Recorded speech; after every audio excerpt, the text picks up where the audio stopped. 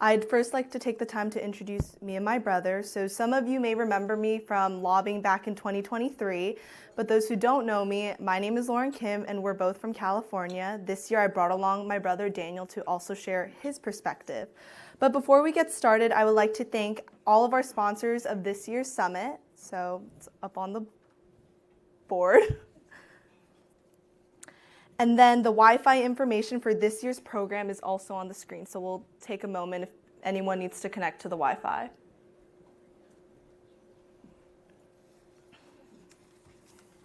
Okay. So the title of this year's presentation is Voices of the Next Generation, and we want to take the time to kind of share the youth perspective of stomach cancer. So before I start, I think it's only fitting to kind of share how we got into advocacy and how we joined Hope for Stomach Cancer. So when my father was turning 50, he was scheduled to go in for a routine colonoscopy, but his friend suggested to also get an endoscopy as well because he was going to be under sedation. And after his exam, we received the shocking news that he had stomach cancer just the day before his 50th birthday. And unfortunately, unlike colon cancer and colonoscopies, there are no guidelines for endoscopies. At the time, my parents didn't want to worry my brother and me, but I sensed something was wrong. I felt lost, and I thought that asking them about it would stress them out and burden them even more. Typical of my generation, I turned to the internet for answers, but nothing made sense because of all the difficult medical terminology, and it just gave us a lot of scares. It was then my dad's surgeon, Dr. Yang-Hee Woo, who will be also speaking today, connected me to Hope for Stomach Cancer. For me, it was hard to process everything at first. I was young and didn't fully understand the seriousness of the situation. But as I got older and saw my dad go through surgery, checkups, and recovery, I realized just how much strength he had and how much strength my sister showed too. I looked up to her as she turned her fear and confusion to action. She became an advocate for not just for our dad, but for so many others. That inspired me to want to help too. With Hope for Stomach Cancer, I went to Washington, D.C. to ask Congress for greater research funding to promote early detection and prevention. That experience helped me develop my passion for advocacy. Through this work, I've learned so much from Mrs. Smith from Hope for Stomach Cancer and Dr. Wu at City of Hope.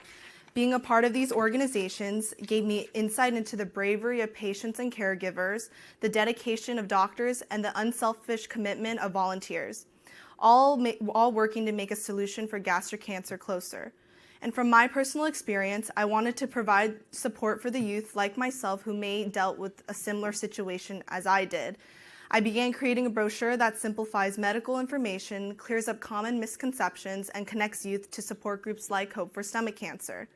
I've been also able to help my sister with this project by sharing my perspective as someone who didn't know much about stomach cancer at first.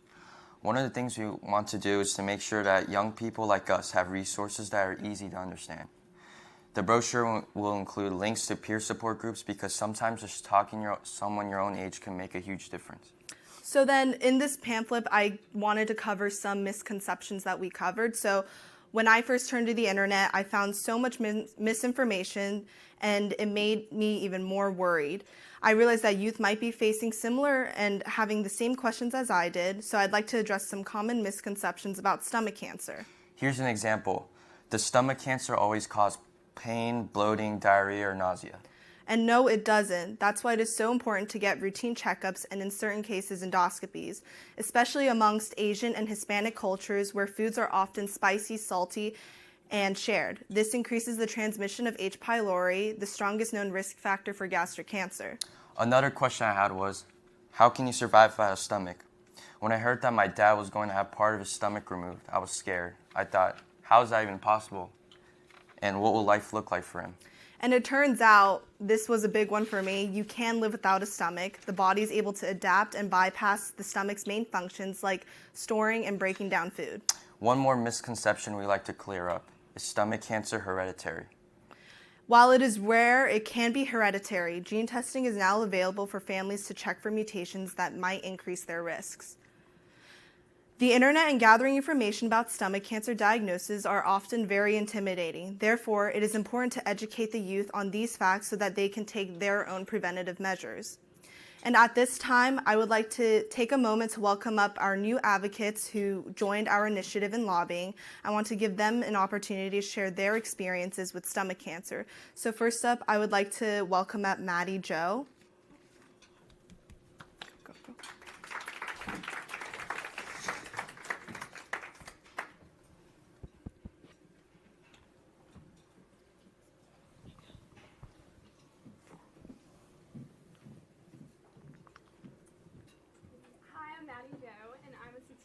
Friend of Jules. Can you hear me now? Yes. Okay. Sorry, I talk really quiet. Throughout all of high school and through all of my middle school experience, Jules was someone who I found myself looking up to. She was brave and kind and just, just like truly the best person. And when she was diagnosed, I was super scared. And, you know, my mom's in healthcare, and so we had a lot of talks with my mom about treatment and options for stomach cancer, and we knew that there weren't many. And even through Jules' sickness, she would go out of her way to send encouragement, which was so huge. And so I'm, not always the most positive person, but now in any tough situation, I think back to Jules and how she was going through something that I couldn't even imagine, and she would go out of her way to send encouragement to us. She was encouraging teammates and friends and people that she really didn't even know. I'm so sorry. And so I just try to live life now thinking, through any tough thing, if Joel can do it, so can I. So yeah, my impact was really just trying to live more fearlessly and to be more intentional with my encouragement, because that's who Joel was.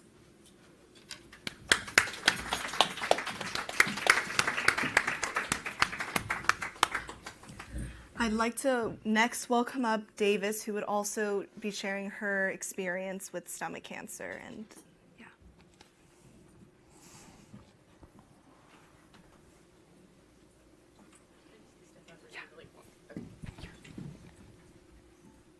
Thank you. Okay. My name is Davis Reeder. Is this too loud? I feel like I'm so close to it. I'm a crier, and so this might get a little ugly, so that's my apology. I'm also going to read it right off my phone because I can't freestyle this. My knowledge of stomach cancer began in 2017 when my grandmother passed away. I knew that she was sick for a few months before she passed, but after she passed, I really learned the gravity of the situation. She had a uterine cancer that metastasized to her stomach, and it was then that I learned the severity of cancer that either originates or metastasizes to the stomach. This information stuck in my mind, and later, in February of 2020, I learned that my friend Jewel was diagnosed with stomach cancer. Sorry. I need 5 seconds.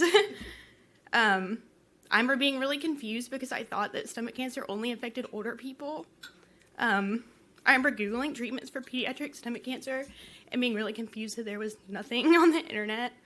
I went to my school's Google Scholar account, so I had access to real medical literature. And I also found nothing. Sorry. I was met with little to no information regarding the subject. I was sad, but I also felt hopeful that there were medical professionals who had access to information that I didn't. I'm not naturally an optimist, but seeing the strength that Jewel had throughout her experience with cancer genuinely made me feel like she would be okay. I remember seeing pictures of her on social media when she was sick and admiring how bright she still seemed despite what she was going through. I found out that Jewel passed away on December 19th of 2020, and I was filled with sadness for her family and friends, but more than that, I was crippled by how unfair the entire situation was. The screening for stomach cancer is so poor, and the treatment options are even worse. Jewel was such a bright person, and she deserved better than that. Later on in 2022, I was diagnosed with cancer myself. I was diagnosed with acute myeloid leukemia, and I began treatment on August 1st, 2022. When I first heard the news, I started to Google. I had so many thoughts in my mind, but the main one was how few options I remember Jewel having. As I researched, I found out that I had a few curative options, and I was filled with gratitude, but at the same time, I just couldn't shake how unfair everything felt. I remember telling myself when I was sick that if I got better, I would fix it. I didn't know what fix meant, and I didn't know what it was, but I knew there had to be something more that could be done. I didn't see a reason why people wouldn't have any curative options.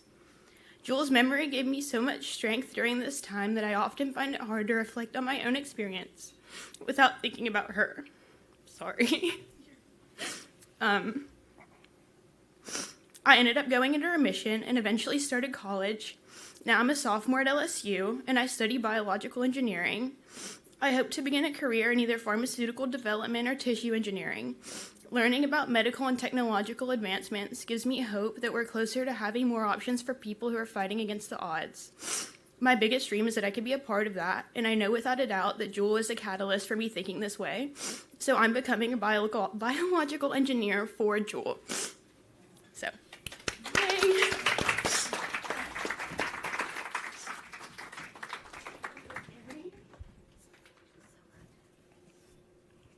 And I feel like what I wanted to take away with these stories was, I guess, how stomach cancer and any cancer affects the youth and how it could affect our emotional and mental. But I think in the midst of it all, I feel like we can't have fear get in the way of this. And I feel like the latter kind of takes us further. We need to respond with compassion and empathy for each other. And I feel like that's mainly the highlight. So I believe organizations like Hope for Stomach Cancer have been vital in providing resources and support to patients, caregivers, and their families. For youth, there's also emotional support groups like Teen Talk. These groups give kids and teens a safe place to share their feelings and find encouragement from peers who understand what they're going through. If you have a youth in your life who might benefit from these resources, please don't hesitate to reach out to us or organizations like Teen Talk and Hope for Stomach Cancer. We are so grateful for the chance to share our story this afternoon. It is our hope that by talking about these experiences and sharing other people's voices, we can inspire hope, resilience, and action. I'm excited to be back here in DC, lobbying with a bunch of new people. It's very nice to see more people joining our initiative. Thank you for listening to our story and supporting important organizations like Hope for Stomach Cancer. And for those of you who have any questions for us, please feel free to come up to us during our lunch break.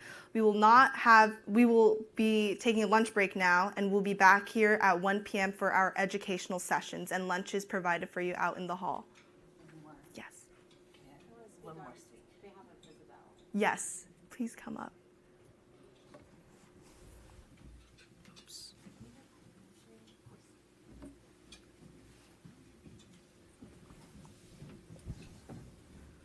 Good morning, all. My apologies for kind of this this late addition, but my daughter, my oldest daughter, 19. I have a 19-year-old and a 9-year-old, and boy, this has been just a traumatic experience for both of them. My husband passed September 8th, so their dad, passed just a couple months ago. They are both incredibly brave. But she's a bit of an emotional person and couldn't handle coming up with that. So I put a couple of talking points together that I just wanted to share about her. At the time, she was going to college. She got accepted into FSU. We were moving her into a dorm. And my husband, as we were putting together all of her bed together, her large carpet, the rug together, all of the nice fixings to make it just perfect, because she would be about 3 hours away from us. We started to notice that her dad was so fatigued. I mean, just at some of the simplest tasks, he was very fatigued, and that's when she started noticing, okay, something is off. This is not right. So, we went back home and we did our due diligence, and we found out the devastating news. So we shared it with her, and she is my empath. She feels everything. You tell her something and she feels it in her soul. She rushed home and she became a caregiver, just like me. In rushing back home, it was only going to be temporary. It's going to be 2 weeks, maybe. See how things were going. And she went back, and after 3 days, she said, I can't not be there. I cannot not be there. And she would connect with friends. And the friends, that impact on her, there were some, you don't know what to say. Some of them did not know what to say. They would just say, I just want to hug you in this instance. I'm here for you. And others they didn't understand why she was then also staying. So then she would kind of get criticized on what, your dad wants you to go live your life. Why don't you, go back to college? And so there was some resistance there, and finding some of that comfort and some of those healing words. I know that was difficult for her. It really was. There was no right answer either, but the level of comfort, it was different. With that, finally, sacrifices are made too with the kids. Boy, our house was always welcome to friends, and my kids skipped inviting friends over for fear of it would possibly make their dad sick. Going to big events, dance competitions, pageants. My girls did pageants too. He would sit in the back, not up front like he normally would, but in the back, so that he wasn't, he didn't get sick or anything. It wasn't as accessible if he did get fatigued and things like that. So with that, I appreciate your time in this. I appreciate you letting me hear or letting me tell you about my daughter's story. She's wonderful, and we cannot wait to fight for current patients, future patients, and additional advocacy for all. Thank you so much. Thank you. Yeah. Good afternoon, everybody. Thank you so much for being here, and thank you so much for the invitation for me to join this amazing event. I am humbled by everybody who is here, and eager to learn from all of you and share some of the knowledge as a medical oncologist. My name is Natalia Uboha. I am a medical oncologist specializing in treating patients with gastrointestinal cancers. I practice at University of Wisconsin. I have a particular focus on upper GI tumors. I also lead our early phase oncology therapeutics program, which is the program that's dedicated to developing new drugs for patients with different types of cancers. And again, I am honored to be here. I would like to introduce our first speaker of the day, Dr. Yingyi Wu. She is a professor of surgery at City of Hope Comprehensive Cancer Center and is an internationally recognized surgeon scientist specializing in robotic surgery and gastric cancer. As Vice Chair of International Affairs and Community Outreach and Director of Minimally Invasive Therapies, she leads innovative surgical treatments, including robotic gastrectomy, D2 lymphadenectomy, and HIPEC, serving a diverse patient population. Dr. Wu spearheads transformative research to eliminate gastric cancer death with funding from NIH, Department of Defense, SU2C, and the Cure Foundation. Unfortunately, Dr. Wu is not able to be with us today, though we are very fortunate that she's able to join us via Zoom. Welcome, Dr. Wu. Hi, thank you so much for the kind introduction.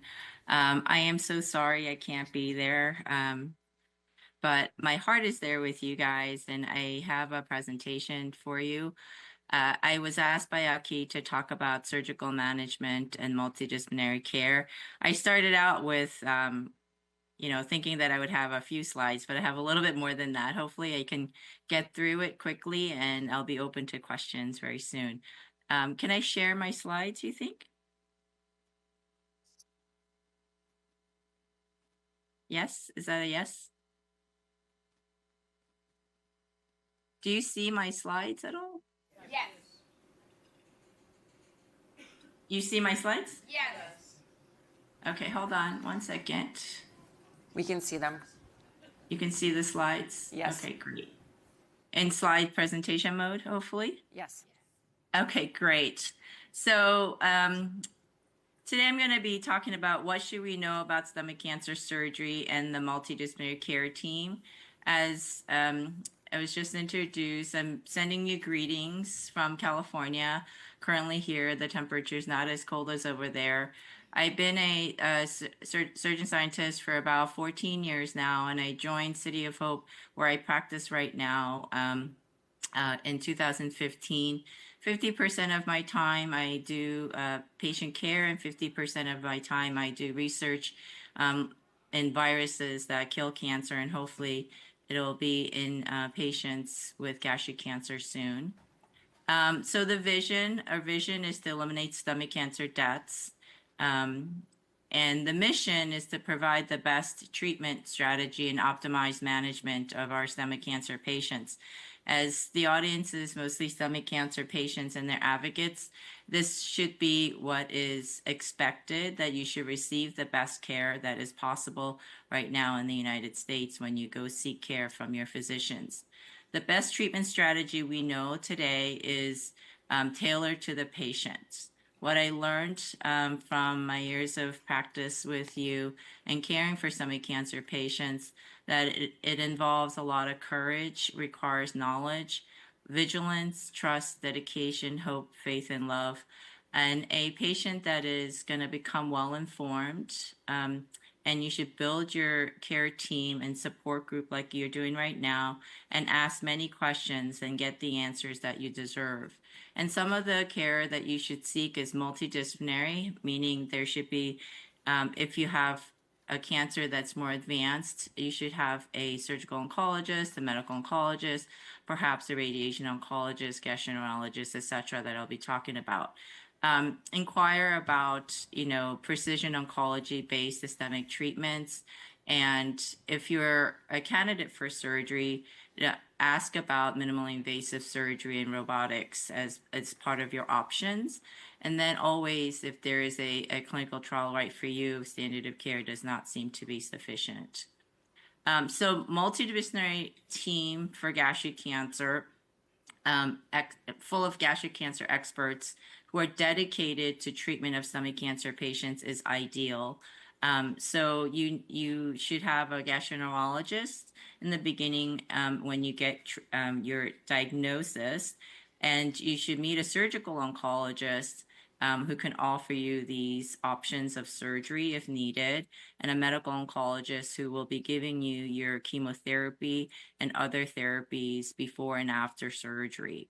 And sometimes, and less often, will you need a radiation oncologist, and then, have the supportive medicine team, and have a multidisciplinary tumor board perhaps discuss your care to find the best options. And at times you will meet with a nutritionist, a physical therapist, dietitians, etc., to learn about what happens after surgery in terms of eating and your diet and nutrition. So one thing that I wanted to bring up is that before we could provide you with the best treatment strategy or surgical options, it's very important to get accurate staging. So to be equipped with knowledge about your stomach cancer, I wanted to share the reasons that we would do an endoscopic ultrasound. And an endoscopic ultrasound is like an endoscopy, but performed by an interventional GI. So not every gastroenterologist can do it. It helps the surgeon plan the extent of nodal dissection, the extent of surgery that we need to do, and it provides for best surgical outcomes. So endoscopic ultrasound is the best method to distinguish between early gastric cancer, which is few and far between in the United States, about 20%. And most of you will be diagnosed with advanced stage gastric cancer, which is resectable. But if your cancer is already seen on a CT scan to be nearly obstructing or have bulky lymph nodes, and then an endoscopic ultrasound is not needed. Accurate clinical T staging is essential to predict nodal metastases and inform treatment strategy and plan the extent of surgery, especially the nodal dissection. Here you'll see that there is a predicted nodal metastases involvement of your nodes with the cancer based on your T stage.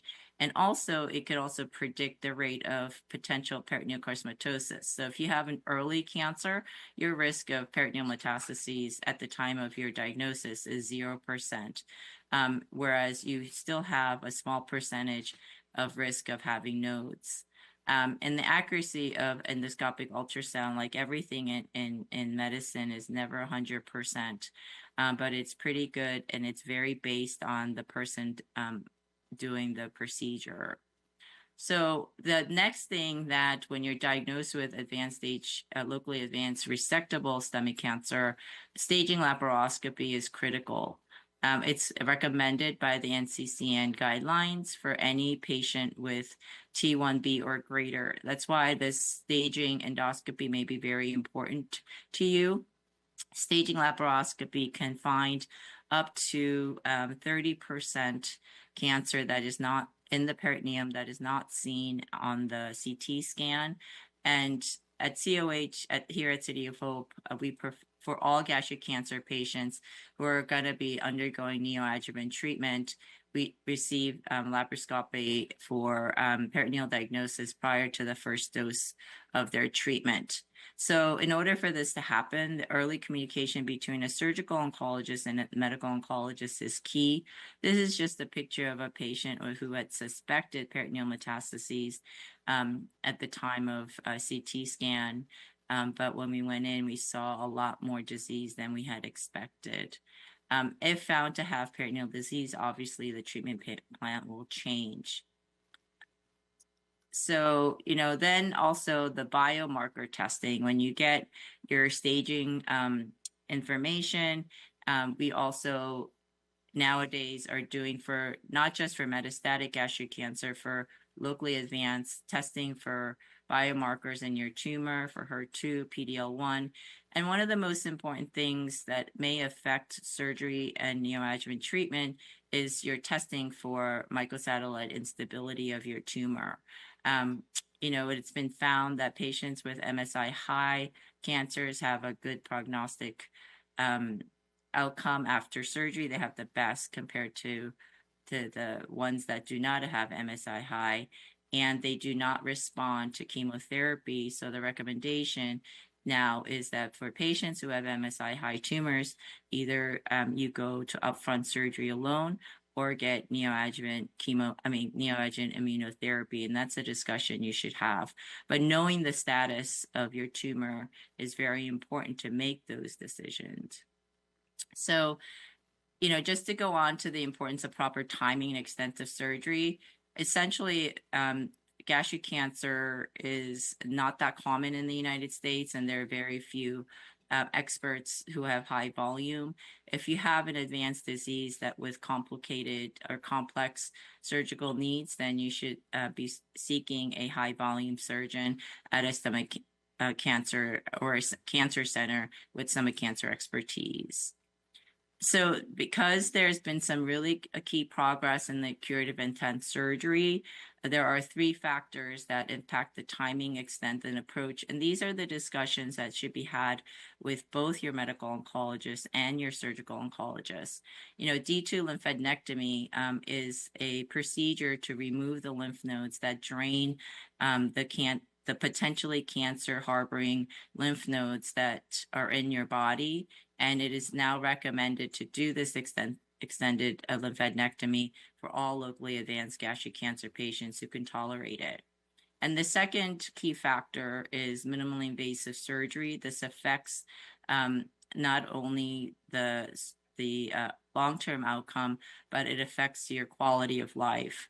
And there are 2 approaches, laparoscopic and robotic.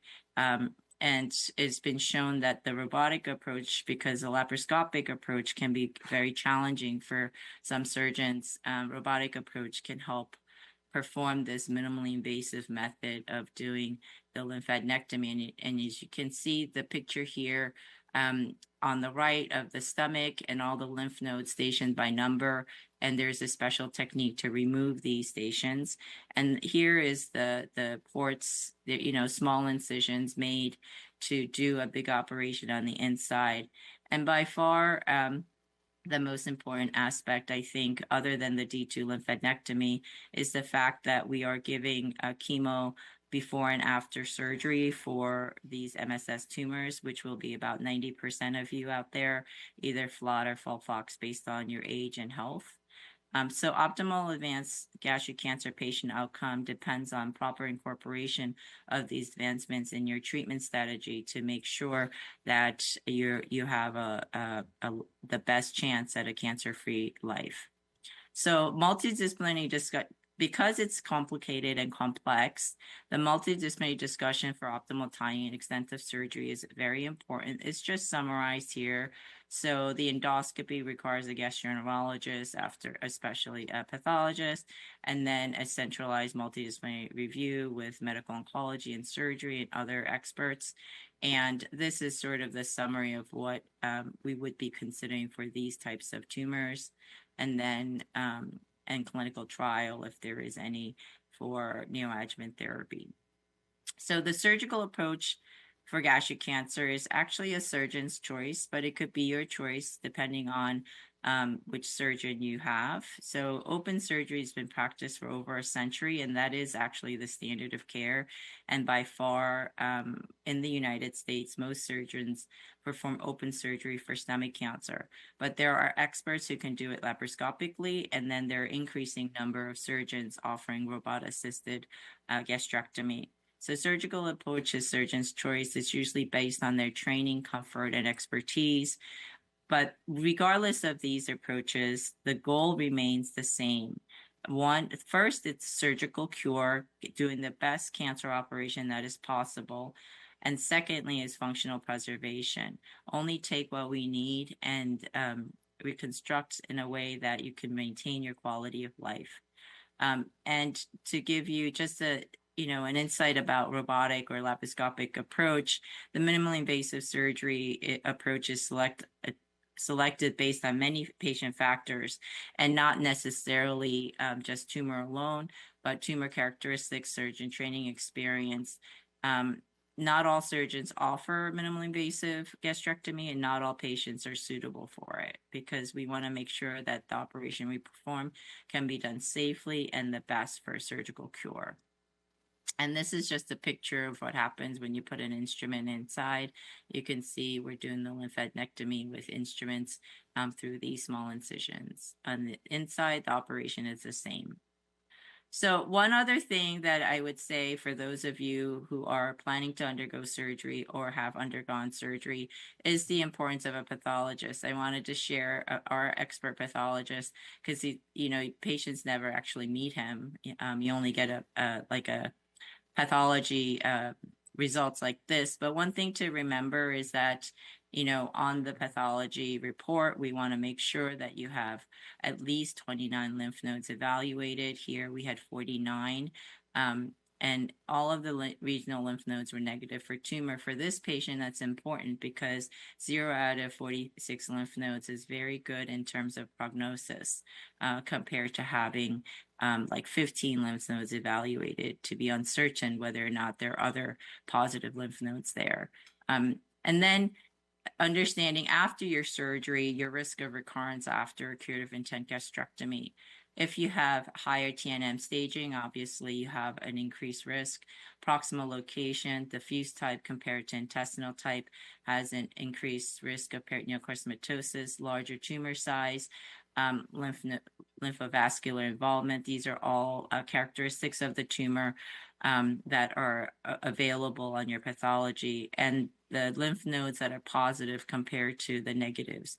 And we always check for PD-L1, HER2, MSS. So if you're PD-L1 positive and MSS tumors are increased risk of recurrence. What is the good news is that if you had a very complete surgery, decreases your risk of recurrence. If you have no lymph nodes positive with increasing lymph nodes assessed, it also decreases your chance of recurrence. And then having multimodal treatment also decreases your risk of recurrence. In California, the data shows that if you are treated at a comprehensive cancer center, it improves your survival rate compared to a non-comprehensive cancer center treatment. So there are some unanswered questions that many people have, and a lot of times at Hope for Stomach Cancer advocacy meetings, we have patients who have peritoneal metastases, and there's a lot of questions about intraperitoneal chemotherapy and conversion surgery for these patients. And one thing to note is that despite our best treatment for our patients, there is a high peritoneal failure rate for advanced cancer patients. And it is the most difficult to treat of many of the metastases. It's the leading distant metastatic site. It used to be the liver, but now it is peritoneum in the U.S.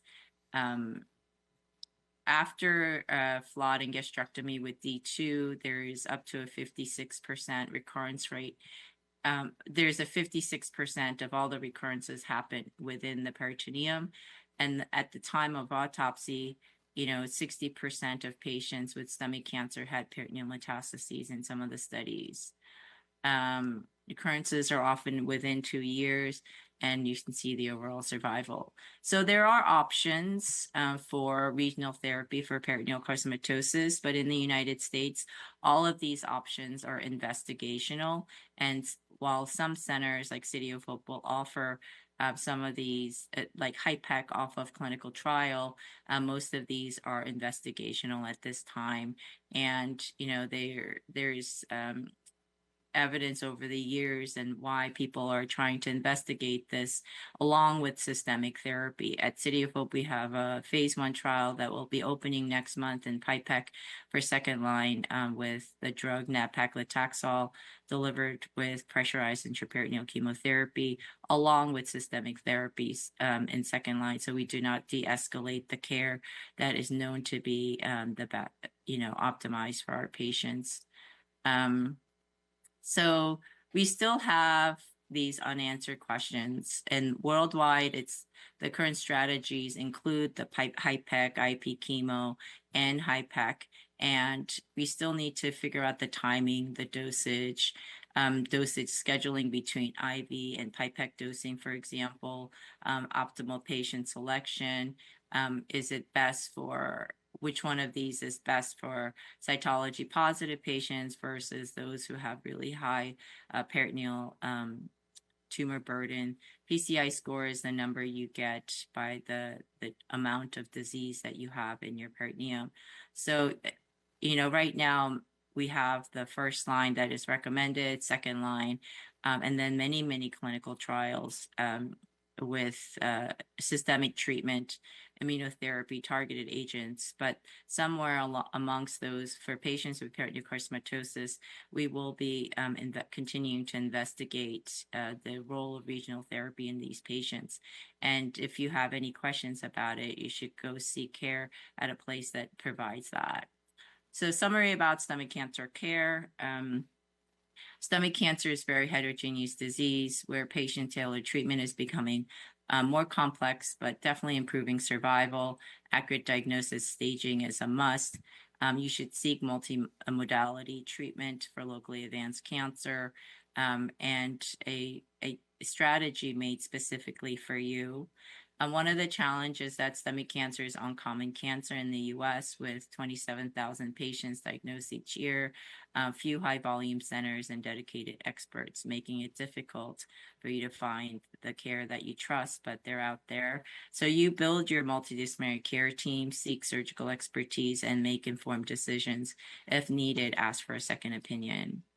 And I wanted to share that we will never forget and continue those we have lost to stomach cancer and continue to fight against the stomach cancer together. And thank you for all coming to the advocacy educational session, and thank you for your attention. Open to questions. Dr. Wu, thank you so much for this excellent presentation. We will now take questions, and please raise your hand and wait for a microphone so that everybody can hear you. Hello, this is an easy question, I think, but not easy for us. You said it's important to have doctors that have a high volume of gastric cancer patients before. What's high? I don't know how many is high. So for surgeons,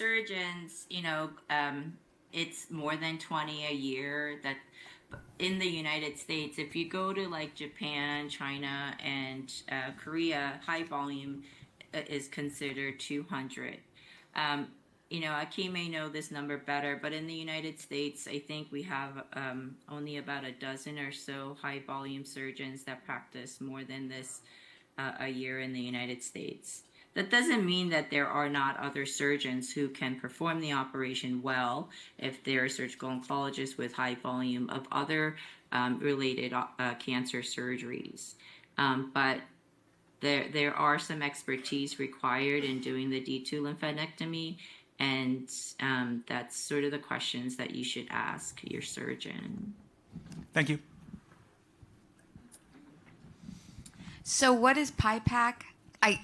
That slide went by too fast for me to digest exactly what it is. Thanks. Yeah, so HIPEC stands for Pressurized Intraperitoneally Delivered Chemotherapy. So it's I had a picture, but I took it out. It's a method of delivery of chemotherapy and can be used for other drugs, but like a small pen, it's the size of a pen, and it delivers attached to a machine pressurized chemotherapy, and can be done through small incisions and minimally invasive surgery, like when you get your diagnostic laparoscopy, it's like supercharged diagnostic laparoscopy. So the pressurized intraperitoneal chemotherapy has demonstrated very high concentration of chemotherapy at low doses directly to peritoneal cancers. And globally, there's been more than, I believe, 300 to 500 patients treated with over 1,000 HIPEC procedures. It's also used for other cancers that go to the peritoneum, like appendiceal cancer, cholangiocarcinoma, ovarian cancer, colon cancer, pancreatic cancer. So it's not just for stomach cancer patients, but it is for patients who have peritoneal metastases. Studies have demonstrated that there is very high rate of efficacy. One of the biggest concerns is the durability of that response. The other is that in the United States, there is no FDA-approved HIPEC device that has been demonstrated to be safe. So the HIPEC U.S. consortium that includes City of Hope, includes Northwell, and Mayo Clinic in Florida have been conducting phase 1 trials to get the safety and efficacy data for the FDA to approve these devices. At City of Hope, we're going to have a phase 1 trial for second line to get FDA approval for the use of these pens in gastric cancer patients. There's also other trials for other cancers as well.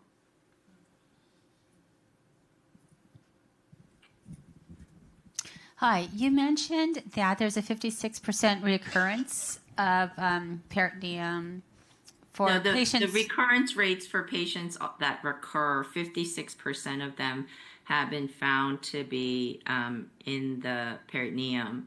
Most of the recurrences that occur, the 5-year survival for most of our patients, the percentage of people who survive 5 years is about 70-something percent right now, because the 5-year survival in locally advanced cancer is less than 5% for some patients. So, but the recurrence rates that happen, the majority of those patients are recurring in the peritoneum within 2 years. Okay, the patients who recur. So you had mentioned that those who've already gone through chemotherapy have their stomachs removed. Yes. 50% will have. No, it depends on stage. Yeah, stage 4. I mean, stage 4, you're done. It's already been all over your intestines. It's your gastric cancer. If you have stage 4 cancer, 5-year survival for stage 4 is less than 5%. So when you mentioned getting to know your pathology reports, get your pathology reports after you've had everything removed, you're talking a total gastrectomy and esophagectomy, everything that's already gone. Where should your surgeon be getting a pathology report? Where in your perineum, and how often should you be getting these reports? Sorry, I'm not understanding your question. Your question is after you recur in the peritoneum? Is that the question? Where can you find where can you get more pathology? Yeah, there's surveillance. You said that after you've had chemotherapy and your stomach has been removed, the reoccurrence of you coming or growing or metastasizing, I want to know how often should you be getting a pathology report, or how often should you be getting a biopsy, I guess is my question. How often should you be getting a biopsy post-gastrectomy? Sure, I see. There are NCCN guidelines for surveillance and follow-up based on your stage of cancer. If it's not stage 4, looking for recurrence, which includes an endoscopy and CT scans. Frequency will depend on 3 to 6 months, depending on how the stage of your cancer.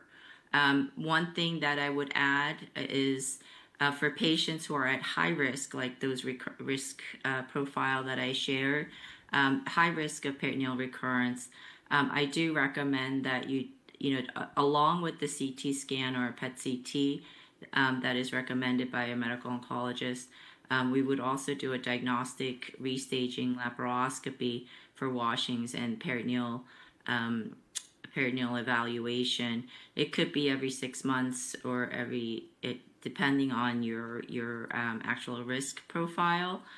Some medical oncologists, and I would defer to medical oncology, but we also get ctDNA to look for recurrence of cancer, but because there is a 30% false negative rate with those, I don't fully depend on that alone.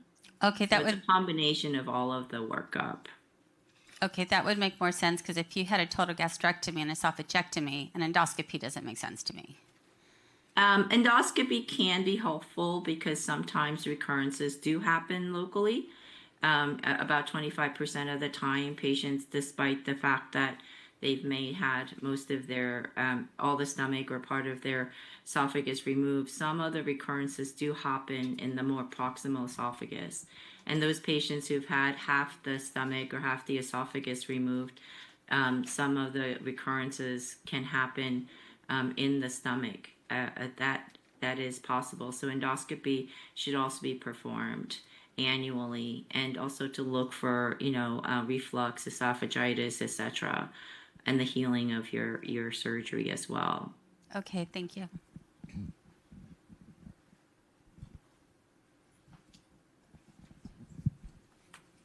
Hi, Dr. Wu. Happy belated birthday. Oh, thank you. Who's that? I can't see you. I can only see the back of you. Oh, this is hold on, let me turn it on. It's Albert Carrasco. How you doing? Hi.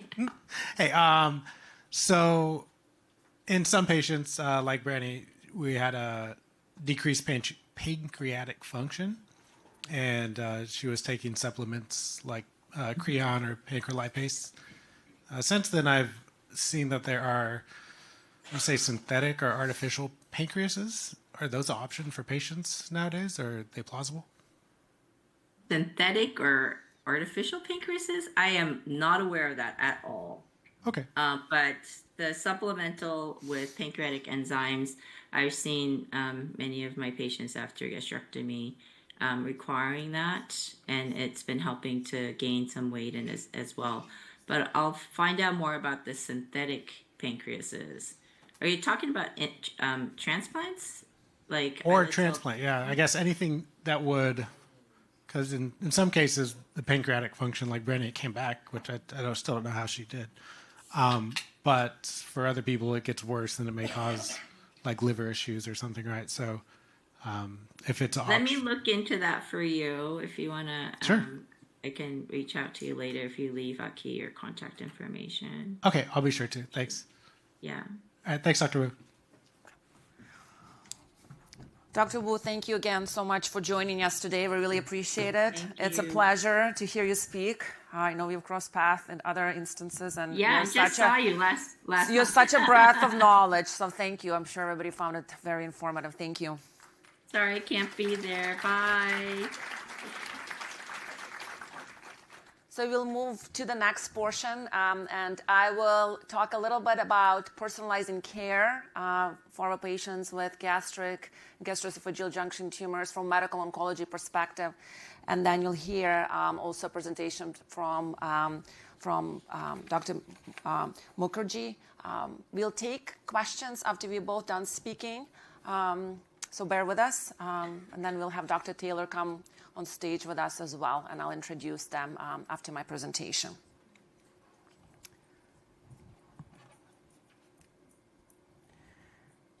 So again, I am an associate professor of medical oncology, University of Wisconsin, and my focus is upper GI tumors and development of new agents for treatment of patients with various malignancies. Here are my relevant disclosures. To start, I'm going to state the obvious, but when we talk about patients who have upper GI tumors, we talk about people who have very different diseases. Patients with gastroesophageal junction tumors versus diffuse gastric cancers have different diseases, not only anatomically where they start, but also these tumors have different biology. And so we really need to know patients' tumors, need to know the stage, as Dr. Wu alluded to, so that we can come up with the best treatments for our patients. Knowledge is key. There's many different drugs that are being developed for patients with gastric cancer, which is very encouraging. Some of them are further along, some of them are further behind, but it is incredible to see a breadth of different agents that are coming to clinical practice. Most of these drugs are not chemo. In fact, there's very few drugs that are being developed that are just pure chemo. And you'll hear about this a little more in one of the other talks, but we are seeing immunotherapy. We are seeing what we call bispecific antibody. Antibodies done by patients like a hook that binds to the tumor cells and can either bring immune cells to the tumor cells or just turn off the antennas on the tumor cells on its own. Now we're seeing the antibodies that can bind multiple different spots on one tumor cells or can bring different cells together. The chemo that being developed, the most common types of drugs we're seeing are these antibody drug conjugates. This is what I tell patients is targeted chemo. It's basically a hybrid molecule. It's half antibody, half hook that brings kind of what we call a payload or chemo with it. We also seeing targeted drugs. These are not chemo drugs at all. These are the drugs that turn off the signaling inside the cancer cells, or turning off the engine of the cancer cells that makes the cancer cells divide. And there's even cell-based therapies. And this is basically taking patients' immune cells, reprogramming them in the lab, and giving back to the patient so that these cells now, patients' own cells, are able to attack the cancer cells. So there is a breadth of knowledge, breadth of research, and a lot of exciting drugs in development. But what's important, the way we can really tailor patients' treatments is to really know the tumors and really characterize the tumors in greater extent. So you heard already about MSI and HER2 and PD-L1 biomarkers. So I would like to spend a little bit of time telling you how we test for these biomarkers, because I think it's important to understand what we mean when we actually spit out these abbreviations and compilations of letters to our patients. And I draw a lot of pictures for my patients and really try to explain what these are, because I think if people understand why they are and why it's important, then people will be asking the right questions. In my clinic, I have nurses come to the visits with me with patients so that they know that they can help me get all the right information for my patients. So this is the cartoon that I made on PowerPoint. So I'm sorry if this is not fancy, but okay, let me see what I can. So this is a normal cell. I'm relearning some of this with my daughter, who is in middle school now. But so this is, oh, actually, I'm relearning the structure of the eye. That's harder than the normal cell. So this is the nucleus. DNA is in the nucleus. That's what makes, that's where kind of the coding material in the cell. And from DNA, you can get proteins that are both inside and on the surface. So this is the surface of the cell, okay? In cancer cells, the normal cells can be, the cancer cell is basically a cell that doesn't function normally. And it can happen for many different reasons. One reason, and this is again oversimplified, but I just want people to understand what we are talking about when we are testing for biomarkers. One way is there could be mutations in the gene itself. And when there are mutations in the genome, all of a sudden, these normal cells on the surface, they're off. Either there's too many of them or they're functioning constantly, so they're abnormal. The way we test for mutations, as you might have heard is from your doctors, is via NGS testing, next generation sequencing. So when the tumor tissue is being sent to KRAS or Tempus or Foundation Medicine, that's what they do. They look at 500 plus different genes and find out when mutations are present. Do I care about 500? No, we don't have drugs for 500 genes, and we don't know what most of them do. But you know what? I don't care, because there's more drugs coming, and so the more knowledge, the better. But there's critical ones that we can find out that if they are mutated, that potentially we can have a drug to turn those off. Like a gene called KRAS. We've known about mutation in KRAS for like decades. And we just said no mutations usually because there's no drugs. Well, now there's drugs for KRAS. So it's important to test. So that's one type of biomarkers you can find. The other one that's actually more relevant to gastric cancer is when you actually don't have necessarily mutations, although you may have extra copies of the gene, but all of a sudden you have a ton of the same protein on the surface, and so you have a lot of it. All of a sudden it signals a lot more and drives the cancer cell to divide. And with regards to gastric cancer cells, HER2 is frequently overexpressed, so you have too many of this. And then there could be also other different markers. For example, there's a markers on a cancer cell that can attract the immune cells to come in and attack the cancer cell, or there could be a markers on the cell that tells the immune cells to not come in. So there's other ways to look at what's present near the cancer cells. So now with that, let's talk about microsatellite instability. Microsatellite instability, you've heard this mentioned from Dr. Wu. Everybody says MSI high, patients respond to immunotherapy. So what is MSI high? So the way at least and I'm sorry if this is basic, but I think it's kind of important to review. So what is MSI high? So what I tell my patients that when we type on a keyboard and you have backspace keys, if you have a mistake, you can delete that, make that mistake. What in MSI high tumors, some of those backspace keys are missing. So that when DNA is being made, which is a compilation of letters, all of a sudden mutations accumulate. So MMR, mismatch repair protein, are those backspace keys. So we can check for those pretty quickly. If you don't have those backspace keys, all of a sudden your cancer has a ton of mutations. It looks off. Your immune system can recognize it easily because it's just like so off, has so many mutations.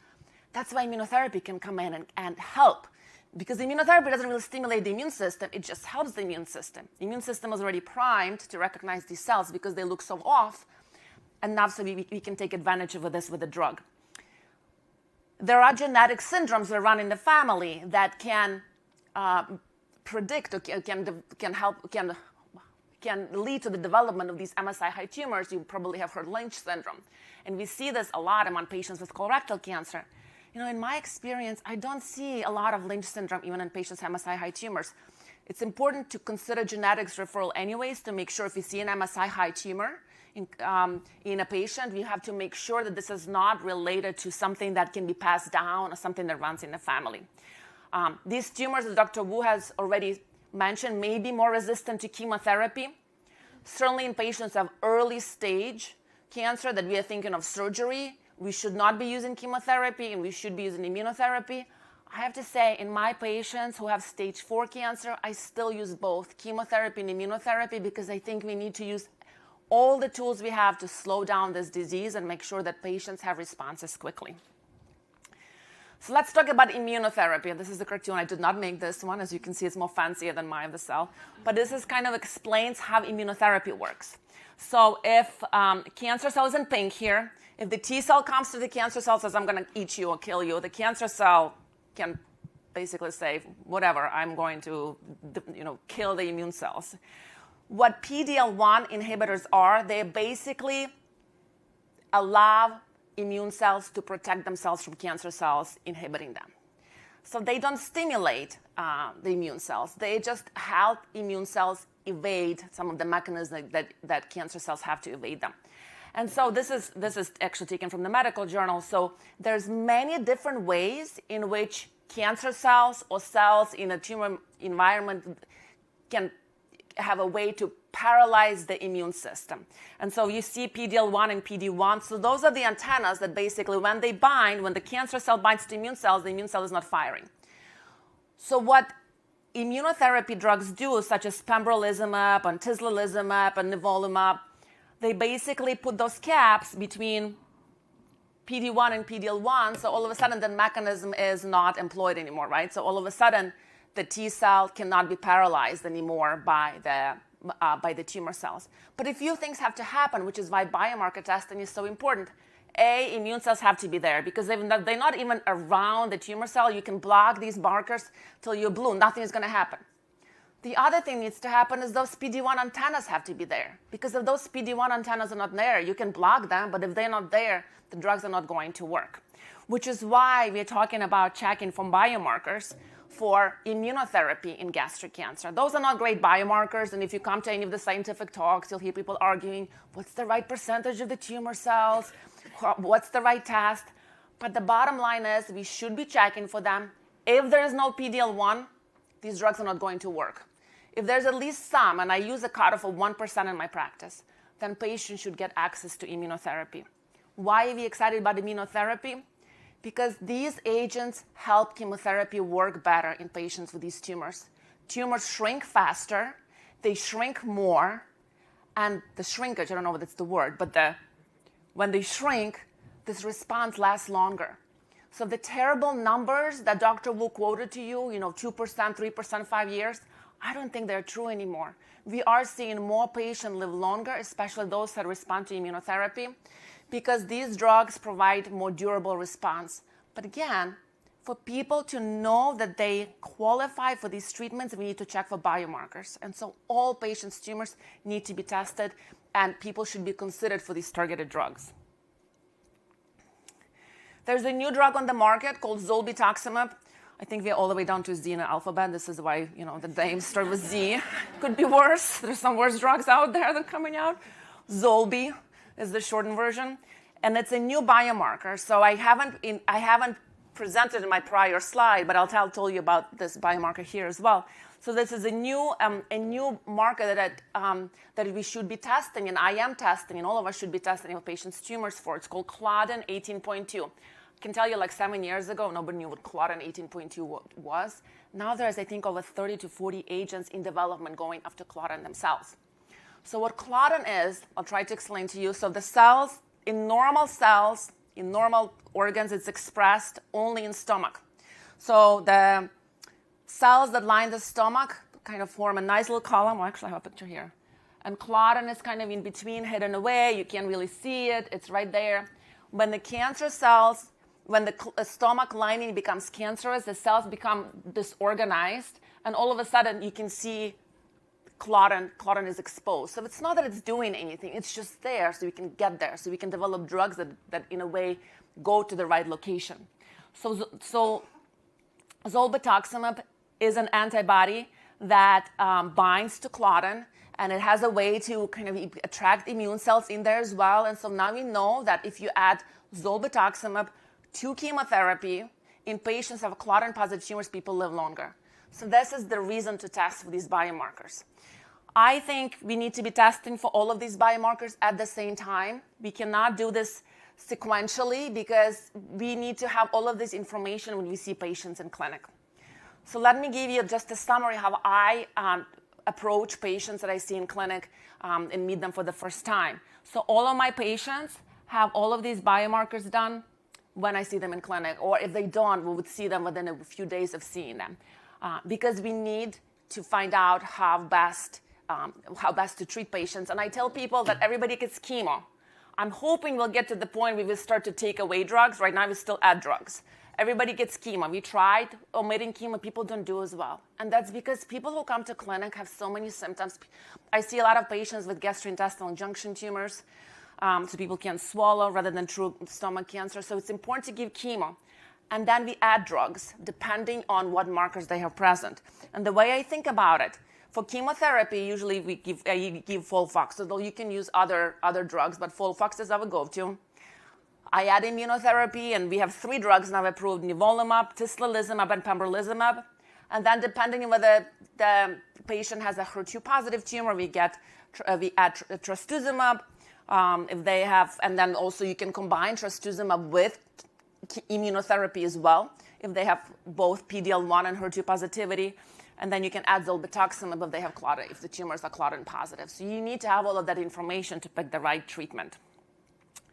I have this here now. So HER2 positive, chemo plus HER2 plus pembrolizumab, PD-L1, CPS1 or greater. HER2 negative, if PD-L1 negative, only chemotherapy. PD-L1 positive, immunotherapy and chemo. And then for Claudin positive, chemo and zolbetuximab.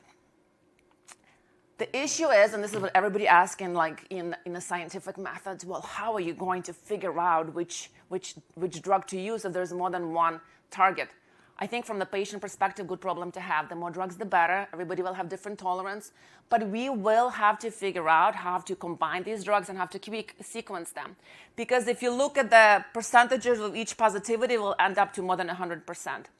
And so the reality is what people are doing now is they're doing combination studies. They're doing chemo plus immunotherapy plus a targeted drug. combining more. I mean, at some point, there will be too many drugs to combine, and then we'll do some fancy combinations, antibody drug conjugates, bispecific, et cetera. I'll show you some of that information. But we also will have to take into consideration, the degree of positivity. What if this one is 90% and the other one is 2%, right? That's probably will go up to the 90%.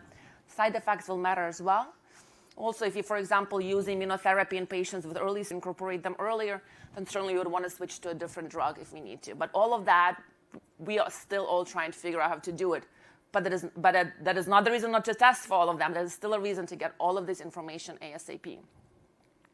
So what are the updates in second-line treatments? There hasn't been that many updates here. I think the newest drug probably here is trastuzumab deruxtecan. About 15% of patients' tumors have HER2 positive. I've talked about HER2 earlier. And it's important to test for HER2 more than once, because if people have HER2 positive disease at the beginning, when the tumor starts to grow, one of the reasons it can grow is because all of a sudden it's like, oh, whatever, like I'm going to lose HER2 now. So, I can develop a new mutation. So it doesn't make sense necessarily to go after HER2 in second line. So it's really important to check over time to make sure that it's still HER2 that's driving the tumor growth. The new drug, or it's not that new anymore, but relatively new drug that's been developed, been approved for HER2-positive gastric cancer is trastuzumab deruxtecan. And it's one of those hybrid molecules that has an antibody. The antibody portion of this drug is where it binds the same place that trastuzumab binds, and then it brings with it chemo. So I tell my patients it is targeted chemo. And so this is the drug that we can use in second line if tumors continue to be HER2 positive, even when it's, after it starts to grow on treatment with trastuzumab and chemotherapy and Keytruda at the beginning. So what's on the horizon?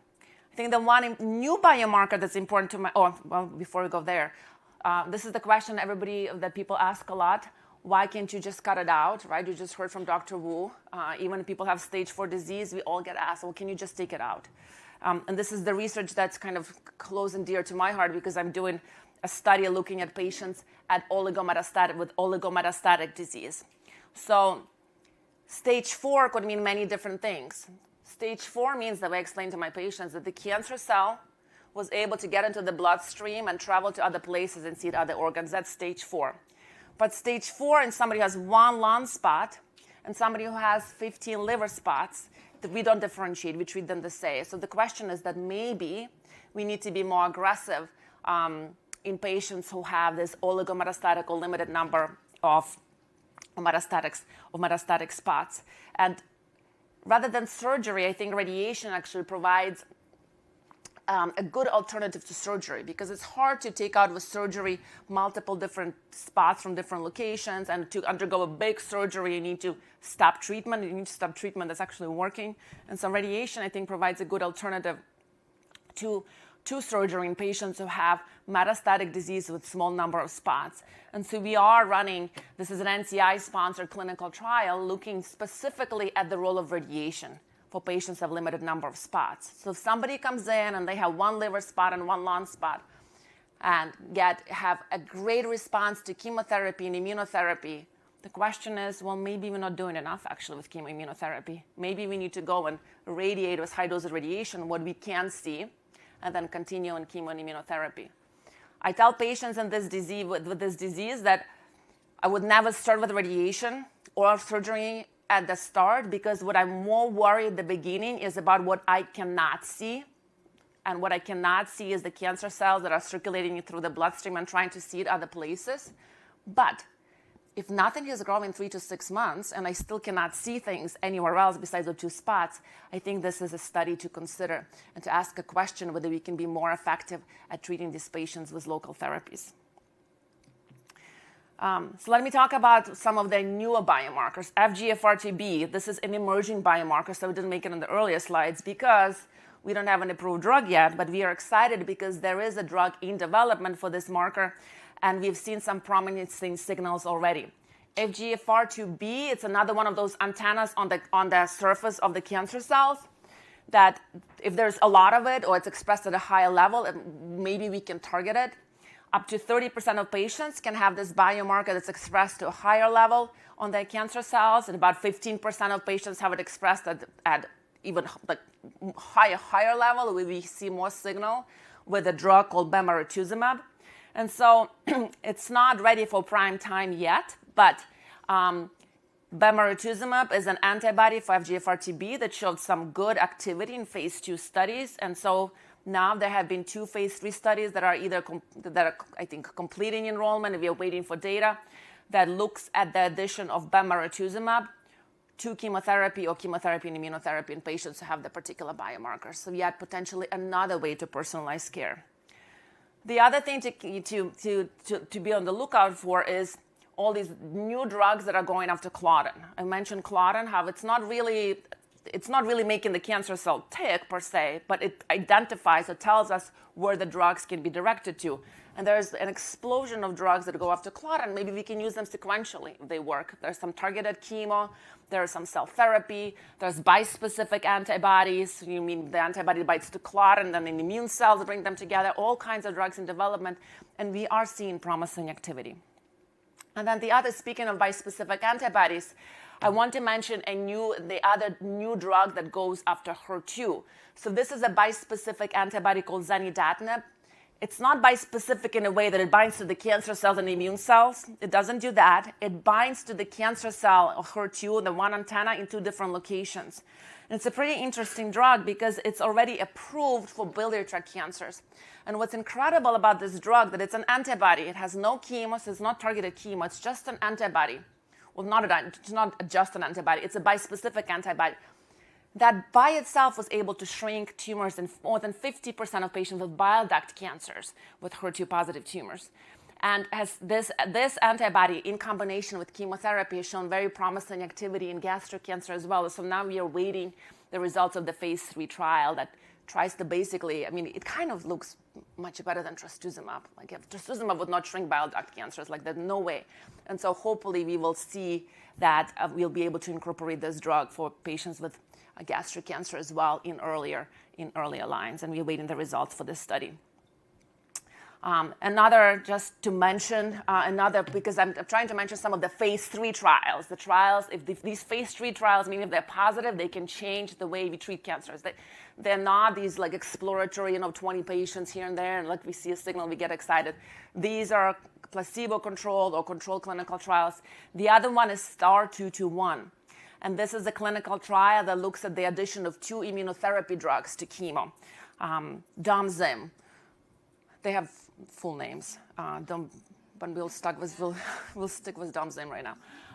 But anyway, it's just something to look for. There's no results yet, but the potentially another study that may change our standard practice. So many different research, many novel agents, many strategies. And again, I can't drive this point home enough. For us to be able to utilize these new drugs is us as medical oncologists, we need to make sure that we know as much as we can about patients' tumors, but also about patients' goals, patients' families, patients' CT scans, patients' kids, everything. I think we're not just treating the tumor, we are treating a patient. I tell my patients all the time, there's a textbook version of things, and there's a real life version, and you need to be aware of that. So thank you. Thank you all so much. Thank you for the invitation, and happy to answer questions. Okay.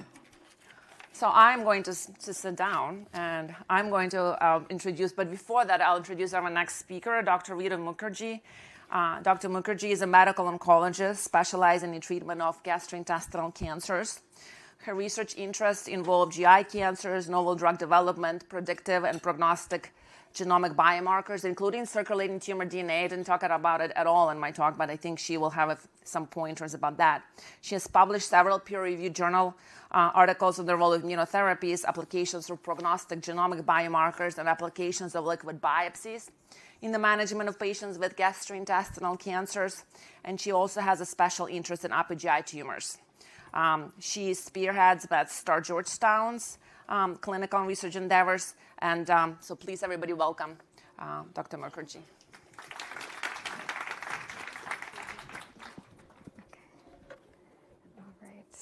All right. Can everyone hear me okay? All right, Thank you so much for inviting me. It's really an honor to be here to present to you guys and follow Dr. Oboha's great presentation on biomarkers. So I'll also discuss a little bit about biomarkers, precision medicine, how we can incorporate them in a multidisciplinary care, and touch a little bit more on liquid biopsy, which we may not have heard about as much in the previous lectures.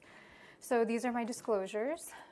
So going into biomarkers, I think you may hear a lot of overlap with some of my talk compared to what we heard with Dr. Oboha, but it's really to kind of double down on the importance of understanding what they are and which ones especially are important to check up front now. So what are biomarkers? They're genomic signals, proteins, or gene, protein, or molecular signals that essentially characterize disease.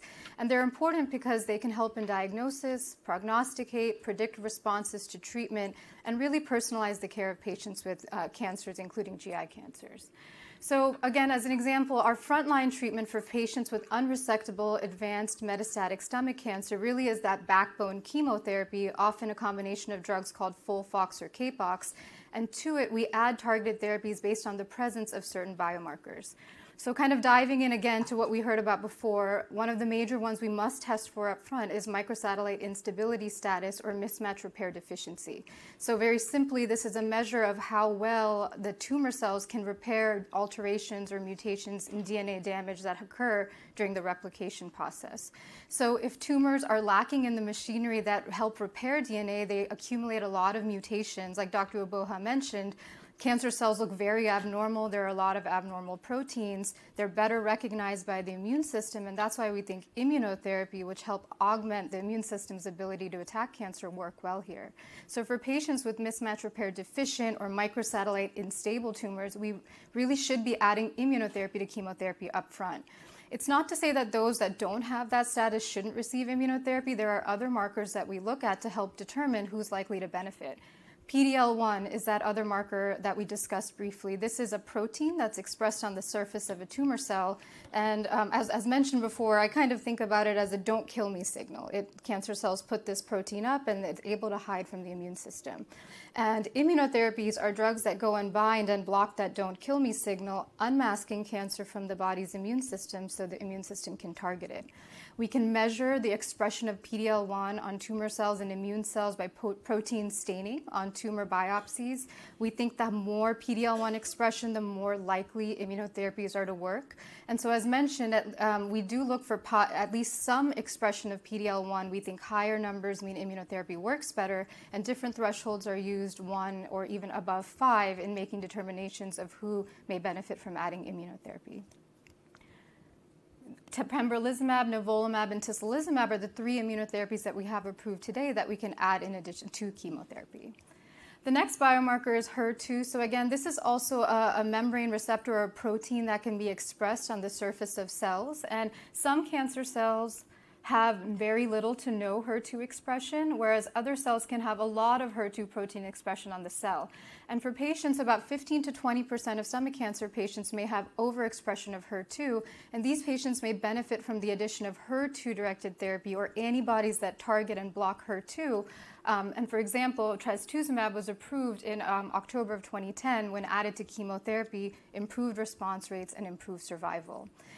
We've also learned more recently that if you express HER2 and PD-L1, you benefit from the addition of trastuzumab and immunotherapy to chemotherapy. So now especially understanding the presence of both biomarkers are important to optimize the frontline treatment. Claudin 18.2 is really the new kid on the block. Just recently, as Dr. Oboha mentioned, in October 2024, we had a new approval for a drug targeting Claudin. So this is another protein that can become aberrantly or abnormally expressed on the surface of cancer cells, and we can target it with antibody drugs like zolbetuximab, which was approved, improved survival compared to chemotherapy alone, and this was just approved.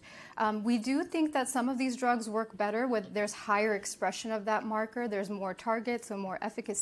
So right now, this drug is approved for patients who have moderate to strong expression of this protein on the majority of their cancer cells in a biopsy specimen, so 75% or more of cells. So all of these markers are so important to help us determine the frontline treatment. We talked about mismatch repair, HER2, PD-L1, and now Claudin. These are markers that you should ask your medical oncologist and make sure they're tested up front, especially if you have advanced or metastatic disease. But understanding these markers and others goes beyond just the frontline therapy. We know that about 30-40% of patients, even with these drugs, may not have the responses that we want to see from therapy.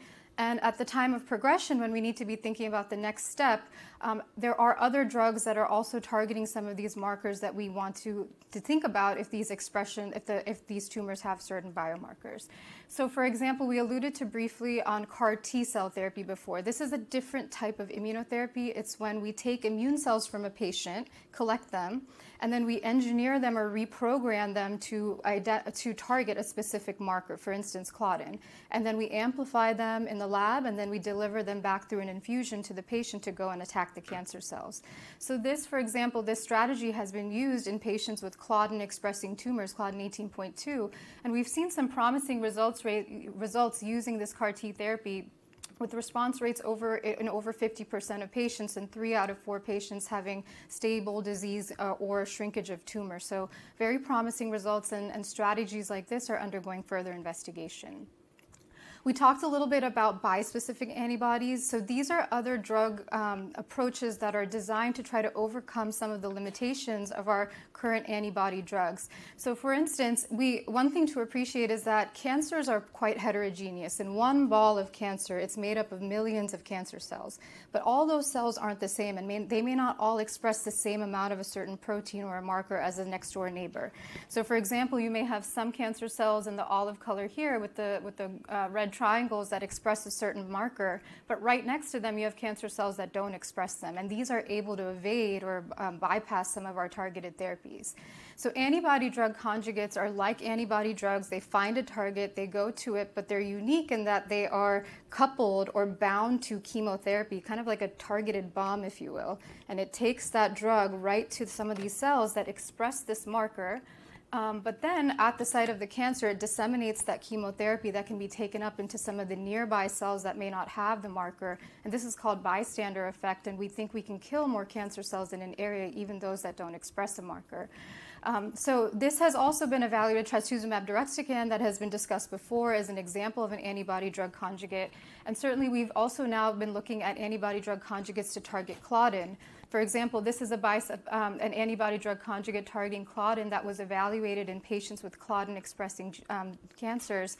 And we see, again, some promising response rates, 35, but almost up to 50% in patients at certain dose levels of a drug with good disease control. And this, for instance, this compound right now is undergoing further investigation in a trial called the Clarity Gastric 01 trial, looking at this agent combined to standard of care chemotherapy in patients who have progressed on frontline or second-line therapies. So again, many ongoing trials looking at novel agents, different immunotherapy targets. For example, Dr. Uboha commented on STAR 221. I also included here, as it's a very important trial looking at targeting different immunotherapy markers, not just PD-1 or PD-L1, but also another don't kill me signal called TIGIT. There are also some promising trials like the Distinguished trial looking at drugs that target another marker called DKK1, and we think by binding to this and giving immunotherapy, we may increase the efficacy of certain immunotherapies. And there are other trials, Fortitude studies 101 and 102, that were briefly discussed before as well, looking at other novel upcoming biomarkers like FGFR2b. So we know that it's important to test, not just for frontline, but for subsequent lines of therapies. How exactly do we test? So it's really a combination of testing on the tumor protein staining. We also can test for the expression of certain genes at the level of the DNA with technologies called in situ hybridization. And then we can also actually analyze the building blocks of the cancer cells and the programming in the DNA and the RNA. So oftentimes this can be done with simple tests that we send off in our own institutions, but many times we're sending broad panels to companies such as Caris, Foundation One, Tempus, where hundreds of genes are analyzed, and at the same time protein expression and gene amplifications are tested using various methods. So we can test the tissue, but we are also learning in the past few decades, liquid biopsies or testing for these alterations in the blood is becoming an especially important strategy that may be able to complement or overcome some of the limitations of tissue-based testing. So what is liquid biopsy? When we talk about this, I'll really refer to cell-free or circulating tumor DNA. So a concept to know is all of the organs in our body, our heart, our kidneys, all of them are made of cells that have DNA that program them to tell them what to do. And our normal organs and our normal cells can spill their DNA into the blood, and this is called cell-free DNA. But tumors, which shouldn't be there, but tumors also have DNA that program it, tell it to grow, and they can spill DNA into their blood as well. And so through a simple blood draw, we're able to capture DNA from our normal cells and circulating tumor DNA as well. There are some characteristics of circulating tumor DNA that allow us to identify it as different from normal DNA. They tend to be shorter in size. They tend to have tumor-specific alterations. Many potential applications of circulating tumor DNA in the management of cancer. Through a simple blood draw with further testing, can we use it to screen very early signs of cancer? For patients who are undergoing perioperative therapies, can we use it to understand who's responding or not to treatment? For patients who undergo curative surgeries, can we use it as a marker after surgery to see if there's any residual cancer? And for patients who have measurable metastatic disease and we start them on treatment, can we trend the circulating tumor DNA levels using simple blood draws to understand if there's response to therapy or identify emerging resistant mechanisms? So there are some fundamental differences between tissue-based and blood-based testing. Tissue testing, of course, requires a biopsy, so you need a surgical specimen or a prior biopsy or a new biopsy through a procedure. Tissue biopsy is characterizing just one site, one tumor in one location. And the turnaround time for these broad panels used to be on the scale of 4 to 6 weeks, although we are seeing that these results are coming out quicker and quicker, even up to 2 weeks in some cases. On the other hand, ctDNA or liquid biopsy can be done through a blood draw. It's non-invasive. The thought is that we know, again, as I mentioned, not all cancer sites have the same genetic alterations or DNA, and since all sites of cancer theoretically can spill that DNA into the bloodstream, with one blood draw, you might capture genomic heterogeneity or multiple characteristics of multiple sites of cancer in a blood draw. And the turnaround time tends to be shorter with blood-based testing, 7 to 10 days. However, the amount of DNA captured in the blood is much less than that picked up in tissue, so there are some limitations we need to be aware about, and there are some sensitivity limitations with using blood-based testing. So if you don't find something in the blood, it does not always mean that it's actually not there, and we still often use tissue testing to complement. Many studies have looked at how well circulating tumor DNA works. Can it pick up the same things that tissue does? And across trials, we've seen fairly high concordance rates across matched samples, meaning in a patient you had a blood draw, you had tissue, and you saw which mutations overlapped, as high as 80, 90%. But certainly there are some discordance as well. So again, highlighting that tissue-based testing may not always pick up what's in the blood, and blood may not always pick up in the tissue, but used together, they may be helpful. So I think, today, it's still very important to do tissue-based testing, but if you don't have access to tissue, if tissue has been exhausted, or if a patient feels a biopsy is too high risk or desires to not undergo a biopsy, doing a blood test in the clinic to try to, as another means to find some of these genetic alterations can be very helpful, and sometimes even in conjunction with tissue-based testing. Can we use these tests to predict who's likely to benefit from some of these targeted therapies? So we look at some data from trials in what we call post hoc or subgroup analyses, and the answer may be yes. There's still some more research that we have to have in this space. But for example, the Destiny Gastric trial was a study that looked at trastuzumab deruxtecan in patients with HER2 amplified disease.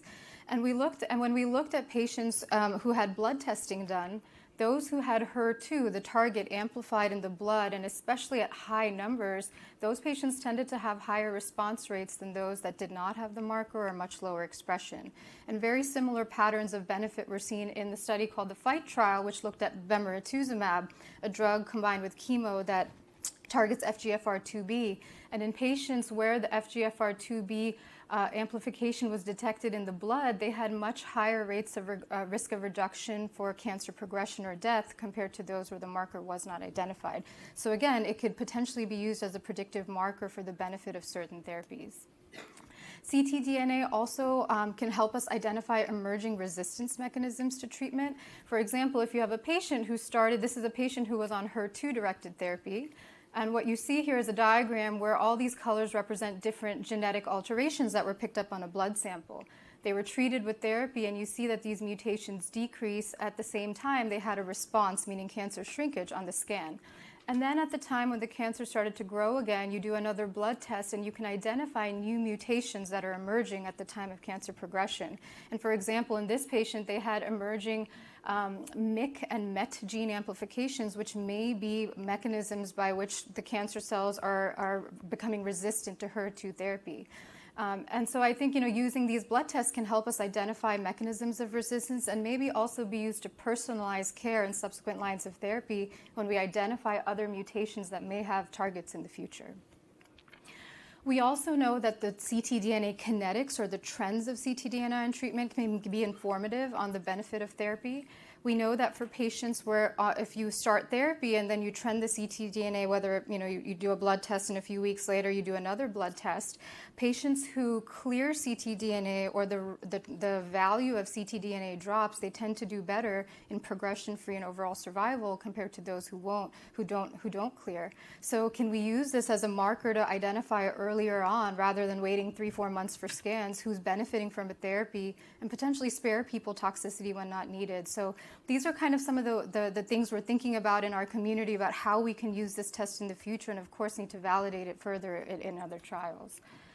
So how can we apply some of these biomarkers in the perioperative setting? We talked a lot about advanced disease, and just to kind of summarize again what has been talked before by Dr. Wu, for very early stage stomach cancer, surgery alone is a standard of care. But for locally advanced disease where there's more invasion through the wall or lymph node involvement, we're often recommending chemotherapy before and after surgery, and this is usually with the FLOT regimen, 5-FU, oxaliplatin, docetaxel, 4 cycles before and 4 cycles after surgery.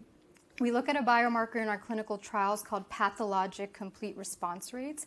And what that is after you receive chemotherapy and at the time of surgery, we look at that tissue that's been pulled out and we see, is there any cancer cell left behind? And in trials with this chemotherapy, in general, the path complete response rates after chemotherapy is around 7 to 15%.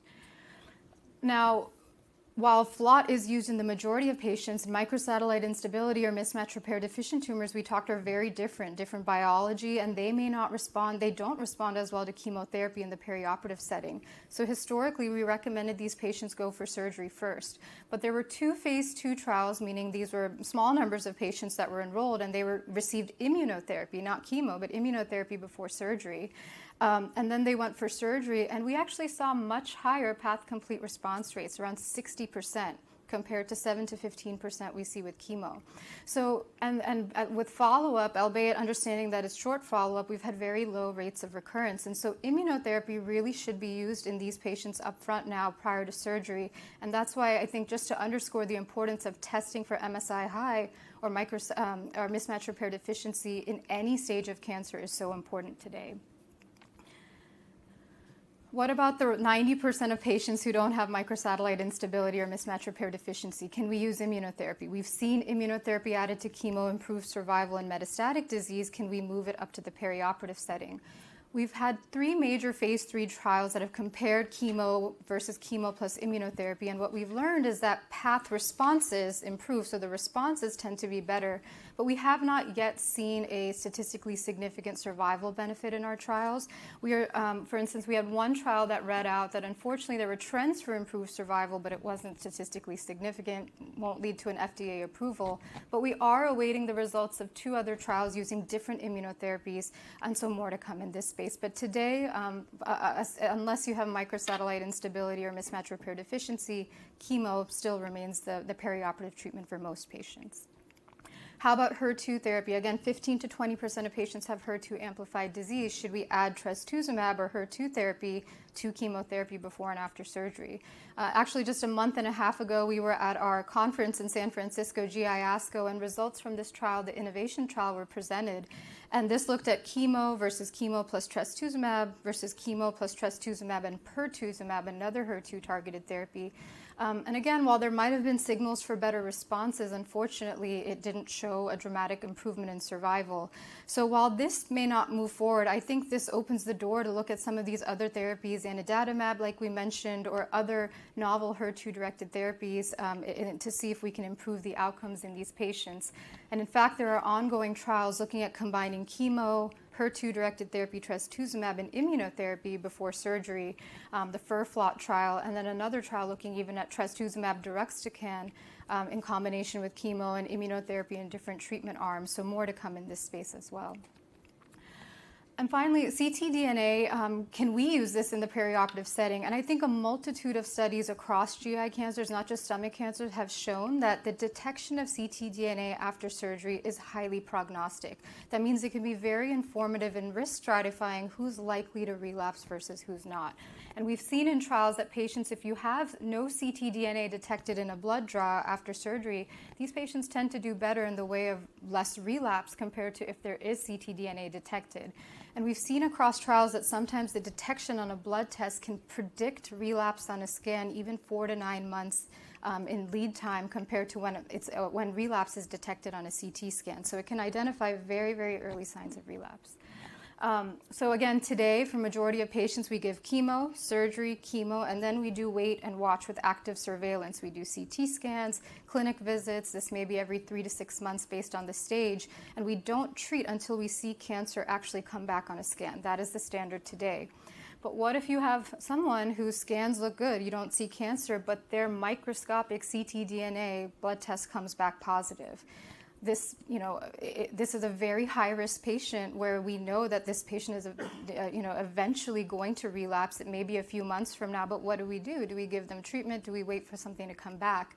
I do think, we are identifying this as a new stage that we weren't previously able to identify, microscopic residual disease, and there's no FDA-approved treatments in this space, but certainly a group of patients where we should be developing trials to look for novel therapies to potentially eradicate ctDNA, try to increase the rates of cure, and improve survival for more patients. And so, we are hoping to see more randomized trials in the future using ctDNA to guide escalation or even de-escalation approaches for some patients. And one day, if we could validate ctDNA clearance, something you can capture within just a few weeks to months as a surrogate for survival, we may be able to facilitate more timely drug development in the adjuvant setting rather than waiting for years for some of this data to play out. So a shameless plug for just an example of such a trial, we have a pilot feasibility study at Georgetown that I wrote in conjunction with Dr. John Marshall, my mentor, where we're identifying patients, GI cancers who've undergone all curative therapies, have no evidence of disease on scans, but a positive ctDNA test.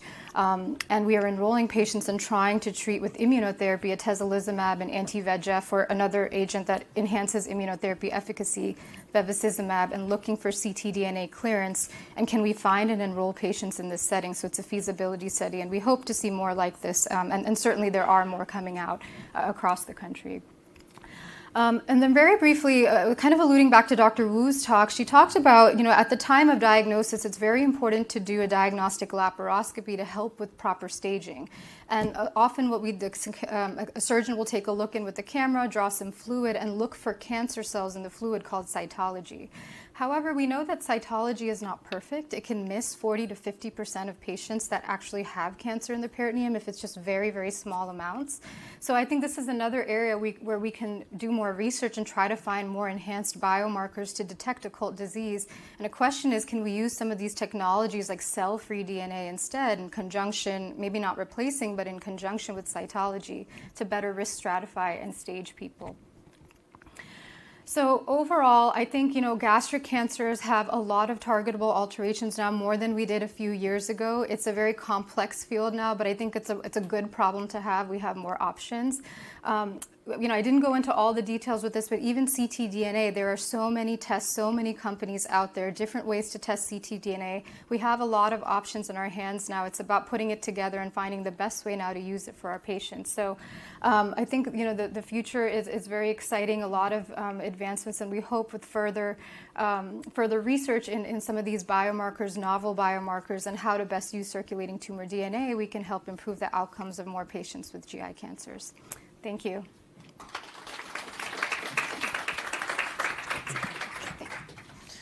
Thank you so much, Dr. Mukherjee. This was a great talk and a great summary of what we know right now about ctDNA. It's an amazing tool, and we're all still learning how to use it, but I think it's going to be instrumental in both picking the right treatments for patients, but also to expedite the way we develop drugs. But I would like to invite Dr. Taylor as well to join us on stage right now. Dr. Taylor is a practicing pathologist at Mass General Hospital, so he will tell you the truth about biomarkers, the true facts away from our cartoons. And he is an instructor of pathology at Harvard Medical School. His research focuses on the fundamental mechanisms of the human line 1 retrotransposon. Did I say that correct? Yeah, I'll talk about what that is later. Its impact on cellular function is potential applications in cancer diagnostics and therapeutics. Dr. Taylor has been instrumental in developing tools to study line 1, identifying key cellular interactors, and establishing line 1 ORF1p as a promising multi-cancer biomarker. His work has led to generation of widely used line 1 affinity reagents and significant insights into line 1 ORF2 structure. You'll learn about this later, I assume, and function. He's supported by KO8 from NIDDK, Dana-Farber Harvard Cancer Center, and Stand Up to Cancer. And he continues to drive groundbreaking research at the intersection of cancer biology, molecular pathology, and translational medicine. Welcome, Dr. Taylor. Thank you. And we'll be happy to take questions. So please raise your hand so that we can give you the microphone. Thank you. Mic test. Okay. So I have 2 questions for you. The first one is about the difference in nuance between the PD-1 and PD-L1 inhibitors. So what I thought is that if the PD-L1 score is high, it would be more efficient since the tumor cells would have more of the PD-L1 to target with the PD-L1 inhibitors, not the PD-1 inhibitors. So there are, drugs like durvalumab that we are using in pancreatic cancer. So I would like to be informed about the nuance of using PD-1 inhibitors versus PD-L1 inhibitors. So my second question is about peritoneal metastases. So like we do blood culture tests, like routine blood cultures to rule out infections, sepsis, those kind of things. I thought it might be eligible if we have a routine peritoneal fluid culture of cancer cells to check if cancer cells could grow. Would that be? I would like to question if that would be an appropriate or possible approach. I can start, I guess. So the first question on the PD-L1 versus PD-1, from a testing perspective, PD-L1 is the part that's on the cancer cells, so that's just what we stain at the tissue level. As far as which one works clinically and which combinations, some of it is just kind of a dice roll. I think as to what people had actually tried in a trial, so that we know it works in a particular application. Although there's some real nuance that maybe the others here can speak to. As far as the peritoneal sampling, it's a super great idea. We are working on this from a research perspective, as are many other groups, both growing the tumors there and looking for better ways to detect whether there are trace amounts of them there. And I think that's what was just on your slide, just at the end. So it's a really interesting place to sample, and many people are also interested to see if we can, for example, take those cells and then put them through a bunch of different drug regimens to see what were we going to do next. Right now, this is all proof of concept and not yet mainstay, but they're things people are working on.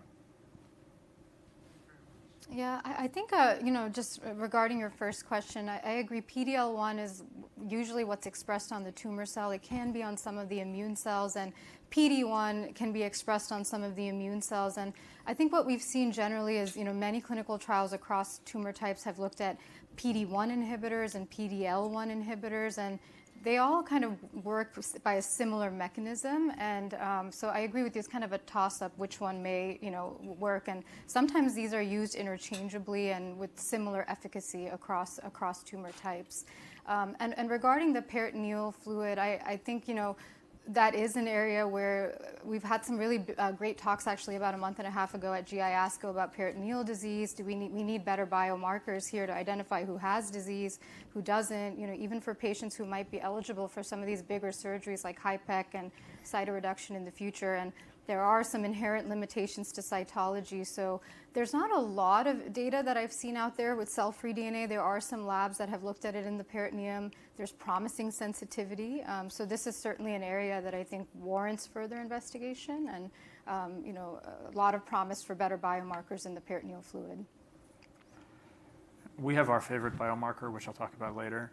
But I think as far as the PD-1, PD-L1, which one, when, the biggest question in oncology really, since immunotherapy showed that it could work much better than regular chemotherapy in some contexts, is how do we figure out who it works in, who it's going to work in, and how can we make that number of people a bigger piece of the pie, right? How can we make it just work in everybody?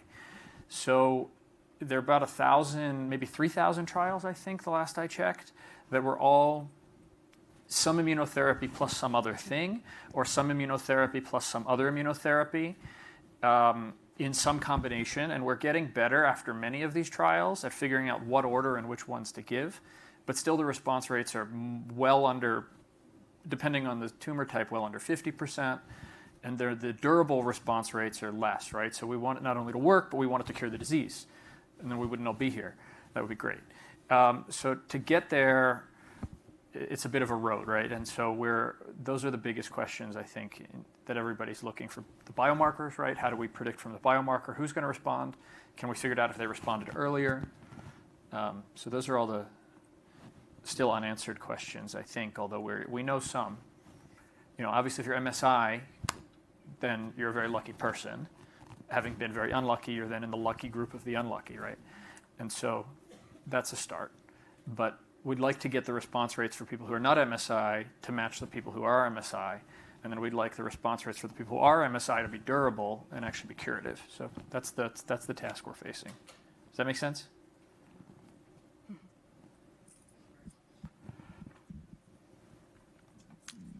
Hi, when they do the pathology report, when they take your biopsy from your stomach, how do I know, or how can I be reassured that the pathologist runs everything from A to Z and they don't miss it?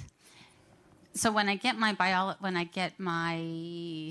my pathology report, I don't see HER2. Does that mean they didn't run it? Did they forget it, or was just negative, or that, or was it overlooked? And with that, what would be the difference between your lab work biomarkers, such as your CEA, your CA19-9, and all of that, as opposed to your cytology, peritoneum, washing, biomarkers? I mean, I look at my biomarkers, I don't see them running everything when I have my labs done. My labs are done every 21 days, and all I always see is CA19-9, CA129, CEA.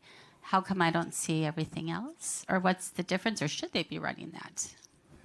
Multiple questions, sorry. Well, I can start as the pathologist. So when the tissue comes out the first time, when there's a biopsy, then for a new diagnosis, then essentially the whole suite should be run. Exactly which of those are run will be institution dependent.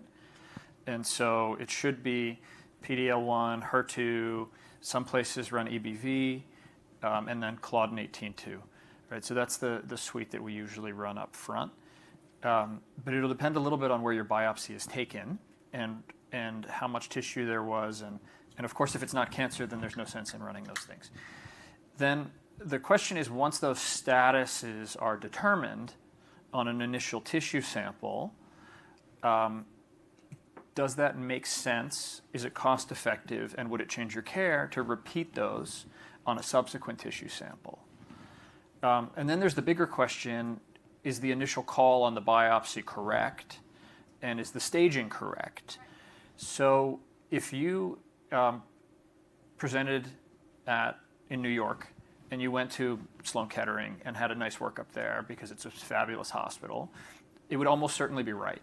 But if you then went to Boston and came to Mass Gen or came to us, I've just moved in the last year to Providence. I'm at Brown now. And you come to us there, It's okay. I think I forgot to tell Aki updated the. I'm much better about tumor markers. No, you did great. It was lovely. I really appreciated it. But if you then go to Mass General or any other cancer center, by default, your entire pathology is reviewed. So we will request, and every cancer center should request this, and everybody who has never had this done can always just request that their pathology be reviewed by an outside pathologist. And unlike radiology, that's actually paid for by Medicare, right? So everybody recognizes that pathologists are human and that if there's something wrong on the pathology report, it's going to have a big consequence. So because usually it's not wrong, 99 point something percent, 90+% of the time, the pathologists are very careful, and we're very careful to be sure that if we even think there's a chance that we're wrong, we show it to another pathologist. That's all standard practice.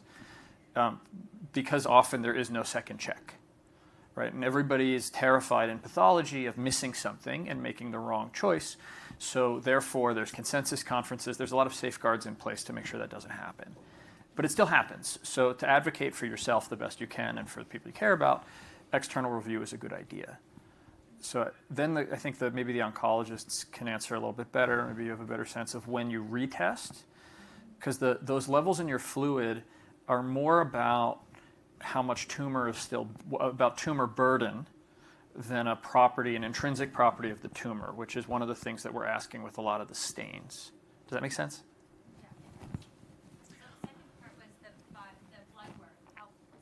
How are the biomarkers different when they draw your blood? They're like, oh, we're going to be drawing your biomarkers.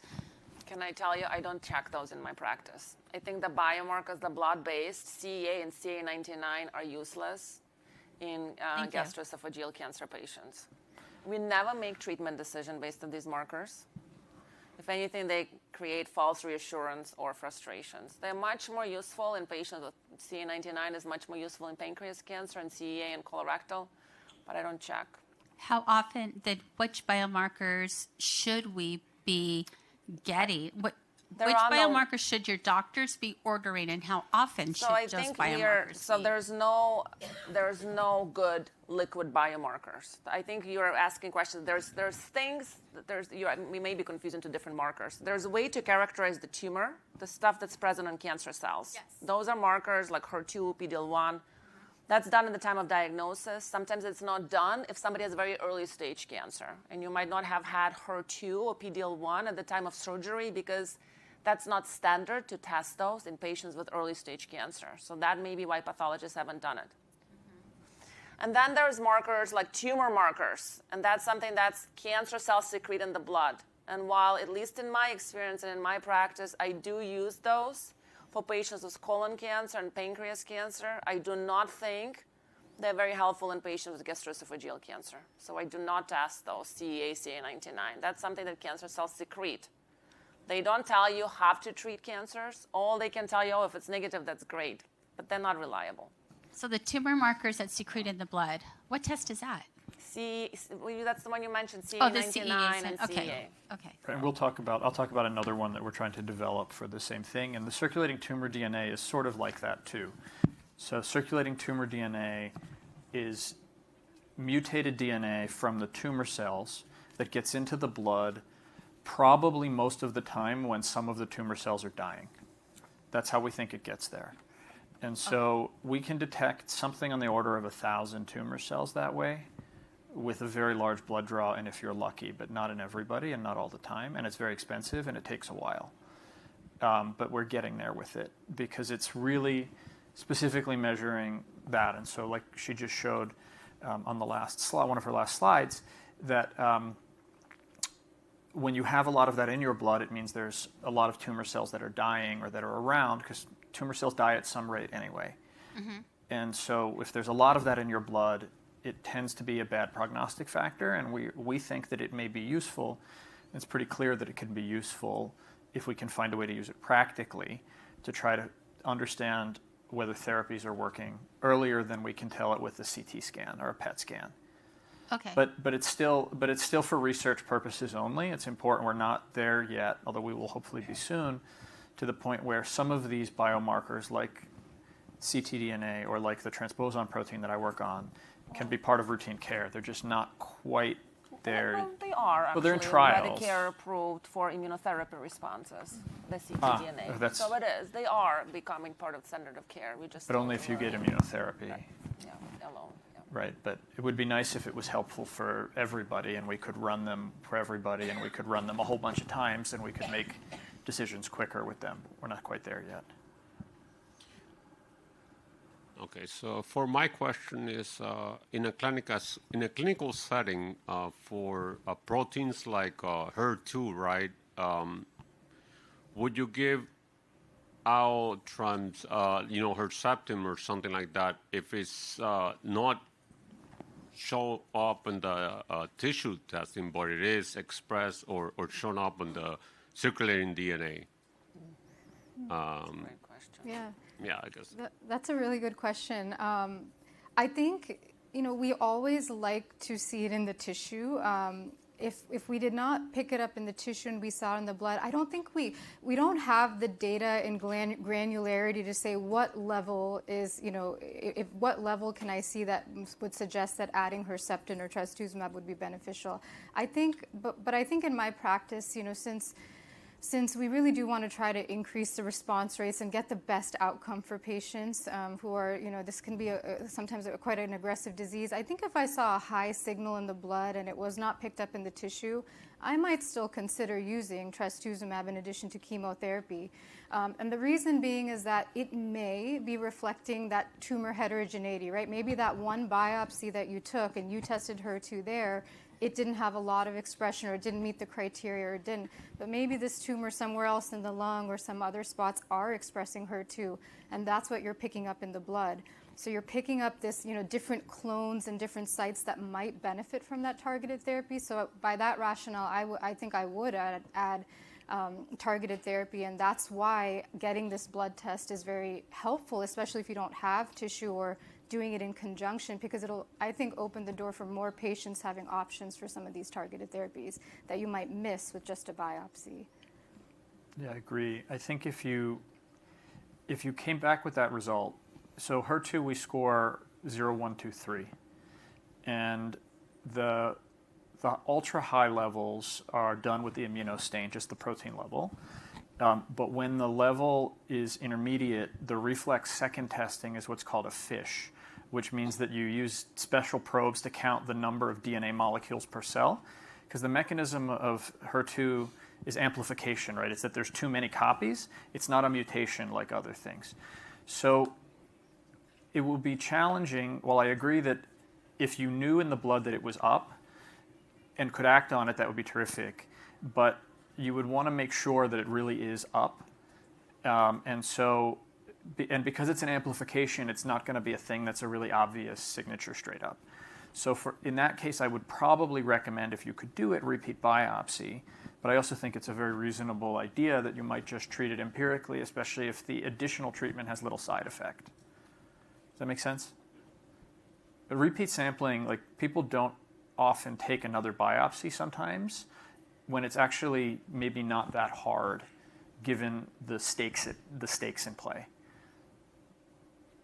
I would have a hard time ignoring HER2 amplification on liquid ctDNA, knowing the fact that trastuzumab is safe and knowing that what a difference it can make in patients' outcomes. Yeah. So I totally agree. I think we know it's notoriously heterogeneous disease. So you can biopsy 3 sites and you'll get different markers. You could. And so a ctDNA, almost the blood test, kind of gives you like a bird view of multiple different sites at the same time, potentially. But I totally agree. I would have a hard time ignoring it. Yeah, definitely would not ignore it. Yeah.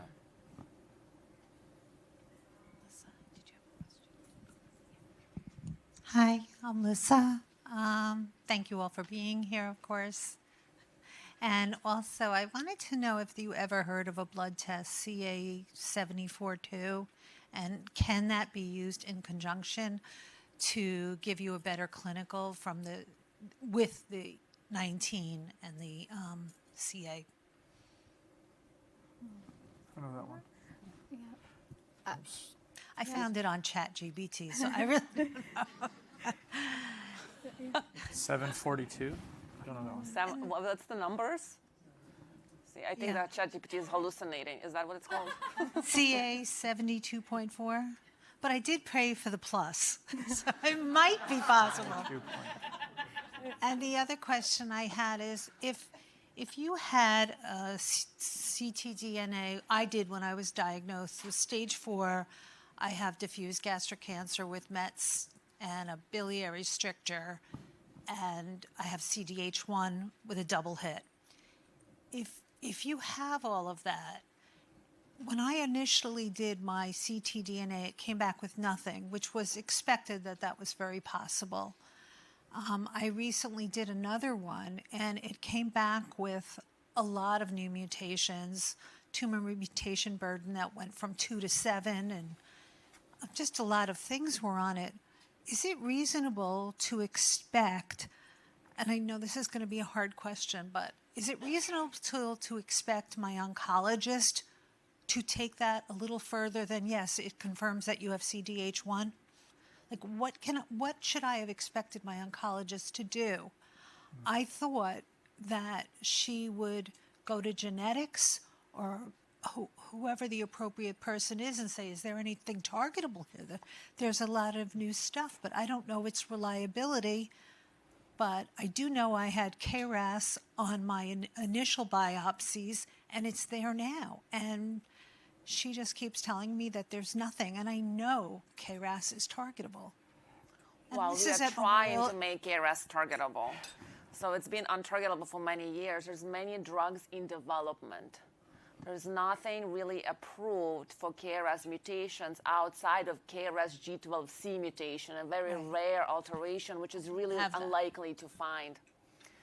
And so she probably, I mean, the reality is there's probably nothing that's approved for the mutations that are found, but that doesn't mean there are no drugs in development. Okay, like SHP2 inhibitors? That's some of them, but also there's KRAS inhibitors, pan-KRAS, specific KRAS inhibitors. There's TOR inhibitors that's downstream of KRAS. There's ERK inhibitors, and there's 100 drugs in development that hit different mutations. And so should I expect my oncologist to be taking this one step further in any direction? It depends what your specific mutations are, right? Right, and of course. So I have a slide on this, actually, so we can come back to this later. Great. But I think the question is always, are there trials that you become eligible for based on mutation, and can having that result help funnel you towards such a trial? I think these people, both these folks are better to answer that than I am, but that's our hope, is that we can have these molecular markers earlier inform a plan B and a plan C. Because one of the problems we have in gastric cancer right now is there's not even really a plan B, right? And so when there's not even plan B, even if you figure out earlier that plan A isn't working, it's not always clear, and it depends a lot on the specifics, like when should you switch versus when do you just stop because you're hurting somebody. These are all really wide open questions, and the exciting part is that there's a huge pipeline of new options that are potential, but the difficult part is that the clinical data to go from this might work to we know in you that this has a high chance of work, there's a huge gap there.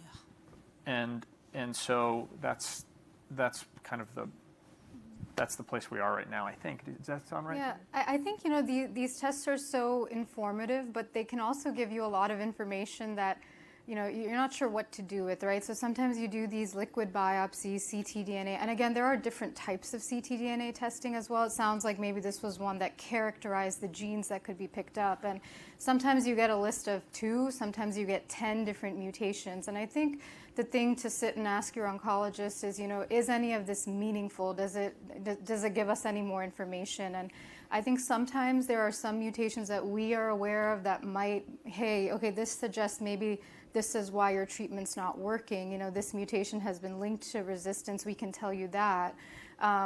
Other times, we can look at the total number of cell-free DNA from tumor, and if it's going down, it can give us signals that maybe some treatment was working. If it's going up, maybe not. We have to always put it in context with everything else that's going on, though. I understand that it's more than just clinicals or that. Yeah, and then I think it's still very helpful though, because you have you have a KRAS mutation, and you ask, are there any trials that you know of in the area that I might be eligible based on this information, and so.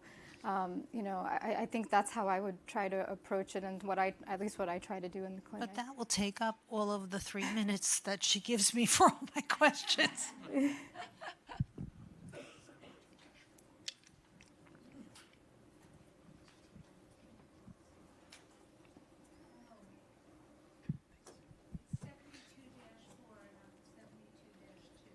CA72, I don't know that. Hello, I've been on Herceptin after Herceptin and Folfox. I've been on Herceptin, I guess it's been 7 years now. And it's the first I've even thought about the cells changing. So is that risk quantifiable yet? Do we have enough data to, because now I'm thinking, hey, do I slow down or stop Herceptin because those cells may change, for the HER2, so that's my question. We have no idea. Okay. 7 years on Herceptin, we don't even know whether you have cancer. But it's like, why do anything different if it's working, right? And that was my thought initially. Yeah.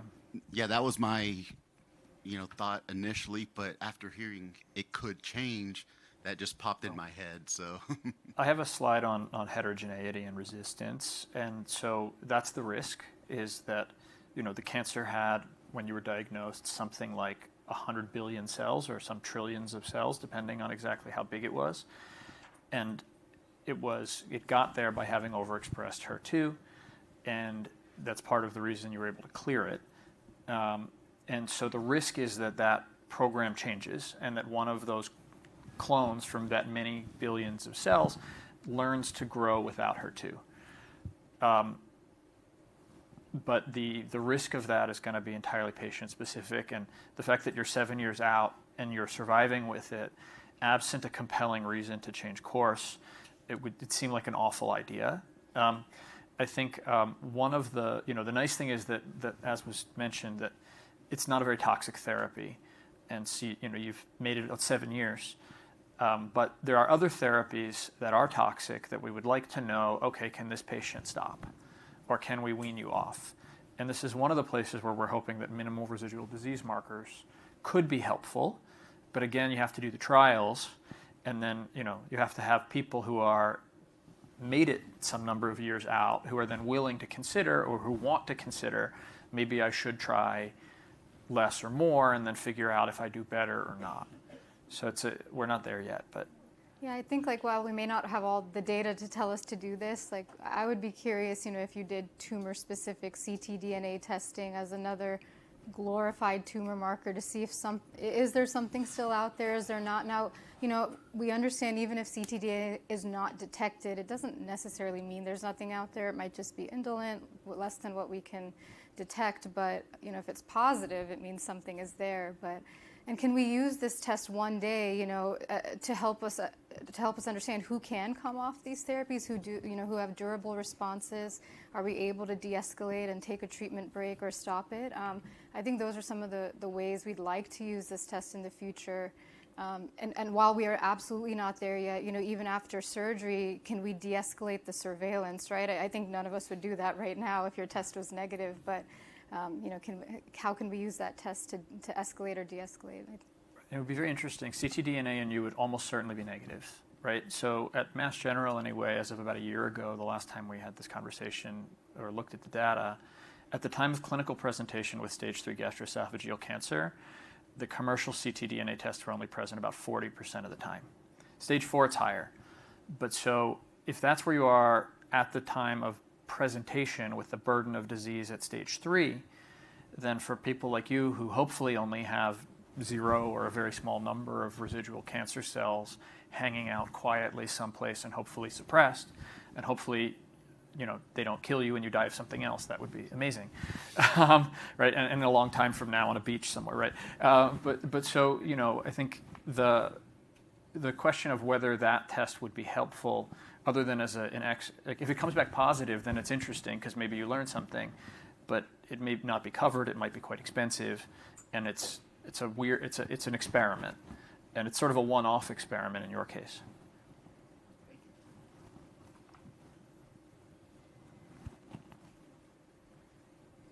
That was fun. Well, just one quick question. I'm coming. Sorry. Just because we're live streaming. This kind of goes back to, it was at Dr. Wu, the first presentation. She had talked about removing all, I guess it was the lymph nodes that drain the stomach cancer. Mm-hmm. So if you hadn't had that done at the time of surgery because you didn't know you had that type of stomach cancer, is it worthwhile to go have another surgery to have those removed after the fact? Yeah, I think, for the standard surgery is for stomach cancer is gastrectomy and a D2, which means the extent of lymph node dissection. So I think if, it depends on the stage of the cancer you find. Sometimes we do, patients get surgery for some other reason, and then you look at the path and, there's a cancer there. I think absolutely it depends on what the stage is, and if it's someone who otherwise would have or should have gotten more of a lymph node removal, I think it does beg the question to ask the surgeon again, do you go back? Now, it's very difficult, I think, to go back for a surgery so soon after a big operation. So that, there might be some strategies like, do you give some chemotherapy first before and go, complete the surgery, or do a bigger operation down the line? But, if you get a substandard or subcomplete surgery, it certainly may impact the ability or the successes of the surgery. So I would absolutely discuss that with the surgeon. Yeah, the data from Japan are very clear that an extensive lymph node dissection and really getting all the draining nodes makes a difference when the cancer is advanced. But I don't know the data well enough, and it would depend a lot on the specifics of the stage of the tumor and what surgery was done and how many nodes were resected as to whether an additional surgery, which is a big deal, would make more sense than some other therapy at that point, because the survival benefit from getting those few extra nodes is not gigantic. It's real, and it's real enough to make it worth doing when you're in there, but I think the question to go back is a hard one. It's a really hard question that would really depend on the circumstances and how incomplete people thought the dissection was, and whether it really was thought to be an incomplete dissection, or whether the nodes were just really small, for example, and there weren't that many called, or something like that. And there could be some subtle mitigating factors that would be a longer conversation. And you would say every time somebody gets something removed that is cancerous, like stomach cancerous, you should have that tested, right? To see whether there are new mutations, to see how those cells differ from the ones that were biopsied initially. You mean the workup of a resection versus of an initial biopsy? Well, okay, so you had a stomach tumor removed initially, and then later on you have metastasis, and you have that removed. There could be some difference, right, between those two cell cultures. And so they should always be thoroughly tested. Is that right? I do that in my practice. Yeah, we do that too. And we actually are often, although it's not necessarily standard of care, a lot of the oncologists and a lot of pathologists are doing it anyway, is that especially if something was borderline, but we will repeat the standard tissue biomarkers on the resection from the biopsy, because if you think about it, if the tumor is the size of that screen, the biopsy is like the C in the top corner. And so depending on what's happened in the intervening time, you might have a lot of tumor to look at, or if these guys have done their job and then you send it to me, there's like nothing. And what you have left is actually fewer tumor cells than were on the biopsy to start. It just depends on the luck of the situation. But if there's a complete pathologic response, which we're seeing more and more of with better and better protocols, then on the actual biopsy, you can run all the markers you want, but you're throwing them out into the wind because there's nothing there to test. So that's the trade-off. If you're going to start a new therapy And if you have tissue that was just biopsy, that I would like to know what is the latest thing that's growing. How about that? So if you had like all your treatment, then you had resection, nothing else needs to be done now, that's probably less crucial. But if I'm going to decide how to treat something because something is growing now, I would like to know. Because even PD-L1, or not even, PD-L1 is notorious for not being the same, and also notorious which pathologist looks at it. It's a tough biomarker. Not even which pathologist, but which antibody was used. So actually, not only that, but for some of the trials, you actually have to run a particular protocol for the antibody, even though the antibodies are all to the same thing. It's validated in one setting, one clone, one machine, run a certain way with a threshold. Which is actually why FDA approved the recent drug. They don't care which antibody. Correct. They just gave PD-L1 1% Correct. or higher. So, but my point, I think we all agree on the fact that the latest information gives you the most updated information on the tumor. Yeah. If you can. And you had mentioned EB1 at one point. It may be run or may not be run. I wasn't sure what Epstein-Barr that virus. is. Oh, Epstein-Barr. Thank you. EBV, I'm sorry. Oh, EBV. Okay. All right. Great. Thanks. I just wanted to clarify what that was. Thank you. Well, thank you so much, everybody. I think we are at our break. We'll have a break for 30 minutes and then reconvene here and for another session. Thanks, everybody, for really amazing questions, Yeah, which means everybody was listening. Welcome back. Hopefully everybody got some coffee and ready for even a better session now. Our first speaker is Dr. John Woog. Dr. Woog is an ophthalmologist, educator, researcher, and patient advocate. A valedictorian graduate of Jefferson Medical College, he trained in Johns Hopkins Hospital, Harvard Medical School, and the best of them all, University of Wisconsin Madison. As a Heed Fellow. Now everybody's awake. He has held academic and clinical roles at Tufts, New England Medical Center, Harvard, and the Mayo Clinic Alex School of Medicine, earning multiple teaching awards. An accomplished researcher, Dr. Woog has authored over 65 articles, 30 book chapters, and 3 books while serving as a peer reviewer and editorial board member. His leadership includes roles at Harvard, Tufts, and Mayo Clinic with recognitions from the American Academy of Ophthalmology and the American Society of Ophthalmic Plastic and Reconstructive Surgery. Following his own stage 4 cancer diagnosis and successful experimental treatment, he became a dedicated patient advocate, co-authoring Facing Cancer with Hope and speaking in national conferences. As a certificate and subject matter expert for the Patient Advocate Certification Board, he continues to support patients, advance research, and promote access to innovative therapies. Please welcome Dr. Woog.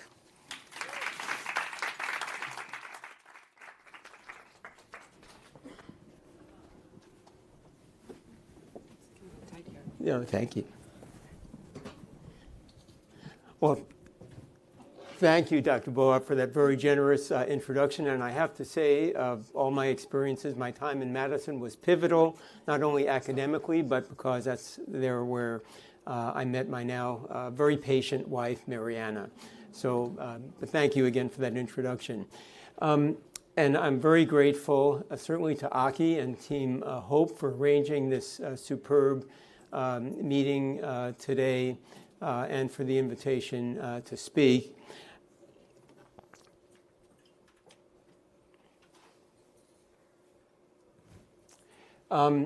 We've heard a tremendous amount and far more elegant presentations in terms of definitions and discussion of biomarkers from Dr. Ubohan, Dr. Mukherjee.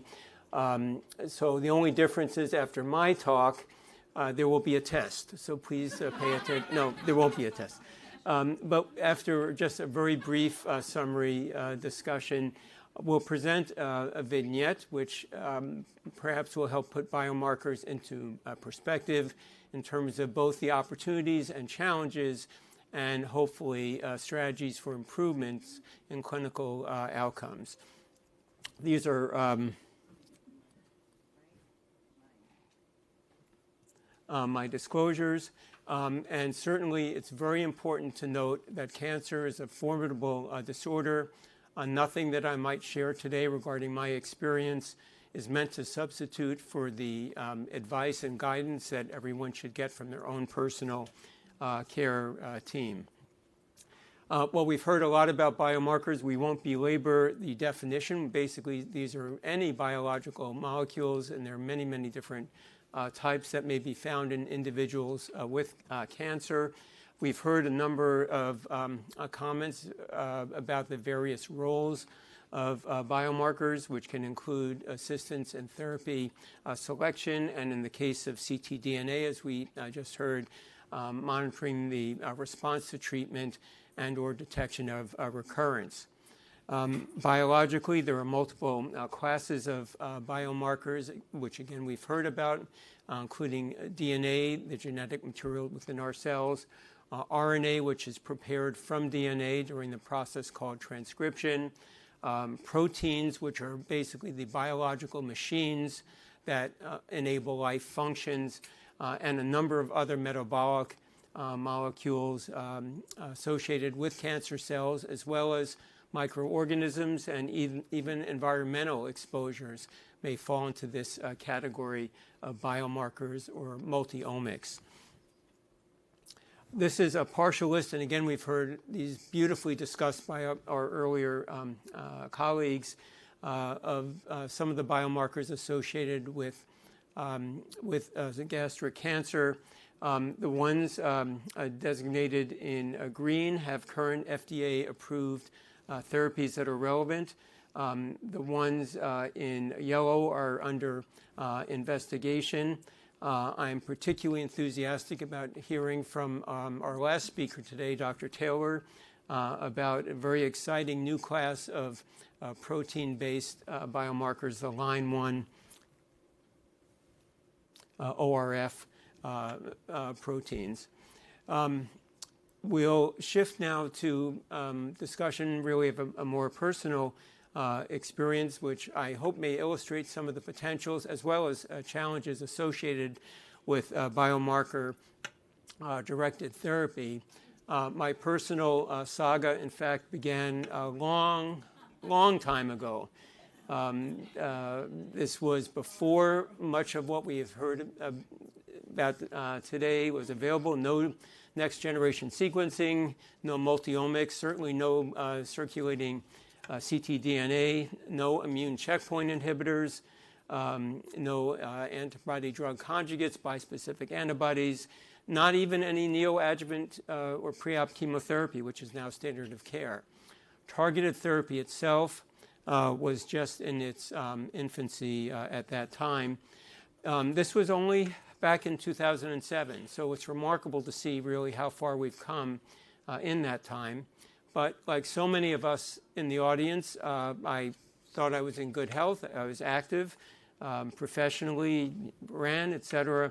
When I was diagnosed with stage 3B, poorly differentiated signet ring cell cancer, I underwent complete gastrectomy. I had a D2 resection, and as we heard earlier, received discouraging information in that 36 of the 50 lymph nodes that were sampled were actually positive. Based on the information that was available to us then, this again prognostically was discouraging. We sought email consultations with folks both here in the US and abroad, particularly in East Asia, where there's a very important base of experience. And in discussion with my oncologist, we settled on a regimen of oxaliplatin and S1 as adjuvant chemo. S1, for those folks who may not be familiar with it, was an oral 5-FU prodrug similar to capecitabine. At this point, our goal of treatment was cure. I did pretty well on this regimen over the course of the summer, was recovering, was really looking forward to getting back to work in September when I had a CT scan to evaluate some digestive issues at the time. My GI tract actually turned out to be fine, but I was shocked when the scan was found to reveal liver met, a solitary liver metastasis seen outlined here at the red box. Well, this was discouraging news because, as we heard earlier from Dr. Wu, at least the information at that time was that metastatic stage 4 cancer was associated with very poor 5-year survival, in fact, median survival of only 7 to 15 months. In an attempt to improve on those odds, we decided to embark on what was then a relatively new approach, namely targeted therapy. Again, gene sequencing was not available at that time. My tumor showed an increased number of chromosome 7. Normally we have 2 copies of each chromosome. I had more than that in my tumor cells. On chromosome 7 is located an oncogene, or a protein called MET, which we heard briefly about a bit earlier. And based on this information, and also based on a number of recently published papers linking this MET, pardon me, if we can go back one slide, that would be great. Linking MET to stomach cancer, we decided to embark on a clinical trial targeting this MET pathway. I ended up on one trial, this trial in Chicago, but unfortunately failed within 3 months. Over the next 14 months, we tried a number of other things, including a major surgery where part of my liver was removed. Unfortunately, nothing worked. I had major significant medical issues associated with treatment, including a collapsed lung and a serious spine infection necessitating emergency surgery. I was getting more abdominal pain, and my liver function was declining as my metastatic disease progressed, as seen here. We had, based on my functional status, my liver function, et cetera, we had basically one more shot at treatment at this point, and we were considering yet another trial. This would have been the 3rd trial that I would embark on targeting this MET pathway, but wanted to make sure that this was in fact the best option to pursue at this time. It was at that point that we came across a recent article on c-MET by a research scientist who specialized in this pathway. I emailed the scientist, who very kindly studied tissue from my tumor using specialized proteomics techniques in his lab. For Marty, these are phosphoproteomic techniques, and perhaps you can explain that better than I can later, Marty. But at any rate, the goal of this examination was to see whether, in fact, it made sense to pursue another MET-directed trial. These studies revealed, in fact, that only less than 3% of the cells from my tumor revealed evidence of MET pathway activation. The scientists kindly looked at other cancer-related pathways, however, including one called HER2, and this was highly positive for HER2 phosphorylation or activation. In the words of the, in the words of the scientists, the slides stained for HER2 were full of signal from every cell in every corner of the tumor. So it seemed like HER2, not MET, was actually the key factor here. At the time, we knew that HER2 was a protein that led from, as we've heard so nicely described earlier, from the cell surface down to a series of pathways that ultimately reach the cell nucleus and drive a cell proliferation and improve cell survival. HER2, we knew, was overexpressed in about 20% of individuals with breast cancer and was associated with more aggressive biologic behavior of these tumors. HER2 was actually one of the earliest biomarkers identified, and the story of its discovery and the subsequent development of HER2-directed therapy, I think, is relevant really to biomarker-directed therapy in general. The gene and protein were discovered in the early 80s, but it wasn't until 1998, 15 years later, that trastuzumab was approved by the FDA for treatment of breast cancer. I'm sorry we don't have the time to relate this story in great detail, but I'd highly recommend the book by Robert Bazell if you're interested in learning more. In brief, I guess I would say it's an absolutely riveting tale that combined brilliant basic science, the absolutely dogged persistence of clinical oncologists, and steadfast patient advocacy and philanthropic efforts with really, I'd say, healthy doses of serendipity thrown in there. It's it's sobering when you read the story to realize how close we came to not having trastuzumab, in fact. At any rate, the scientist oncologist team behind the development of or recognition of HER2 and development of trastuzumab were recently awarded the Lasker Prize, which is often a precursor to the Nobel Prize in medicine. Well, we know biologically, we've heard already that trastuzumab is a protein. Specifically, it's a monoclonal antibody.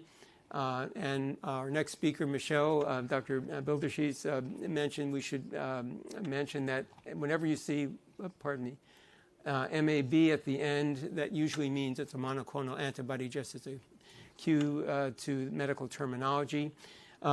It blocks the Herceptin receptor at the level of the cell membrane, preventing activation of these downstream pathways. It may also, as we've heard earlier, work via immune-mediated mechanism. It may bind to and activate in specific the natural killer cells that we heard about earlier, which can then allow or potentiate cancer cell destruction. Well, returning to, my story, back in 2008, trastuzumab was approved only for breast cancer. A study looking at trastuzumab in HER2 positive stomach cancer was just being organized at the time. This is the TOGA study that Dr. Mukherjee had mentioned earlier. We were able to find at that time, though, a case report of a patient with HER2 positive stomach cancer who had a good response to trastuzumab. And based on that study and on the findings of these research lab analyses of my tumor, my oncologist was gracious enough to write a single patient, so-called expanded access protocol for what was then experimental treatment of HER2 positive breast cancer. The protocol was approved by our IRB and by the FDA. And I started therapy. Shortly after starting, I developed a massive blood clot in my arm requiring anticoagulation. I continued treatment, and at the 1-month point, as is often the case in clinical trials, we got a CT scan to see where things stood. And to this day, now some 17 years later, I still remember, as I think many of us as patients have had this feeling, you're on the CT scan table and you're hearing the high-pitched hum of that CT scanner and wondering anxiously what the scan would ultimately show about the success of what was at that point likely my last shot at therapy. Fortunately, the scan showed improvement. I ended up staying on trastuzumab, combined in fact with lapatinib, a small molecule tyrosine kinase inhibitor, which acts at a more distal or internal part of the same pathway for the next 9 years, in fact.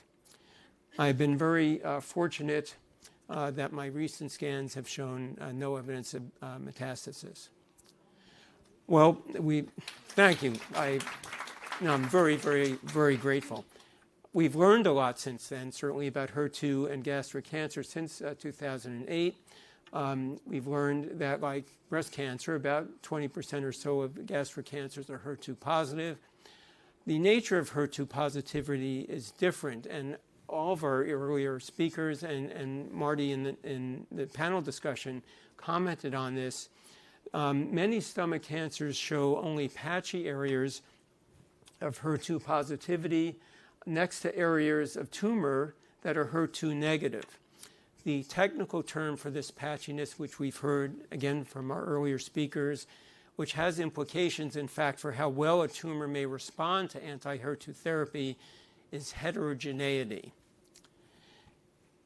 Speaking of therapy, we mentioned the TOGA study. The results were published in 2010, showing a statistically significant improvement in survival in patients, again, with advanced recurrent metastatic HER2-positive stomach cancer combined with chemo. And this led to FDA approval of trastuzumab for this additional indication. One might ask, well, so we're seeing on median a 2.4-month improvement. Now, obviously, some folks do a lot better, but some may not do as well. And one might ask almost, why didn't we see more dramatic results if we identified this biomarker? And one important possible reason may in fact be the tumor heterogeneity process that we mentioned earlier. And as Dr. Taylor alluded to earlier, with time, due to the intrinsic inherent genomic instability of cancer cells, we may see more and more mutations develop, resulting in some clones, at least, of cells which may be resistant to various therapeutic answers. It's also possible, and I certainly appreciate the input from the more knowledgeable folks on the panel, that there may intrinsically be some cells that from the very beginning are more resistant, such as cancer stem cells. Specific mechanisms of resistance can include an actual decrease in the number of receptors on the cell surface, as well as the ability of cancer cells to develop the energy that they need to survive and grow via alternate pathways. One other mechanism which I personally am particularly intrigued by is the activation of these so-called downstream pathways, or what are called cross-talking pathways that are parallel to the HER2 pathway, that essentially allow the cancer cell to bypass the effects of trastuzumab. The principle of cross-talking, I think, is familiar to any of us who've driven on the DC Beltway, if you live in this area, or I'm sure every other metropolitan city has the same sort of highway system. Basically, if one route is blocked, so to speak, traffic is redirected down parallel interconnecting pathways.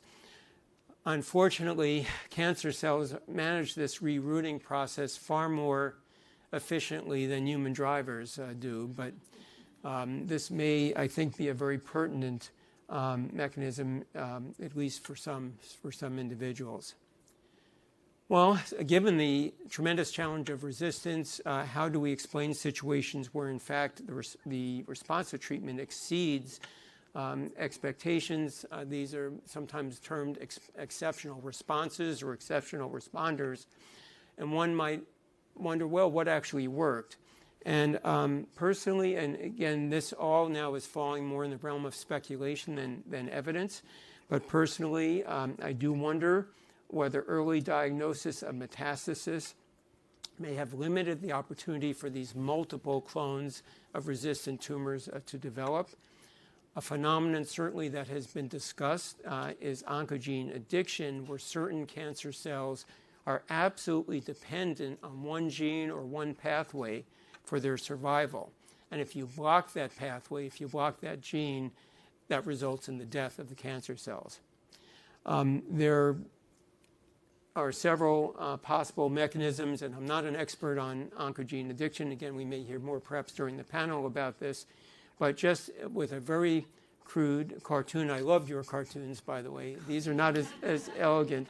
But on the top, we see an example of a homogeneous tumor where basically all the cells are dependent on this green pathway here.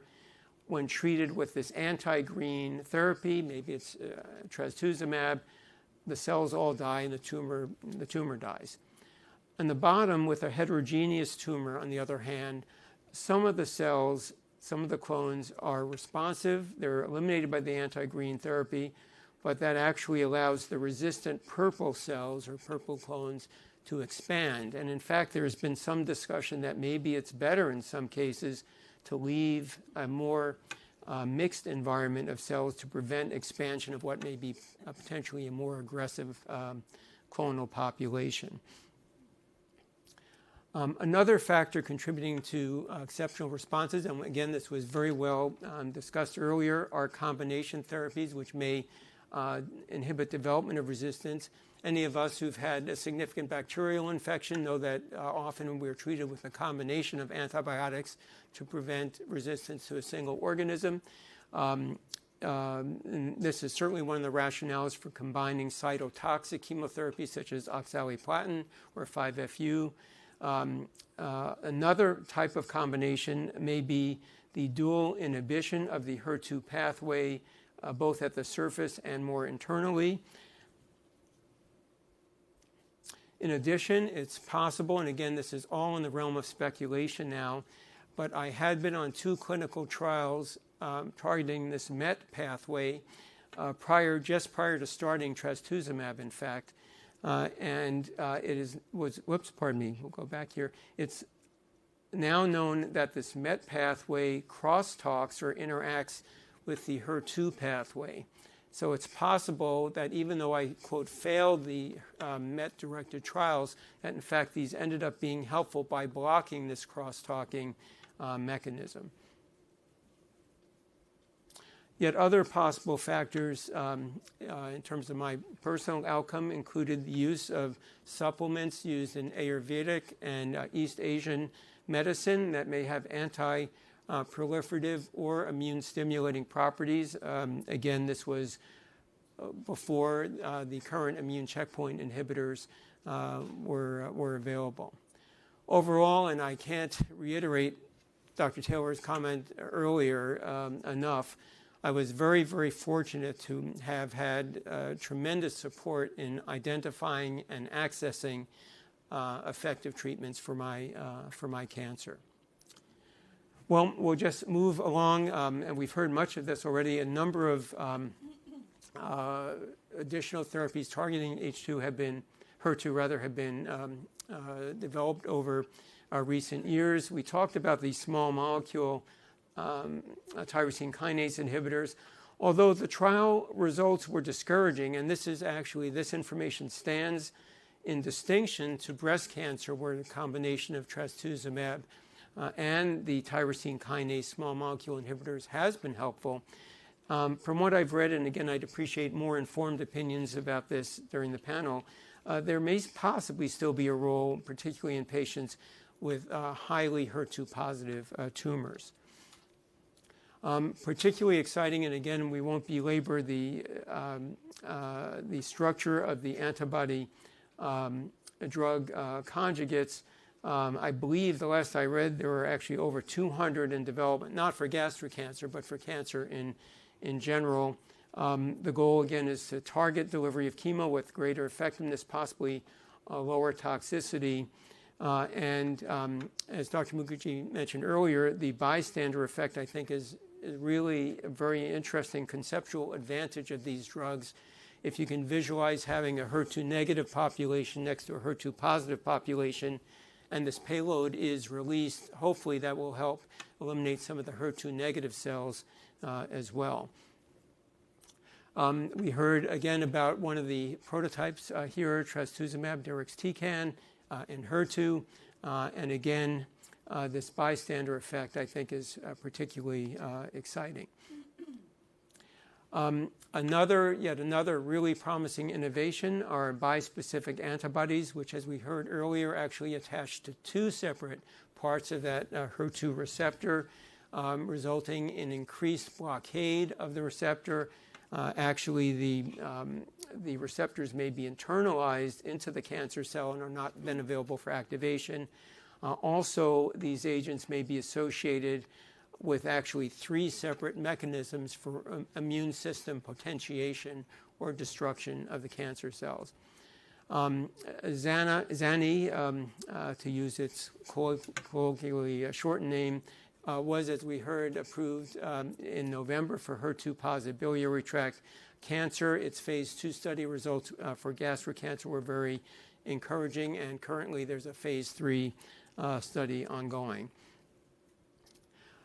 Time, unfortunately, will preclude us from discussing all of these very exciting developments on slide left here, many of which target or attempt to utilize the immune system to, again, potentiate cell destruction.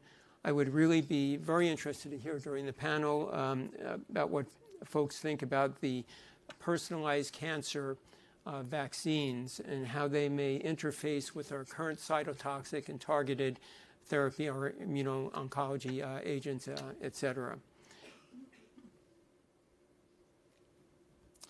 Well, what lessons may we have learned from the HER2 story? First, at least from my personal perspective, genomics certainly may be helpful, but multi-omics may be even more useful, perhaps in selecting therapy, at least in some patients.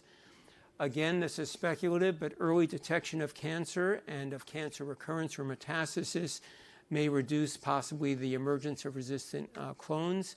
And perhaps ctDNA testing, as we're looking forward to hearing about from our next speaker, Dr. Biopsies, may play a very helpful role in this regard. Combination therapy, as we discussed, which can include not only cytotoxic therapy, but targeted agents, immune-based agents, as well as dual blockade of targeted pathways. And I think an area which I'm hoping will receive increasing research emphasis is elucidation or identification of these cross-talking pathways, and then development of strategies to block those pathways and hopefully reduce the incidence of resistance. We discussed integrative medicine, as we all know, and we had wonderful presentations earlier in the summit about the importance of gentle exercise and nutrition in maintaining our performance status, which will hopefully allow us as patients, as we follow this exciting research, to remain eligible to participate in the relevant clinical trials that may extend beyond NCCN guidelines and even, when appropriate, participate in expanded access protocols as well. In closing, as patients and caregivers facing stomach cancer, I do think there are a number of reasons we can look to the future with hope. AI, and you could have an entire, in fact, there are entire conferences dedicated to AI in oncology. It really may transform cancer care from diagnosis, hopefully early diagnosis and interception, on through clinical trial design and drug design and repurposing. Last year we heard about the ASCO-TAPR program, which facilitates access of drugs approved for one indication for patients with similar genomic signatures with other anatomically located tumors. Trial GPT is a really interesting, intriguing AI-enabled platform that will hopefully help ensure that each patient is matched to the clinical trial which is most appropriate for them. And finally, if I can leave you with one maybe take-home point, because everything I've said today was pretty much covered by our other speakers earlier, but from the consumer perspective, if you can make a note of this URL, openevidence.com, it's an AI-based platform. I would consider it a supercharged combination of Google and PubMed, with a little bit of clinicaltrials.gov thrown in, which can allow you to identify among vastly expanding universe of biomedical information that knowledge which may be particularly relevant to your situation or your loved one's situation. In summary, we can all take comfort, as well as patients and caregivers, from the support that we receive from a complex ecosystem, including partners in academia, healthcare delivery, government, and biopharma, certainly, that has really enabled the development of the majority of new cancer diagnostics and therapeutics. As in the case of trastuzumab, this process, the process of new cancer drug development, can be lengthy, challenging, and expensive, with some estimates being up to $1 billion or more for development of new drugs. We'll have the opportunity tomorrow, as we travel to Capitol Hill, to emphasize to our representatives and policymakers in Congress the importance of supporting this very delicate, very important innovation ecosystem. Thank you very much.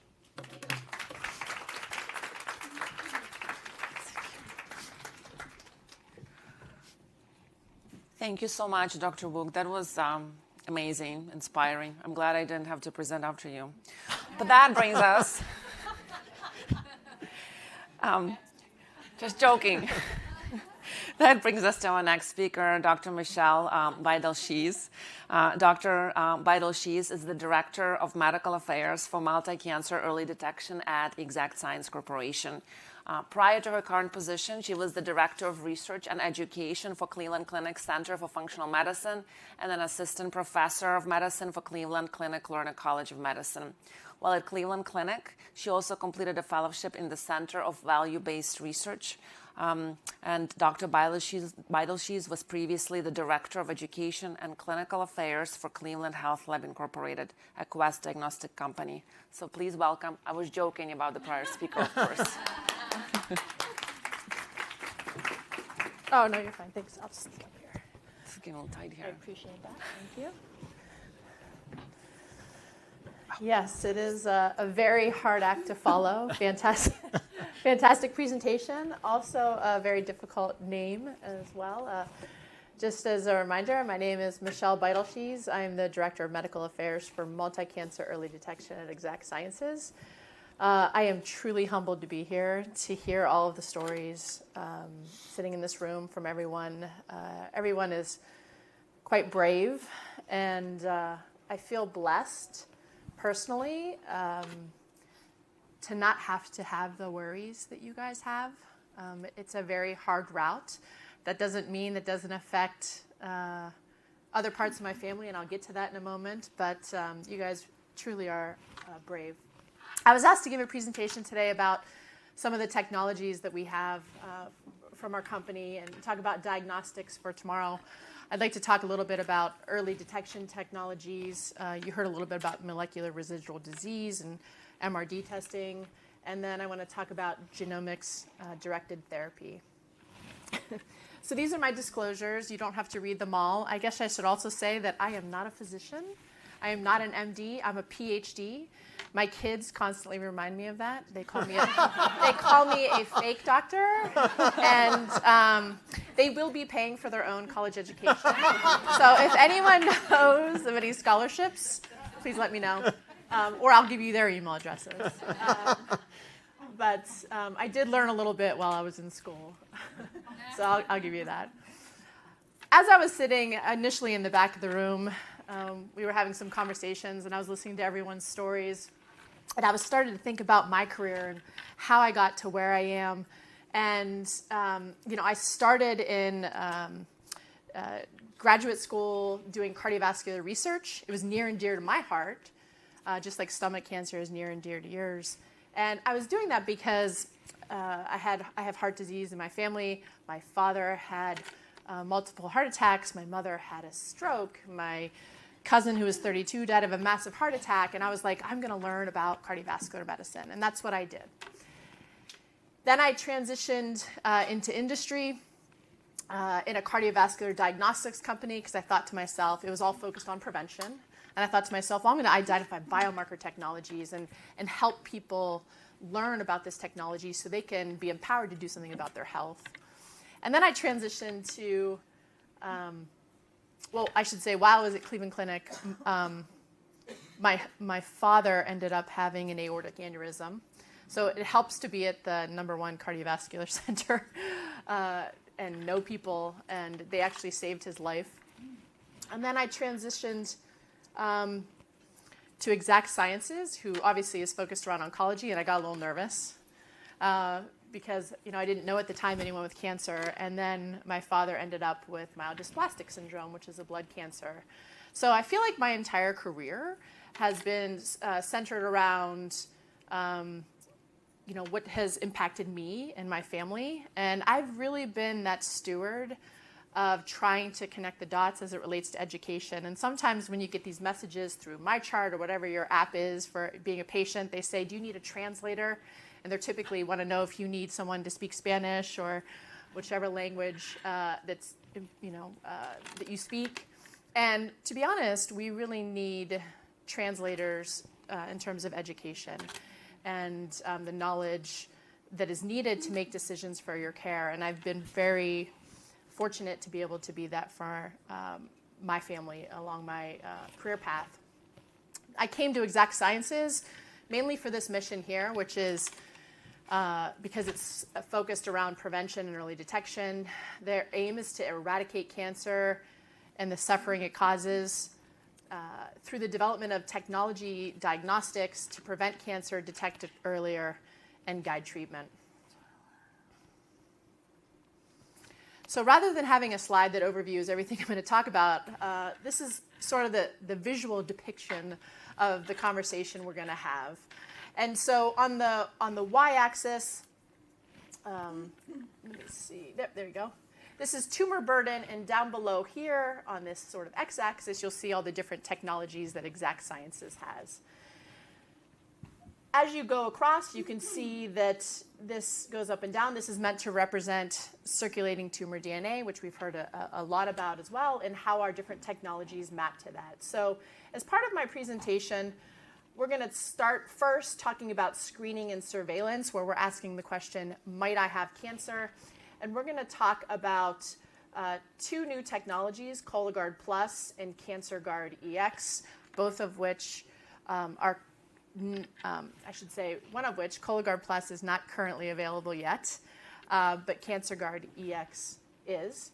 Then we're going to talk about molecular residual disease and recurrence monitoring, where we're asking the question, is my cancer gone or has my cancer returned?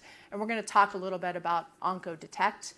And then last, we'll just touch on therapy selection, where we're asking the question, which therapy will best treat my late-stage cancer? And we'll talk a little bit about OncoExtra. So last year in 2024, Exact Sciences actually celebrated 10 years of its flagship test, Cologuard. We tested over 16 million people with this particular technology. This is what's called a multi-target stool DNA test, and it's indicated for individuals who are at average risk for colorectal cancer. So when we, if I were to go back, oops, sorry about that. Back, forward. It's like a dance. If I were to look here at Cologuard Plus and look at the circulating tumor DNA, which is indicative of tumor burden, you can see that this is a screening population. So those levels, as you heard with other speakers, should be very low. But if we're detecting it specifically in the stool, then it may be indicative of higher risk for colorectal cancer. And so that's what this technology does.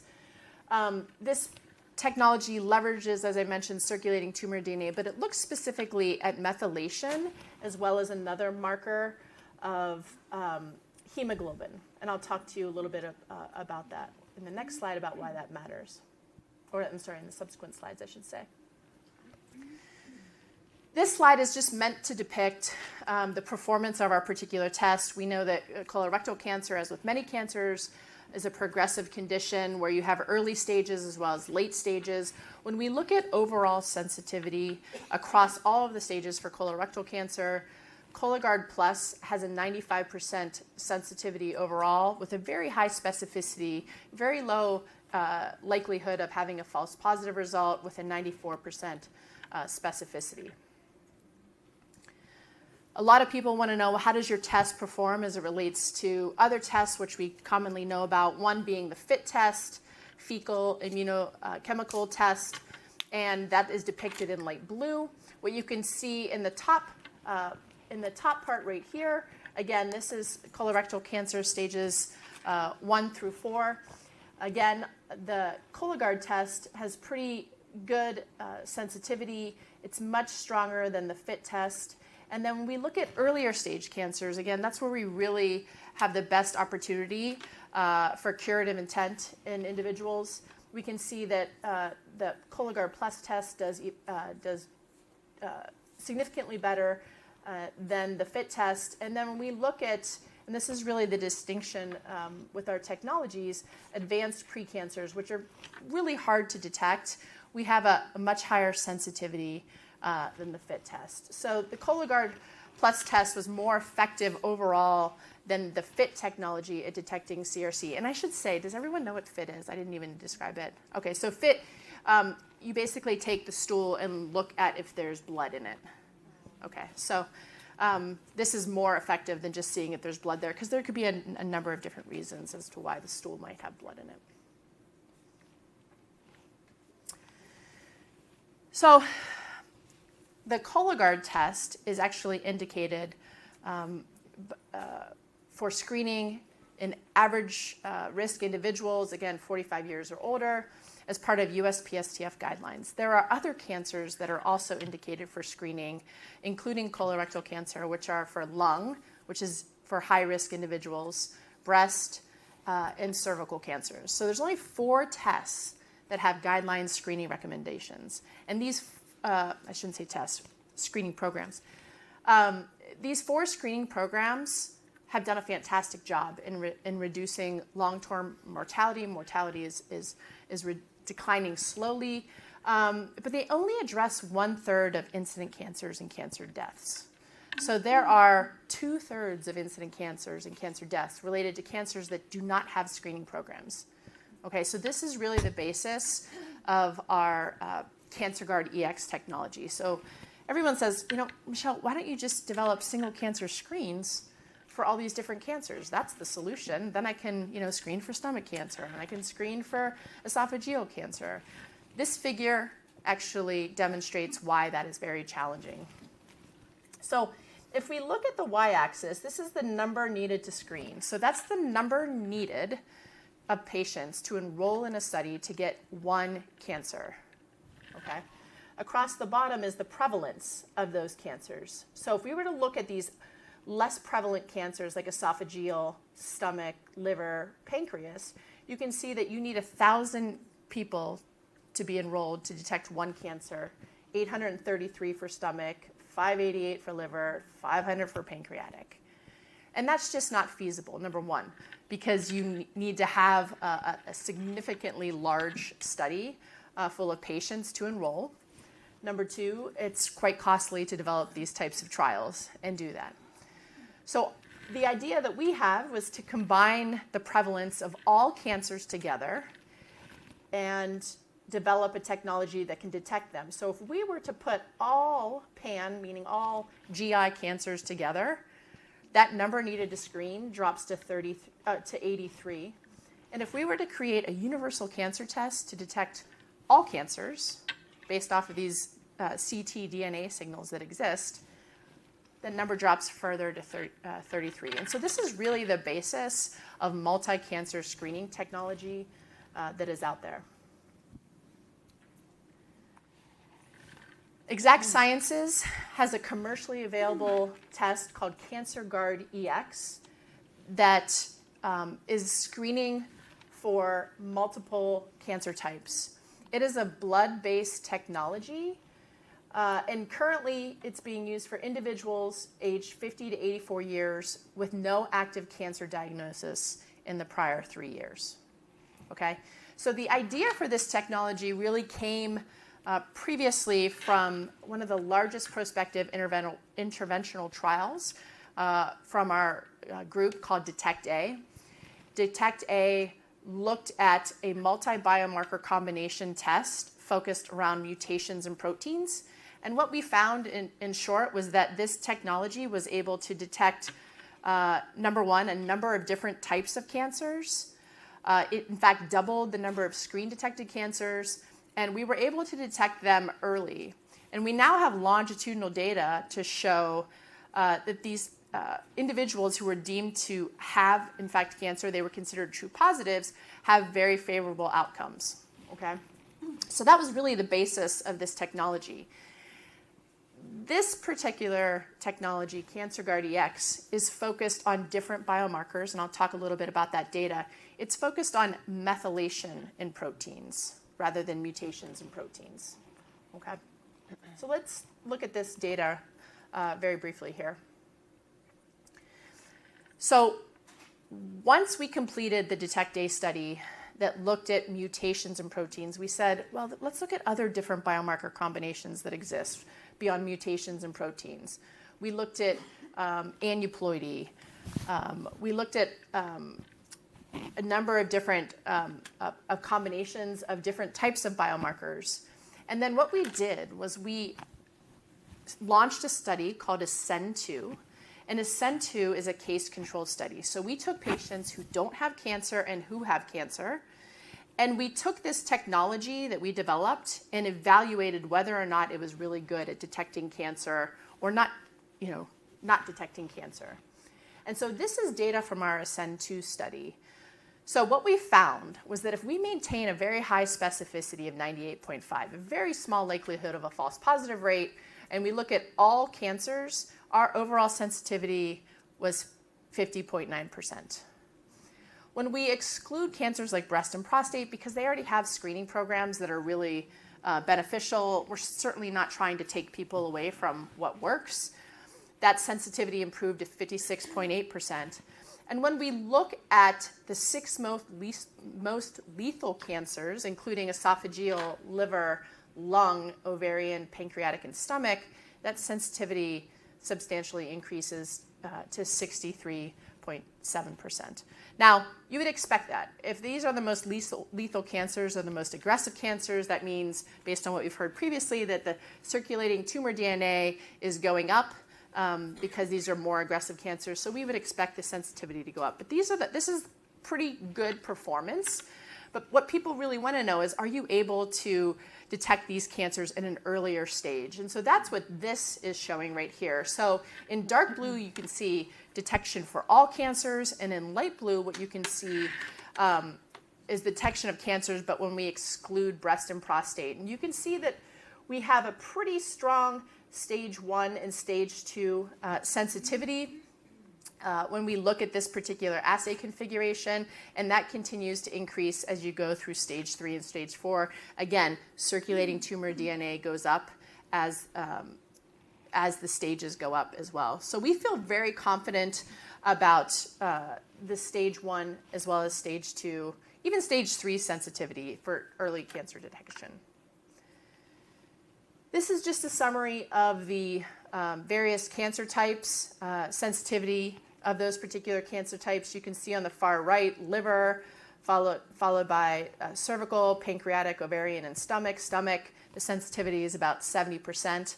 Keep in mind, as I mentioned, this is a case-control study. So while we have really good sensitivity here for these cancers, when you take this technology from a case-control setting and move it into a prospective study setting, these sensitivities are going to drop a little bit.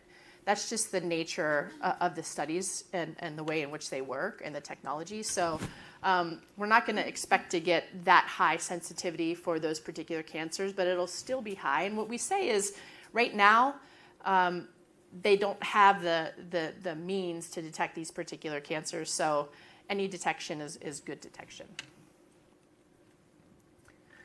All right, now I'm going to transition on to is my cancer gone or is my cancer coming back? And we're going to talk about OncoDetect very briefly. This particular test, again, detects circulating tumor DNA. And the way this works, it uses tumor-informed test design.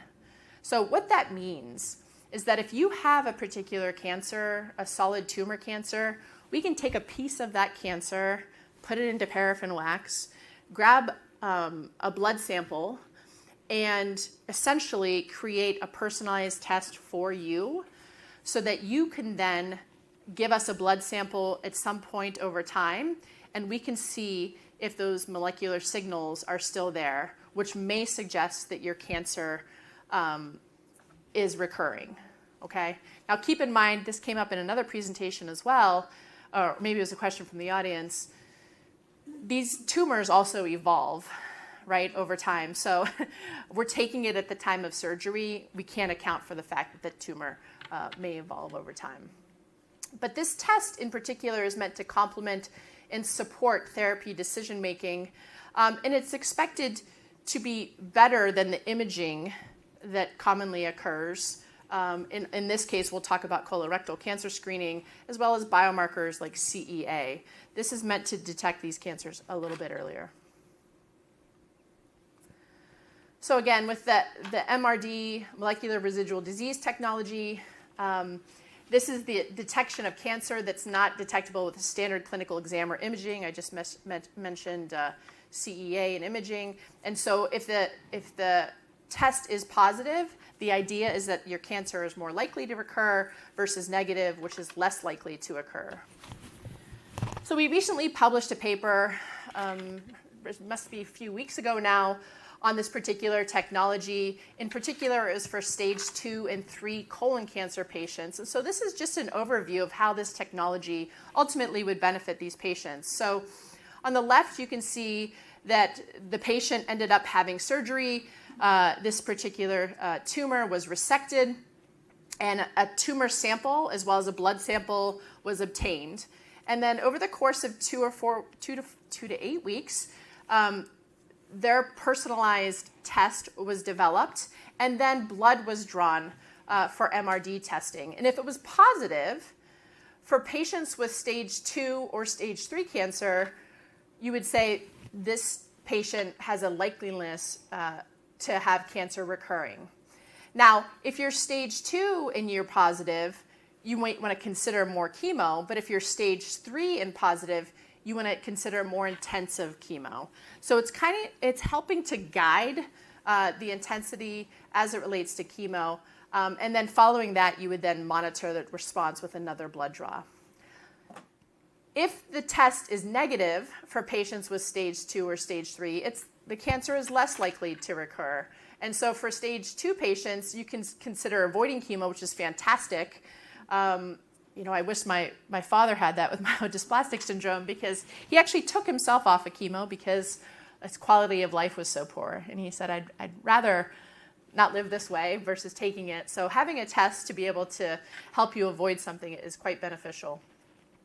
And then for stage 3 patients, you might consider, because they're more far along, less intense chemo, and then you're going to monitor for recurrence. This particular technology could also be beneficial for those who have completed post-operative chemotherapy. So again, on the left, you can see the same situation where they have the surgery. They might complete chemotherapy, and then there's a blood draw. And if it's positive, you might suggest that that patient did not respond to chemotherapy, and they might need more surveillance or even extend that therapy. Again, keep in mind that we can't confirm whether or not that the cancer is changing in the patient as well. But you're going to continue to monitor response. And then if that test is negative, we would suggest that the patient has in fact responded to the chemotherapy, and you can continue to survey the patients and then monitor for recurrence long term.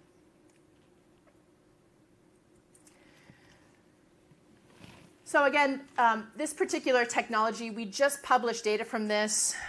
It's called the Alpha Correct study. There is another study going on. Again, the Alpha Correct study, I believe, was in colorectal cancer patients. There's another study following that up, Beta Correct. And we plan on doing follow-up studies beyond colorectal cancer into other solid tumor cancers to demonstrate the value of this technology to survey those particular cancers. I'm going to end talking one slide with OncoExtra. OncoExtra is a test for patients with advanced metastatic, refractory, relapsed, or recurrent solid tumors. And this technology relies on patient-matched, tumor-normal, ultra-comprehensive genomic profiling. Wow, that's a lot right there. But essentially, it detects alterations in 20,000 genes. And what it allows you to do, it allows you to estimate tumor mutational load and better predict the clinical benefits of immunotherapy with fewer false positives. What it does also is it evaluates the whole exome, which is the DNA, the exome being the protein coding regions. So we heard a little bit about whole genome sequencing, where you get tons of information. Whole exome allows you to just focus on particular regions for protein coding. And it also looks at whole transcriptome RNA as well to guide treatment selection and available clinical trials as well. So it does put that in the report as well. So I'm going to end with a quote that came from one of the co-inventors of Cologuard. This really typifies what it's like to be on the leading edge of medicine, as many of the presenters are. And what you guys rely on is innovation in the space. And a lot of people have a fear of innovation because it's something that's unknown. So it's wonderful that people are here to help guide you through that. But it's hard, right? And so this quote, hard is not an excuse for not trying. If we can, we must. And this really demonstrates what exact science is all about. We continue to push forward every day with these different technologies to help support you, the patients, along your cancer continuum. So thank you very much.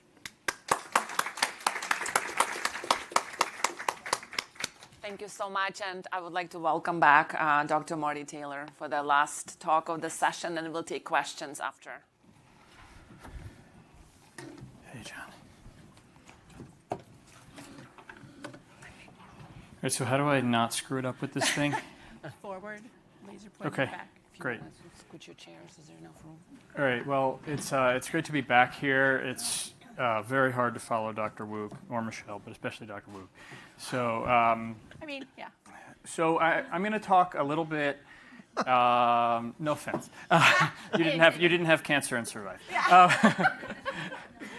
when you should have died. Like, it's amazing, right? So I think a bunch of the question is, how do we make more people like Dr. Wu? There's only one. They don't make them like that, as they say. But how do we make other people's outcomes like his outcome? So I'm going to talk a little bit about how we get there. I'm going to talk a little bit about biomarkers and a little bit about future therapy. Impossible to be exhaustive, but I'm going to just try to give like a high level. By way of disclosure, I work with a company called Rome Therapeutics, which is trying to make new drugs, not yet for cancer, but targeting transposons, and have had really great support from Stand Up to Cancer, including with Aki, which is actually how I ended up here. So I'll go through a little bit of cancer and chemotherapy from the perspective of a pathologist and tell you some things probably in a way that nobody else would say it. What do we do? What is cancer? Why does it kill people? Why can't we get rid of it? And how can we do better? I'll talk a little bit also about transposons and the dark genome, what that even means, and why we think that that is coming down the pipe as something very useful. This is actually a transposon protein. I spend a lot of my time in the lab doing really basic science and then trying to translate this into therapy and into prevention. So what do I do? This is what everybody thinks I do. I do not see dead people. I did, in fact, in training, do a couple of autopsies, like about 100 actually. But that's not what I do all day. So what we do is really an important behind-the-scenes role in cancer care. And so most of what we do is diagnostics and prognostics from either a biopsy or a resection. We also develop and run new tests and molecular tests. And the basic questions are, is it cancer? And then if it is, how bad is it? What is the stage? What is the grade? Did all of it get cut out that could be cut out? Did we get all the margins? Of course, you never really get it all, which is a separate conversation, which we'll get to in a minute. And then most importantly, from what we have in hand, what therapy are you eligible for? So these are the kind of questions that we've been asking. As I mentioned during the panel, major centers all re-review outside pathology. And unlike radiology, where everybody also re-reviews it, but it is not paid for, and everybody here who has an MD is an amateur radiologist, and there are very few amateur pathologists.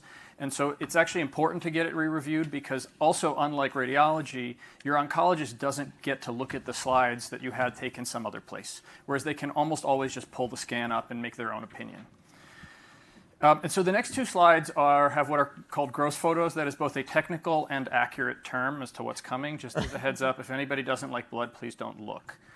So this is a stomach. This is what we would see from a prophylactic gastrectomy. This is actually from a 24-year-old man with CDH mutation and hereditary diffuse gastric cancer. And so this is fat, the yellow stuff. This is the stomach. The antrum is smoother, and then the body fundus has this more ruffled look. And then right there is a stage T3 cancer that was actually not apparent before this I guess I can call him a kid at 24, went in for surgery, young man. And so here's a closer look.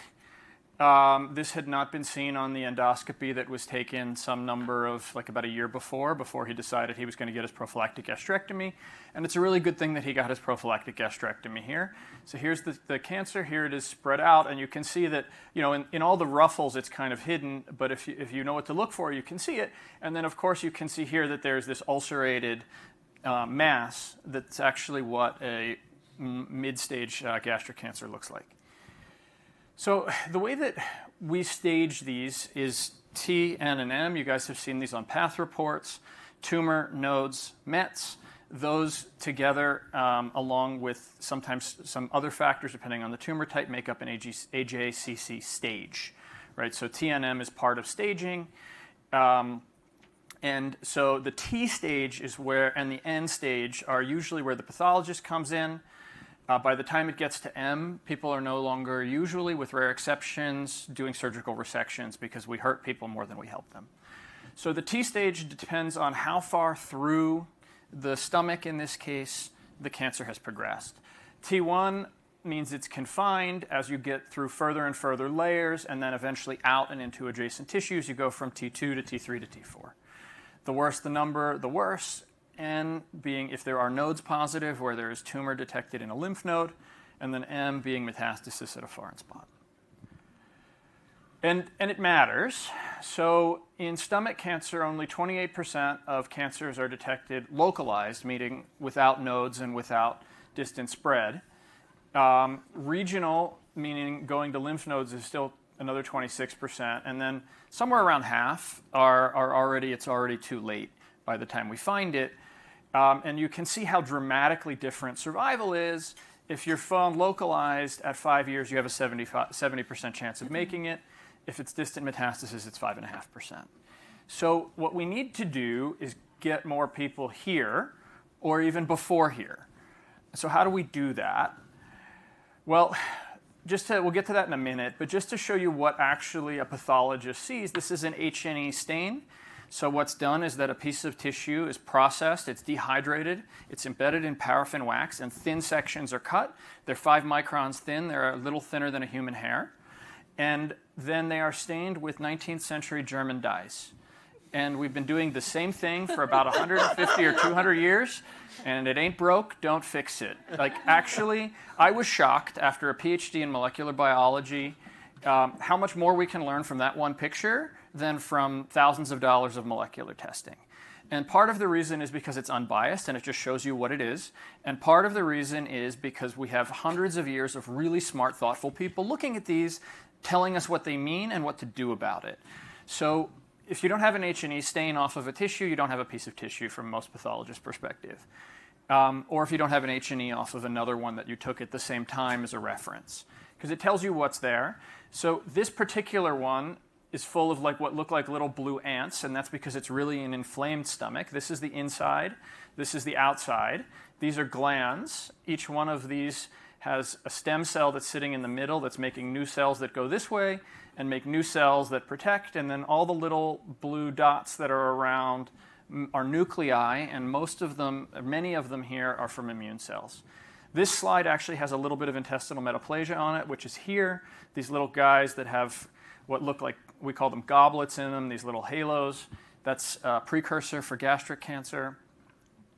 And right here, there's a little bit of cancer that is quite subtle if you don't look at these all the time, but it's pretty obvious if you stare at these all the time. And you might ask, it's like when you learn to look at these, it's like learning a foreign language, but at the end of the day, once you speak the language, what's there is a horse and a zebra and a duck, and you just know what it is. How do you know that it is what it is? Because you've seen it 1,000 times, you know what it looks like. So, but part of the trick is, can we make that better? Can we make that easier? So this is the transposon protein stain. It makes it a little easier because all the cancer is brown. You don't really need to be a pathologist for that. And in gastric cancer, it's almost 100% that's stained this way. The intestinal metaplasia actually here on this case doesn't stain and often doesn't stain. So I'll get to why that is and how that works in a minute. But it's true in both the signet cell types, the diffuse types, and the intestinal types. and we're hoping that it can help us identify cancer early in different ways. So this is an immunostain of T1 gastric cancers with Jeremy Davis, a close collaborator who spoke here last year. And so backing up a minute, and I'll come back to the transposon in a minute, what is it anyway? Why does it kill people? Why is it hard to get rid of? So all cancers are made of billions of cells. They're old and complicated. They're heterogeneous and they're unique. And people say that everybody is unique, and most of the time they say that and don't actually mean it. Right?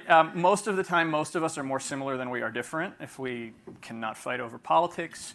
But we usually, there's so many of the cells, and so over time, what happens is cells that are normal get altered bit by bit by bit. And there's a bunch of safeguards and guardrails in place that are supposed to make it stop and to have the body kill those cells as they get altered. And over time, what happens is those processes break down, and eventually a clone grows out, a cell grows out with altered DNA that becomes cancer. And here it says cancer cell division is unchecked. I actually don't think that's a great way to explain it, and I'll come back to that in a minute. But the point is that the numbers are absolutely enormous. And the classical teaching is this, that cancer cell division is unchecked and it's uncontrolled growth. But actually, the cells in your stomach divide almost every day. The normal cells do. And in your colon, it is every day. And so if you think about it as uncontrolled growth, you're actually missing the point. The point is that the thing just won't die, right? It's not that the growth rate is too high. It's that it doesn't die when it's supposed to die. So how do we deal with this? And so the numbers, just to talk about the numbers for a second. So this is the number of cells in a cancer relative to the rate of cure. So a cancer that is, let's see if I can say this. So if you start at a roughly 1 centimeter cancer here, right? So this is 1 centimeter and then 2 centimeters. You have in the millions of cells. When you get up to 5 centimeters, you're at the billions of cells. By the time you get to 5 millimeters, 10 millimeters is 1 centimeter. At 1 centimeter, you're in the range anyway of 1 billion cells. And when a cancer is presenting at 5 centimeters, you have something like 10 billion to 1 trillion cells. So that's a big, big number. It's such a big number that our brains can't really think about it. But the bigger this number is, the chance of cure is less and less. So down is bad and up is good. So the bigger the cancer is when it's presented, the less of it lives up here in the we have a good shot of getting rid of it. And the reason for that is probably mostly due to heterogeneity in the tumor. So at baseline, about half of GE cancers are intrinsically resistant to the therapy that we're going to use first, as measured by CT scan. And unfortunately, the mutation status of the tumor, as read out on a sequencing report, as was asked earlier today, doesn't really correlate that well with how patients respond to our frontline chemotherapy. We're not really good at predicting, based on that, who's going to respond or who doesn't, which is kind of why everybody gets upfront chemotherapy. The new kid on the block is, of course, immunotherapy. But in all cases, what basically happens is you have cancer that has, at baseline, some heterogeneity, and then you kill almost all of it. And we're very good at killing almost all of it. We're just not good at killing all of it. And when we kill almost all of it, one of two things can happen. Either there was some resistant clones at baseline, which are here as the dark color, they don't die, and then they grow out. Alternatively, there really aren't resistant clones at baseline, but you add some pressure with the killing, and all of a sudden now one appears, and then that one grows out. And so when we do targeted therapies or chemotherapy at some rate, that's going to happen, and then the resistance are going to grow out, and then you hit them with the same thing, and now they don't die, or they don't die enough to make the therapy worth it. So, and here's a slide just showing PD-L1. So all of this big blob is a tumor, and only the brown part is PD-L1, mostly on the tumor, but not entirely. And we'll look at something that, if this is the sort of a postage stamp, we'll look at something that is roughly the size of that entire wall and try to count those, and then count how good they are. And actually, this is a place where AI is really useful, because when you have an entire wall full of things that look like this, and you want to quantify over the whole thing, AI is much better at it than I am. Much better. I can tell you if it's there or not, and I can tell you if it's a lot or a little, but making up an actual number out of this, at the end of the day, no matter how hard I work, I'm sort of just making up the number. So so why do we do this at all? Why do we hit people with systemic therapy if it turns out that somebody's going to get a clone most of the time? Well, most GE cancer patients die of recurrent disease, and most of the thing that we expect that the reason people recur is that you have micrometastasis at the time of presentation, meaning the cat is already out of the bag. It's just too small for us to find it. And so if we have better systemic therapy, then we expect that we are going to get rid of those micrometastases, because our surgeons are very good at cutting out the local tumor. They're very good at that. So we think if we can get rid of these micromets, these little red dots that are in different parts of the body better, that we might have a better chance of curing someone. And not only curing somebody, but improving disease-free and overall survival. Okay, so that's the task. And so how can we do better? And the answers are actually really not really new ideas. Earlier diagnosis, better biomarkers and treatment paradigms. Prevention, that's one that doesn't get talked about a lot.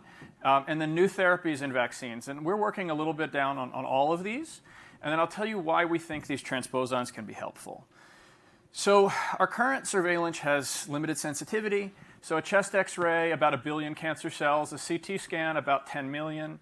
ctDNA is great. Maybe 10,000 cancer cells could get detected. And then John Mullen on an endoscope, my friend at Mass General, can probably see about 1,000 cancer cells. Wow. On an endoscope. So if you're really good with an endoscope and you've done it a lot and you spend your time, you can see 1,000 or 10,000 cancer cells. They can find early lesions. He sits there, like many of these endoscopists who are very, very talented.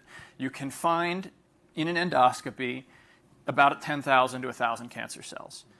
But you have to be sedated and have an endoscopy, which has risks, which is also, it's also very expensive. And anybody who's ever had an endoscopy knows it's also very unpleasant. Right? So you don't want to be doing those. And actually in the United States, we don't do screening endoscopies for upper cancers because the prevalence is too low. In Korea, they do, where the prevalence is much higher and they save lives. But here, it doesn't reach cost benefit. So if we can find it earlier, it would be better. Sorry, I forgot to say. And so early detection improves survival. It's flat true. If we can find it earlier, survival is better. This has been shown over and over again across tumor types. And can detection of minimal residual disease or early recurrence improve outcomes? We're all hoping it does, and there's increasing data that it does in different contexts. Some of that is from things like the tests that Exact is running, where we can actually try to follow something live. So just to go over MRD again, it's already been talked about, but MRD, or minimal residual or molecular residual disease is sometimes said, is the presence of cancer after curative intent therapy while you cannot see it radiographically, right? So your scans are negative, your fancy PET scan is still negative, but we can use a molecular test to find the cancer. And that can come in the form of a DNA test or another test, being CA19-9, CEA, which are not that effective always in gastric cancer. It's a small number, or circulating tumor DNA. So what do I think the future is? Well, right now, what we kind of do is everybody shows up. If you show up with stage 4 gastroesophageal cancer, we're going to run up front HER2, MSI panel, PD-L1, and if those are all negative, then you're going to get chemo. And then at some point, the chemo's either going to stop working. How do we know?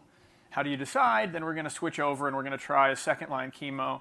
And then if that stops working, then how do we decide? The idea, of course, of precision medicine is that we would find the right time, the right patient, and the right treatment, and we would put them together, and that would be a customized platform. So what would that look like? Well, you come in, and biologically informed, we have a targeted therapy, a vaccine, or a chemo or immunotherapy that we know will have a higher chance of working in you. And then we start there, and we're informed there by upfront molecular testing of the kinds we've been talking about. Then we don't wait until you have a PET scan show up positive later. We actually follow you and figure out over time, are you responding? And if not, then we think about what are our options. And then again, we have second line, again, biologically informed, and so on.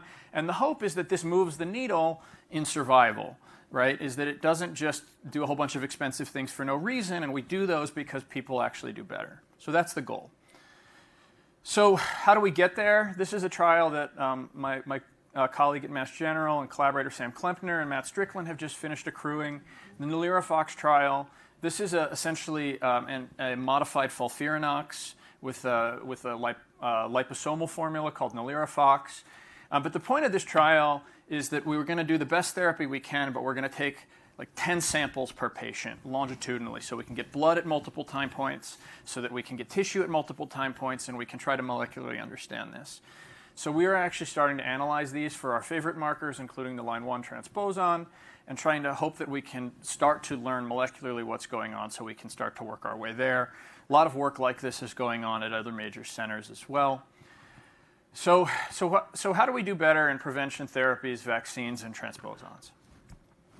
Well, transposons, I've just showed you that they just light up cancers. The stain lights up cancers. So we've known since about 1993 that transposons could be involved in cancer biology. Actually, Bert Vogelstein was the first one to show this. They showed at Hopkins that a transposon had landed in a gene called an APC gene, which is a tumor suppressor gene. It had broken that gene, and that started a colon cancer by starting an adenoma.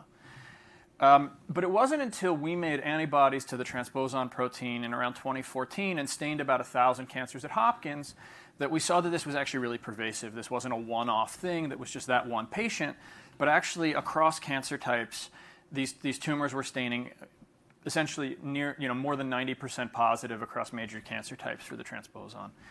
And then in the intervening 10 years, we and others have actually gone back and gotten better at the stains and made better reagents and better techniques.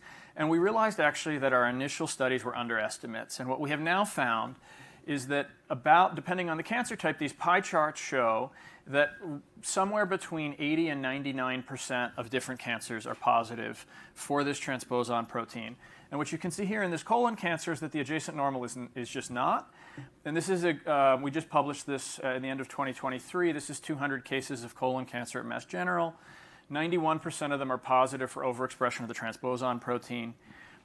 What's really interesting, we didn't publish it in the study because it wasn't really what the paper was about, but so far, as of right now, the 9% who are negative, no one has died yet. Oh. So we're trying to do larger studies to see whether, with 211 patients, that sounds like a lot, but when you're only talking about 9% that haven't died, actually it's not a big number. So we need larger numbers to make sure that this isn't because of some bias in our cohort and do multivariate analysis, but it's encouraging. And then here in stomach cancers, again, you just don't need to be the pathologist to find the tumor. They're brown. So here's this nasty diffuse type that's trickling through everything. Here's a more solid intestinal type. The normal stomach does not stain, and the tumor does. So this is, we thought that this might be kind of interesting because if it's in the tumor and it's not in the normal, you could use it as a biomarker. So you could see, is it present? And if it's present, that would be bad. And we tried to do this for a really long time, and it didn't work for technical reasons. And now we have these running. We just published our first study at the end of 2023. And showed that we can use it for early detection and risk stratification, as well as for monitoring patients. So this is a cohort of 19 gastroesophageal cancer patients from Sam Klempner. They were coming in at stage 4 for a mix of cross or immunotherapy. It was whatever they had taken. It's a retrospective cohort. And we had blood at the time of diagnosis, and we measured the transposon protein. And then we had a second blood sample taken between 30 and 120 days onto therapy. I think anybody in here knows who's been involved that at that time in gastric cancer, we have no idea what's going on. Right? We just don't know. The stomach's inflamed. The food is in the same place as the stomach if you're even eating. And it's very challenging on PET scans when there's inflammation to know what's going on. So absent an endoscopy, and even with an endoscopy, sometimes it's hard to know what's going on. And what we found was that for all the patients who responded, all 13 of them, the transposon protein felt undetectable in the blood. All 6 of them who responded, we could either still detect it or it went up. So here's one non-responder. You can see the liver mets got bigger. For this responder, here's the cancer. This is an axial PET CT. Sorry, this is the flat on, and here's the axial. You can see here, this black, that's the tumor. It's almost gone. Here's the stomach full of the dye, so that's confusing to people, but that's not the tumor. Actually, you can see it much better here. Here's a big light-up tumor, and it's almost gone in this person. So this is the response we want. So here's one of our responders, one of our non-responders. And the p-value for being able to monitor this like this was 0. I had to go back and check with Matt Strickland, who had scored these, that we hadn't corrupted the data. Turned out it was true, it was correct, and actually the patients who actually didn't respond also, we noticed, had a higher baseline level of ORF1. So we were wondering if more line 1 protein in the blood could actually be a bad prognostic factor. And we did it out over the cohort that we had of about, I forgot now, was it about 100? It's about 100 gastroesophageal cancer patients. And what you can see here is if at the time of clinical presentation we either can't detect the protein in your blood or it's low, you do much better than if it's high. So this is just split up the middle. And this looks a lot like the circulating tumor DNA plot that you just saw. So what we don't know is actually what we're measuring here. Of course, we know we're actually measuring the protein level, but we don't know why that correlates with a worse prognosis if it's higher. We think it has something to do with tumor burden.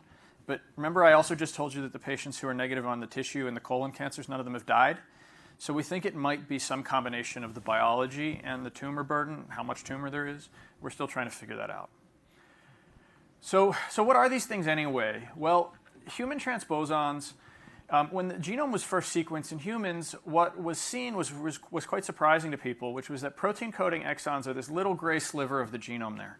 And out of 3 billion bases, they make up less than 1%. Those are genes. And about half of the genome is hundreds of thousands of copies of the same few sequences called transposons. And a very famous biologist called them junk DNA, and nobody wanted to work on them because who wants to work on junk? And unfortunately, that set our field back for a while because it was hard to get funding to work on junk. But when I started working on this, I said, wait a minute, like half or more of the genome was written by these things in some way. How could this not be important? And what they are virus-like genomic parasites. So they're very similar to HIV. Actually, HIV and the transposon share a common ancestor. And what they want to do is copy and paste themselves to a new place in the genome.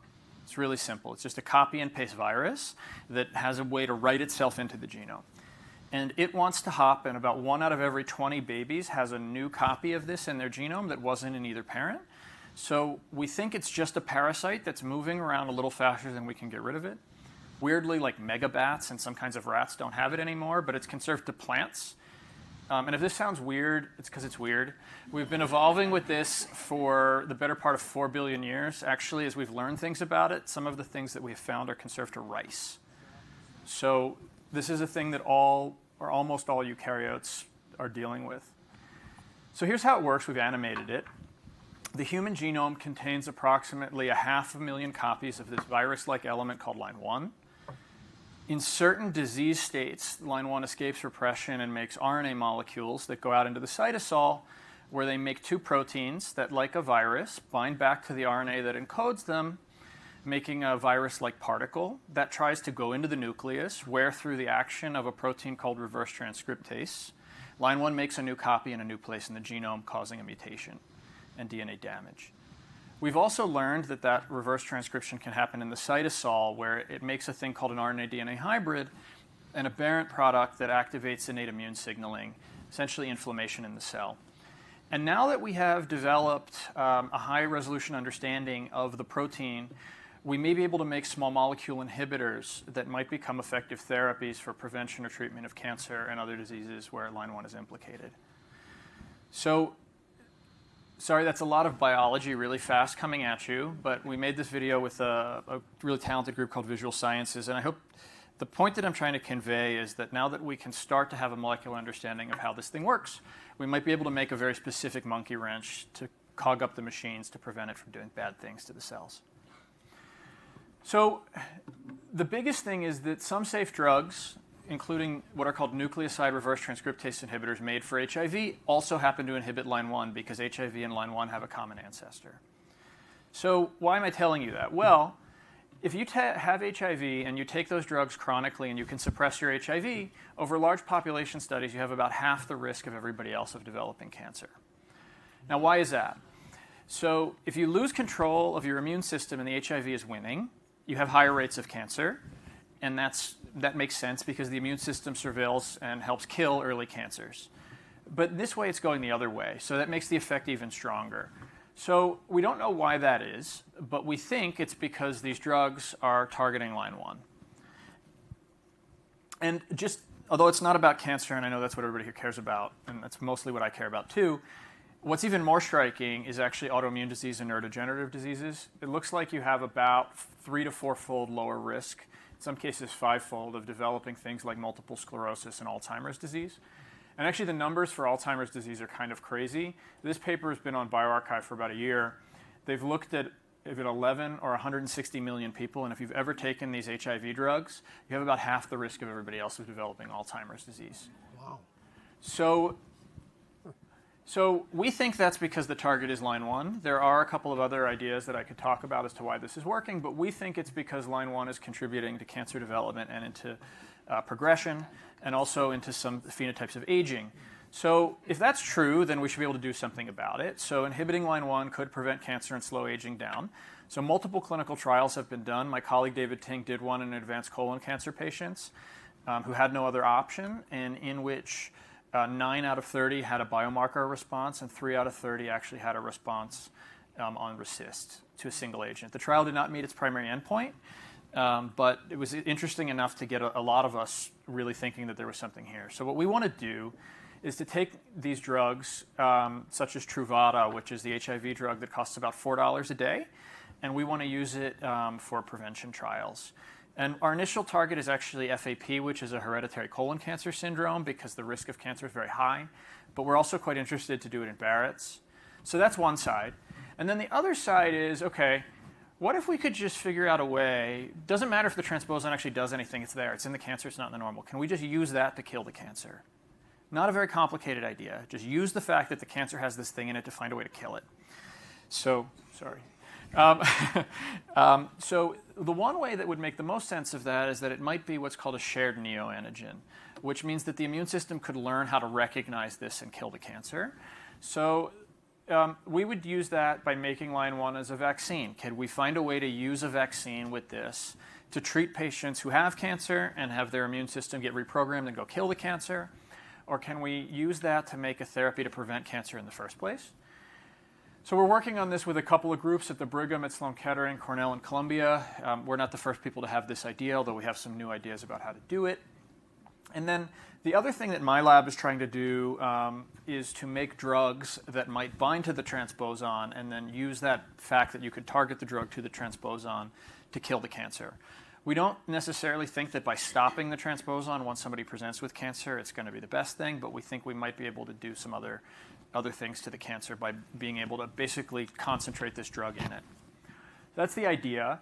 And the chemoprevention trial, just to draw out what we're thinking we're going to try to do and we're trying to get funding for now, is that we would take patients who have these hereditary cancer syndromes, would go in for routine colonoscopy and leave some polyps behind in a way that is safe, take some samples, and then put a patient on a drug or a placebo, and then follow up with our biomarkers over time, and then repeat the colonoscopy, and hope that we can slow down the rate of new cancer development. And if that's true, then it would be generalizable to other cancers, including cancers of the stomach, where the same kind of mechanism is happening.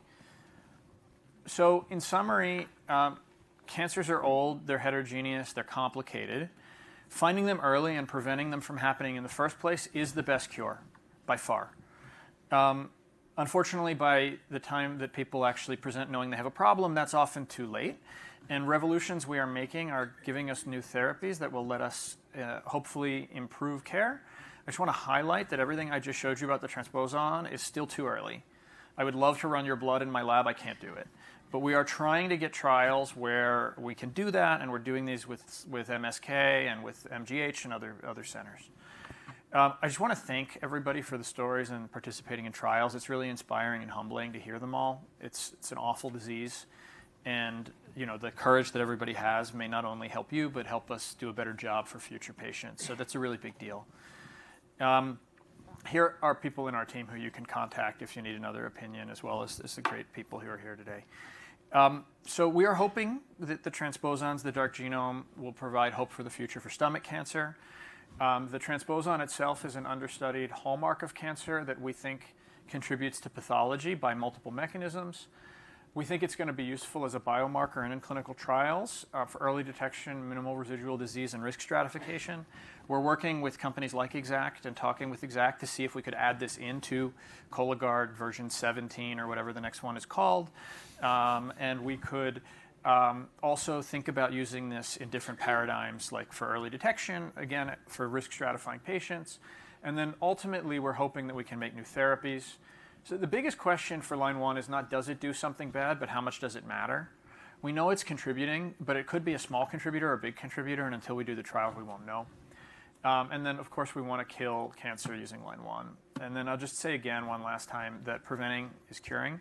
So there's not funding for prevention. It's really hard to prevent at the population level, but we're trying. So I just want to thank a lot of people, especially Aki and the Hope Foundation, for all the amazing work and all the patients today again. I have a lab. I've just moved to Brown in the last couple months. This is my lab, and a huge number of collaborators and team. Here's Sam and Andy Chan, who've been really leading a lot of the clinical work that we've done, and David Ting, who did the trial at Mass General that I mentioned. So thanks, everyone. And sorry, I hope that wasn't too much molecular biology in one place. No. Thank you so much. This was amazing, amazing. So we will take questions now. Yes? No? Yeah, 15 minutes. 15 minutes of questions? Yes. Oh, great. 15 minutes of questions. Okay. Ready? Please. All right. I was with Dr. Wu. I kept a question. You showed us a slide that showed HER2 negative, and then there was a HER2 positive over here. Can it possibly be missed because they saw the wrong one or saw the wrong? I mean, that would be very disturbing to me if somebody told me, "Oh, you're HER2 negative," but yet it was positive in another slide. Does that make sense to you? Yes, so in fact, I'm so grateful to have a bona fide pathologist instead of a highly amateur pathologist here to address that phenomenon of heterogeneity, where you may have some cells within a cancer that are HER2 positive, negative.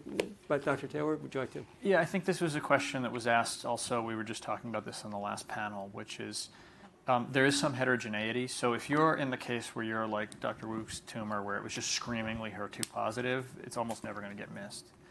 But the ones that are more heterogeneous, that are sort of on the borderline of do we treat them or not, can easily be missed. And so, as was mentioned before, we would recommend that when people are going on to therapy, if there's a new biopsy, we want to test it, right? And that if there is both a biopsy and a resection and there's still tumor on the resection, that we repeat those critical biomarkers, because if there is positivity that was missed, you might see it there. Does that make sense?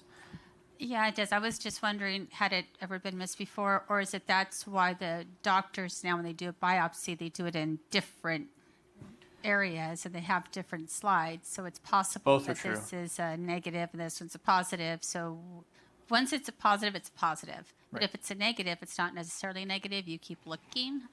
Yes, you keep looking. Okay. And depending on how positive it is as well.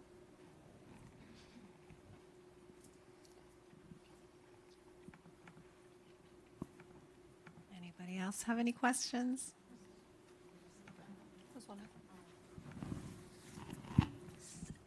So with the transposons, you were saying that, when you say line 1, that refers to the transposons? And when you say ORF, that also is referring to Sorry, the it is confusing. I tried to be brief, but maybe I No, was it's too okay. brief. So yeah, so the only remaining active human transposon is called line 1. Okay. And then line 1 makes 2 proteins, which are creatively named ORF1 and ORF2, where ORF is a geneticist's term for open reading frame, which just means it probably makes a protein. So it's been an ongoing debate in the people who work on this as to whether we could rename them into something that isn't so inane. And then people have accused me of barking like a seal because I just say ORF over and over and over again. And actually, when we solved the structure of the ORF2 protein, that right-handed kind of multicolored thing that was up on the corner, one of my mentors said we should rename it and give it a new name. And I wanted to do that because it's a terrible name. But who am I, right? People have been working on this for 20-something years. Who am I to rename it? And actually, afterwards, one of the reviewers of my paper told me that if I had tried to do that, he would have rejected the paper, regardless of how good the science was.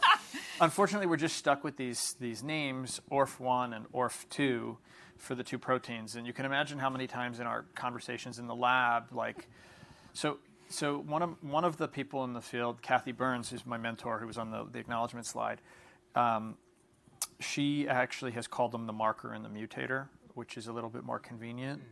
So we're calling ORF1 the marker because it's present at very high levels. The transposon uses it as a chaperone. It basically gets the thing into the where it needs to go. And then the ORF2 protein is the business end. It's the mutator. It's what mutates the genome.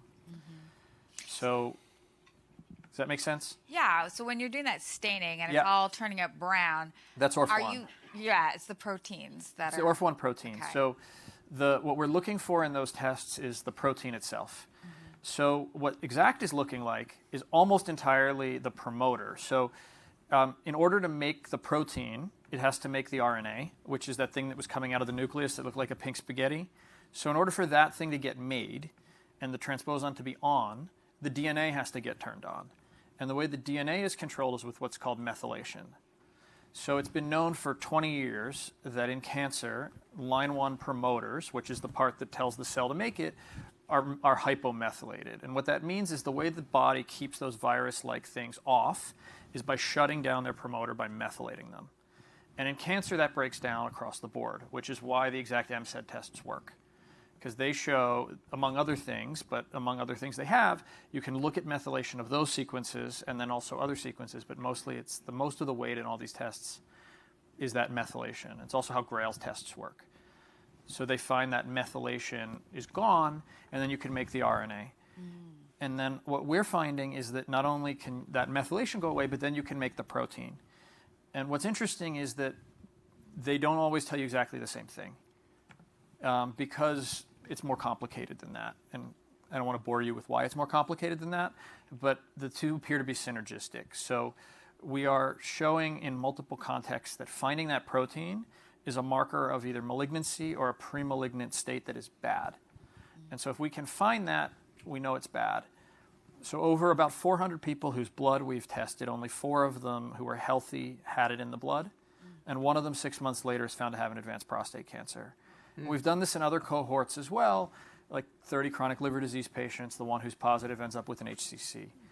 So these are the kinds of conditions where we would like to start running more tests, and where the tests like the one Michelle was showing would be super useful, right? Because you can hopefully risk stratify those people or maybe find something that's a problem before it's too late. I'd also like to add, is my microphone on, or do I have to turn it on? I don't know. I don't know if it's on. I'll just say it out loud. Did you push that button? Oh, yeah, no dice. No dice. It's okay. You can hear me, right? I have kids, so I can hear. The live stream, you can talk. Right now? All right, perfect. Oh, thank you. Thank you. Now I almost forget what I was going to say. I would also add to the idea when you talk about the methylation that it does change, right, in your body as you age. So there's a number of different factors. Thank you. Sorry. There's a number of different factors. No, I can't hear it. Killing me. Here. Try this one. This one's on. No, it's fine. There's a number of, there we go, perfect. There's a number of different factors that contribute to methylation in the body. So as you age, your methylation levels go up, right? So you need to be aware of that as well. So methylation's fantastic, but you have to take it into context, number one. Number two, there's also cancers. They have different dwell times, and we're trying to monitor those as well. What you mentioned signaled something to me that's a big concern about the technology, which is you measured a molecular signal in the blood. I went to look for that signal via an imaging test, but I didn't see anything, right? Then what? Then what? But later on, that person was shown to have pancreatic cancer, right, which is very aggressive.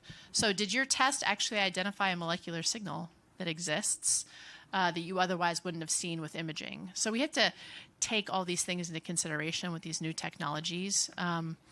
But you're leveraging the body's information to identify something that's awry, that's wrong. But there's concerns that people have about it.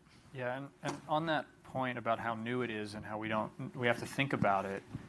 So major cancer centers around the country are actually full of what are called MSED clinics now, where people are running these tests either on their own or they have been run, and then they come back positive. And here you have an average risk, otherwise 50-year-old or 40-year-old or 60-year-old who has a positive molecular test, and then you run a CT scan or a PET CT scan, and you cannot find anything. So what does that mean? And we don't yet know, and we have to figure out what are the right algorithms, how do we sort that, how do we figure out what to tell that person, and how do we not cause people more harm by doing things to them that they don't need. And we're just very early in doing this, and so there are going to be some growing pains. But that doesn't mean that it's not worth doing it. It's very important that we learn these things and we figure out how to actually use these technologies to catch cancer earlier and then be able to intervene.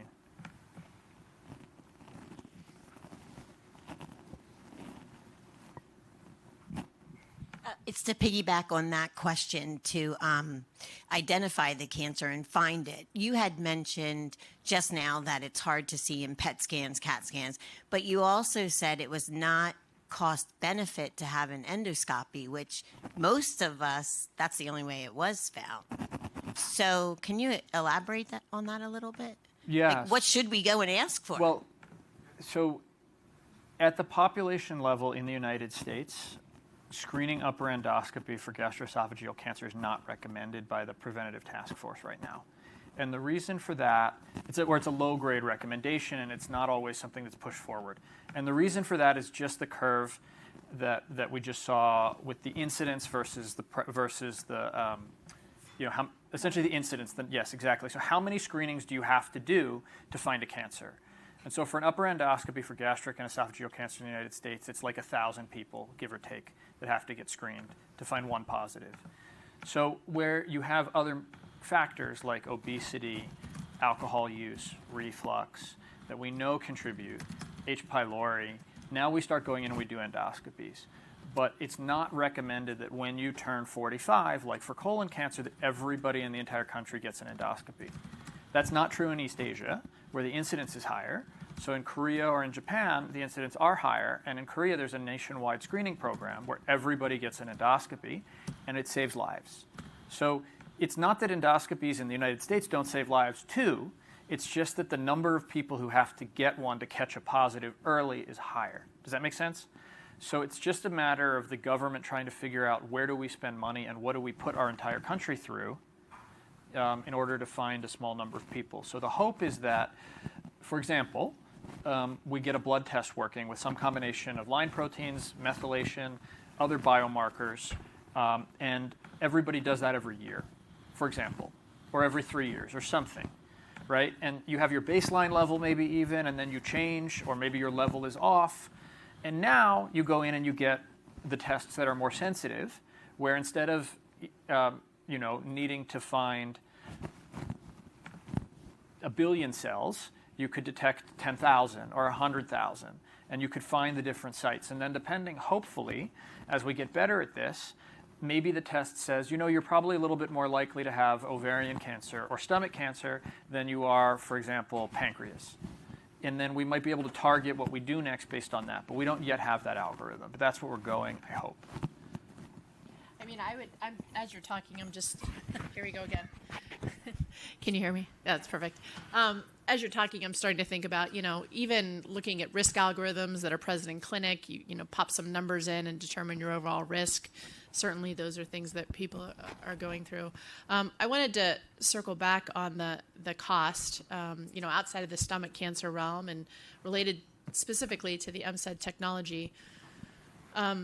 There's 2 actual approaches that exist once you get a positive result as part of an MCED test.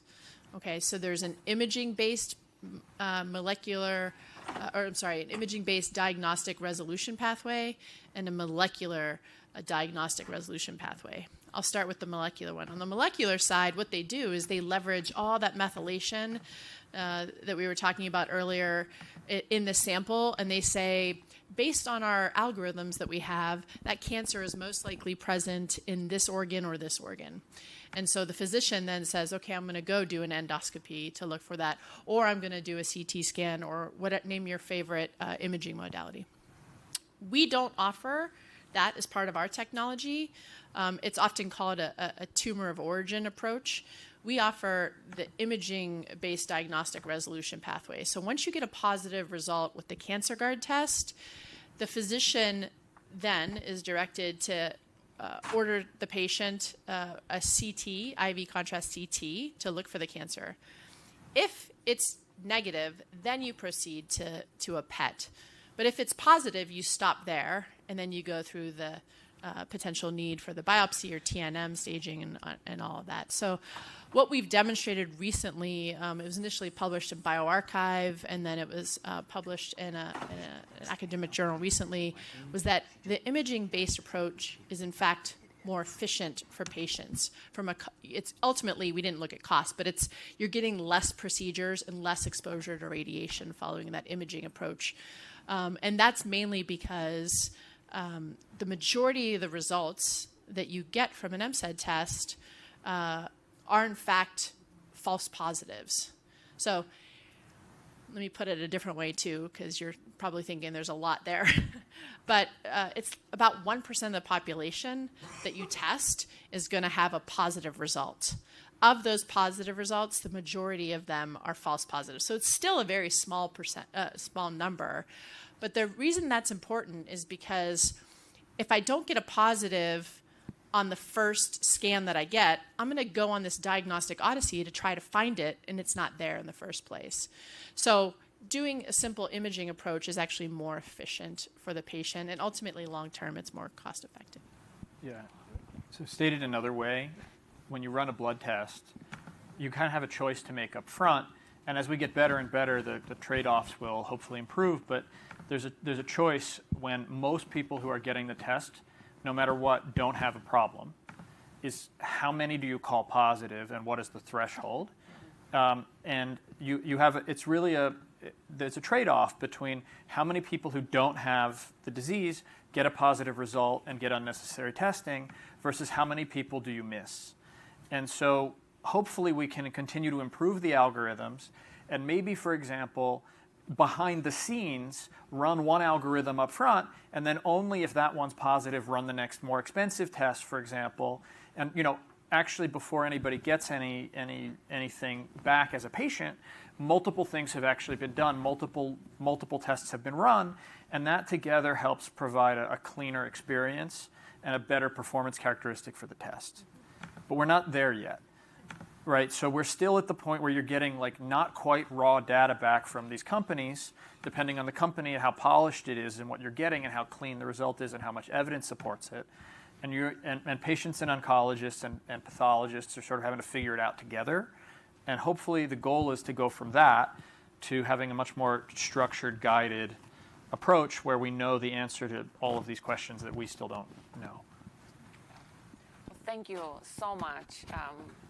I thought this was an amazing session. I've learned so much. I could sit here and listen more so I can explain to my patients a little more about these tests. This was amazing. Way to make pathology exciting. I think that's a skill.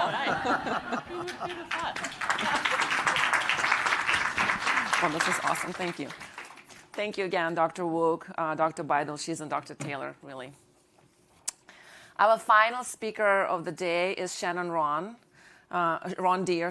Shannon Rondeer is a director based in Levitt's Partners, Washington, D.C. office. She provides federal policy counsel and analysis to clients and manages multi-sector alliances, bringing expertise in coverage and payment, focused primarily on Medicare, Medicaid, the dual eligible population, and drug pricing issues. Prior to joining Levitt Partners, Shannon worked as a senior healthcare analyst at Ripple Effect Communications, where she reviewed public comments from various physician associations and individual physicians on CMS proposed Medicare regulations. She also served as a researcher for Professor Sarah Rosenbaum at the George Washington University Law School, where she analyzed the Trump administration's Medicaid demonstration waivers related to work requirements and eligibility, the administration's managed care regulations, and pending legislative reforms pertaining to Medicaid and public charge. Prior to these roles, she represented hospital systems in Medicare and Medicaid reimbursement matters in private law practice. Please welcome Shannon.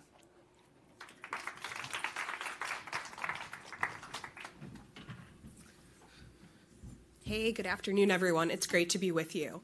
I am getting over a cold, so if my voice sounds a little raspy, that is why. It's such a pleasure to be talking with you all today about an issue that think is very close to my heart and very close to this organization's heart.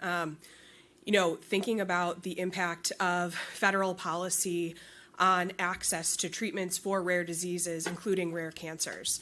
And just to give you a little bit more background, I serve as an advisor to the Save Rare Treatments Task Force, which Hope for Stomach Cancer is a member, and we are really dedicated to making sure that there are protections in place for innovation into new treatments for rare diseases and rare cancers. As many of you know, rare diseases, there is a significant number of people with rare diseases, but less than 10% of those diseases have an FDA-approved treatment.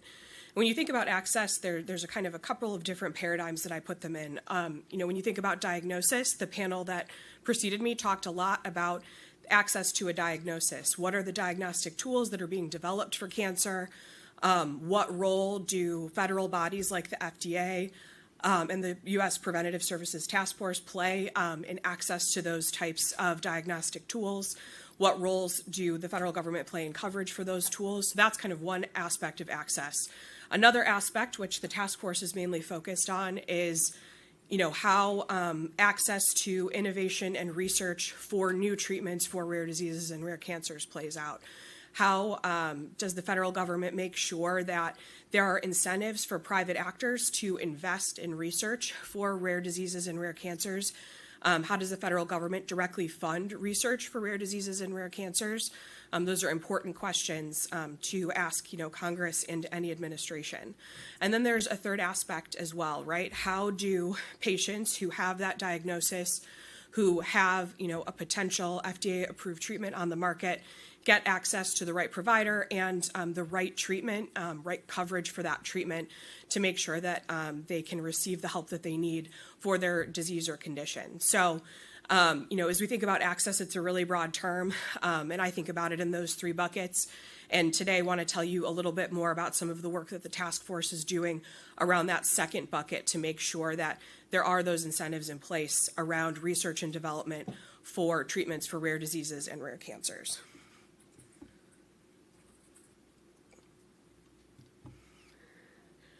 So the issue that our task force is working on is around Medicare's new drug price negotiation program.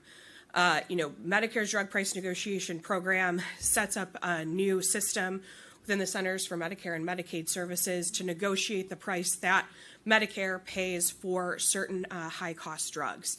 The design of the negotiation program has an impact on the research and innovation landscape for rare disease innovation. And one particular aspect of the program that the task force has concerns with is how the program treats orphan drugs. Orphan drugs are drugs designated by FDA that treat less than 200,000 people in the U.S., and there are certain incentives that the government provides to manufacturers who are developing treatments for those types of drugs. I think in recognizing the importance of orphan drugs for treating people with rare diseases and rare cancers, the Medicare drug price negotiation program excludes orphan drugs, but it's a really narrow exception, and it only applies to drugs that treat one rare disease or one rare indication. So I want to talk a little bit more about the importance of orphan drug incentives. So for a number of reasons, there are difficulties in incentivizing private investment into rare disease treatments. Understanding a lot of those difficulties, Congress in 1983 passed a bill called the Orphan Drug Act, which creates some incentives to spur innovation into rare disease and rare cancer treatments. Some of the benefits of that law are a tax credit, an application user fee waiver, orphan drug exclusivity after approval, as well as research grants. You can see some of the impacts of that law, right? There was a 1,500% increase in the number of FDA-approved drugs after that law passed, from 38 to over 600 therapies. This was a really significant piece of legislation. It continues to be really important in the rare disease and rare cancer landscape, but we still know that less than 10% of individuals with rare diseases and rare cancers have access to an FDA-approved treatment. So there's still significantly more work to be done. A quick, just kind of definitional piece here that's important for understanding the impact of the Medicare Drug Price Negotiation Program and its interaction with the Orphan Drug Act. So, FDA, in granting some of these incentives to manufacturers who go to study treatments for rare diseases and rare cancers, an orphan drug designation is granted to a company pretty early on in the research process, so that they can research a drug with those incentives under the Orphan Drug Act. That can sometimes occur years before that drug is approved by the FDA. And then in orphan drug approval, FDA approves that particular drug under that designation for use to treat a certain type of disease. So I looked at the database today. There were over 90 orphan drug designations for gastric cancer. A number of those have resulted in approvals. Some were withdrawn and were not eventually FDA approved, but there's a lot of research into rare types of cancers that manufacturers are using and getting some of these incentives to do so. So the orphan drug exclusion. So within the Medicare Drug Price Negotiation Program, there's a narrow protection for orphan drugs, but it only counts for one rare disease approval. So, once a company goes to get another designation for another rare disease, that company loses the protection of the orphan drug exclusion. There is also an issue with how it counts the clock start for when the drug becomes eligible for negotiation, kind of going backwards to its initial approval rather than looking prospectively after it loses it. This is important because, a lot of rare diseases and rare cancers are not studied in a vacuum for one disease or one indication. There are a number of drugs that have been repurposed to look at other types of cancers, other subsets of cancers, and under this law, those particular drugs would not have protection from negotiation. And while this doesn't undo the bipartisan incentives from the Orphan Drug Act, it heavily impacts those incentives. And our task force has some concerns about the impact on the future of rare disease and rare cancer research in an environment where some of those incentives are impacted by this law. So there's been some research to date, right? The negotiation program is fairly new, and this evidence is still being gathered. There's been several public examples of manufacturers who have pulled back on studying a second rare disease or going after another designation because of the Medicare Drug Price Negotiation Program and the orphan drug exclusion. And there have been some academic studies of what this impact may mean over time for rare disease and rare cancer patients. You can see some of the stats there around reduced medical research, the loss of collective years of life, and the loss of investment in rare disease research and development. And this is obviously a concern for the task force, given the number of folks that are still waiting on any FDA-approved treatment for their rare disease or their rare cancer. So the task force is working with members of Congress to pass a piece of legislation that was recently reintroduced in Congress that would address both of the key issues in the orphan drug exclusion. It would make sure that as long as a drug is only approved or designated for rare diseases, it remains exempt from those drug price negotiations. It also clarifies the time when the government would start counting a drug towards negotiation. This is particularly important for rare cancers and ultra-rare diseases because this ensures that there remain incentives to start with an ultra-rare disease or a rare cancer, and there isn't a concern about CMS going back with their clock to that first approval when it does lose that exclusion. So you can see a little bit more detail here on the Orphan Cures Act. It was bipartisan reintroduction last week by Congressman Joyce and Davis. There's a number of folks that have signed on to the bill. Last Congress, it was bicameral, also a Senate introduction, and we expect that introduction again this year. But this is a high priority for the task force because we see the importance of protecting innovation into rare diseases and rare cancers and ensuring that folks with those diseases have access to that diagnosis, have access to those treatments, and ultimately have access to some kind of approved treatment.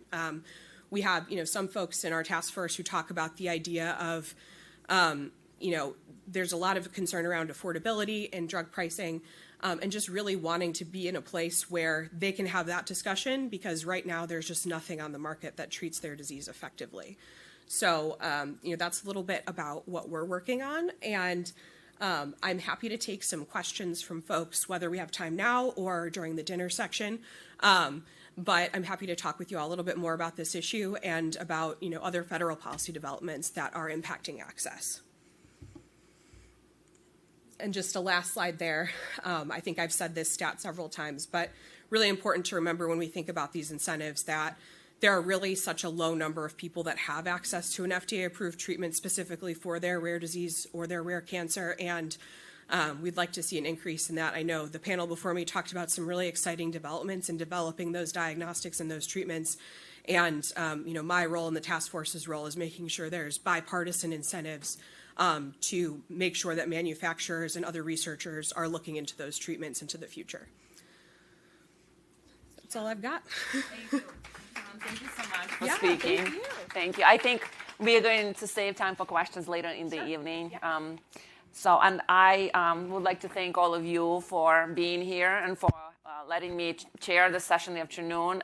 It was, again, a pleasure to be here. Thank you for the invitation. And I would like now to call Mahathi Vujala to come up.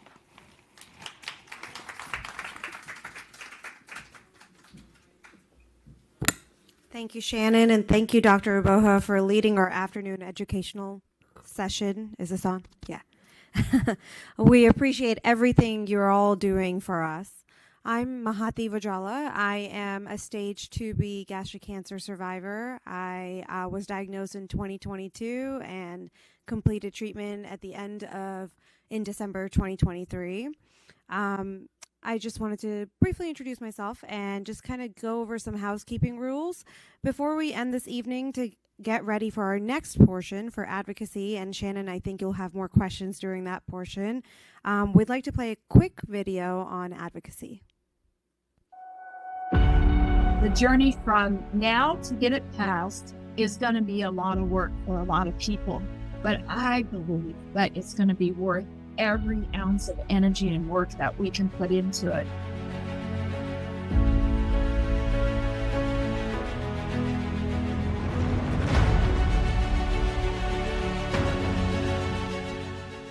I explained to him that we needed funds for early detection. The fact that the level of care and the success rates are so much higher in Asian countries. This is a deadly cancer and it can be prevented if doctors would just do simple tests. Got all this great research going on that can't get off the ground because NIH doesn't have the funding. Brought to his attention that breast cancer gets $500 million and we get 13 million, which is a drop in the bucket. Because just saying chemotherapy is all we have for you is not enough.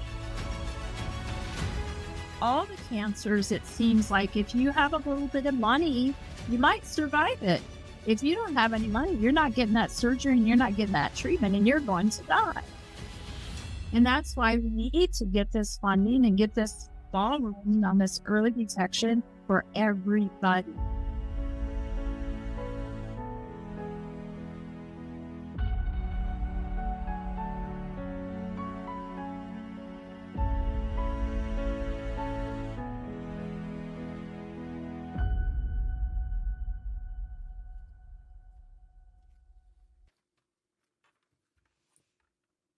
Okay, before we go into tonight, I want to do a final thank you again to all of our sponsors. They're all listed here who sponsored this Empowerment Summit, which I think all the patients and caregivers would agree that has been very, very helpful and educational. This week would not have been possible without all of our sponsors, so thank you again.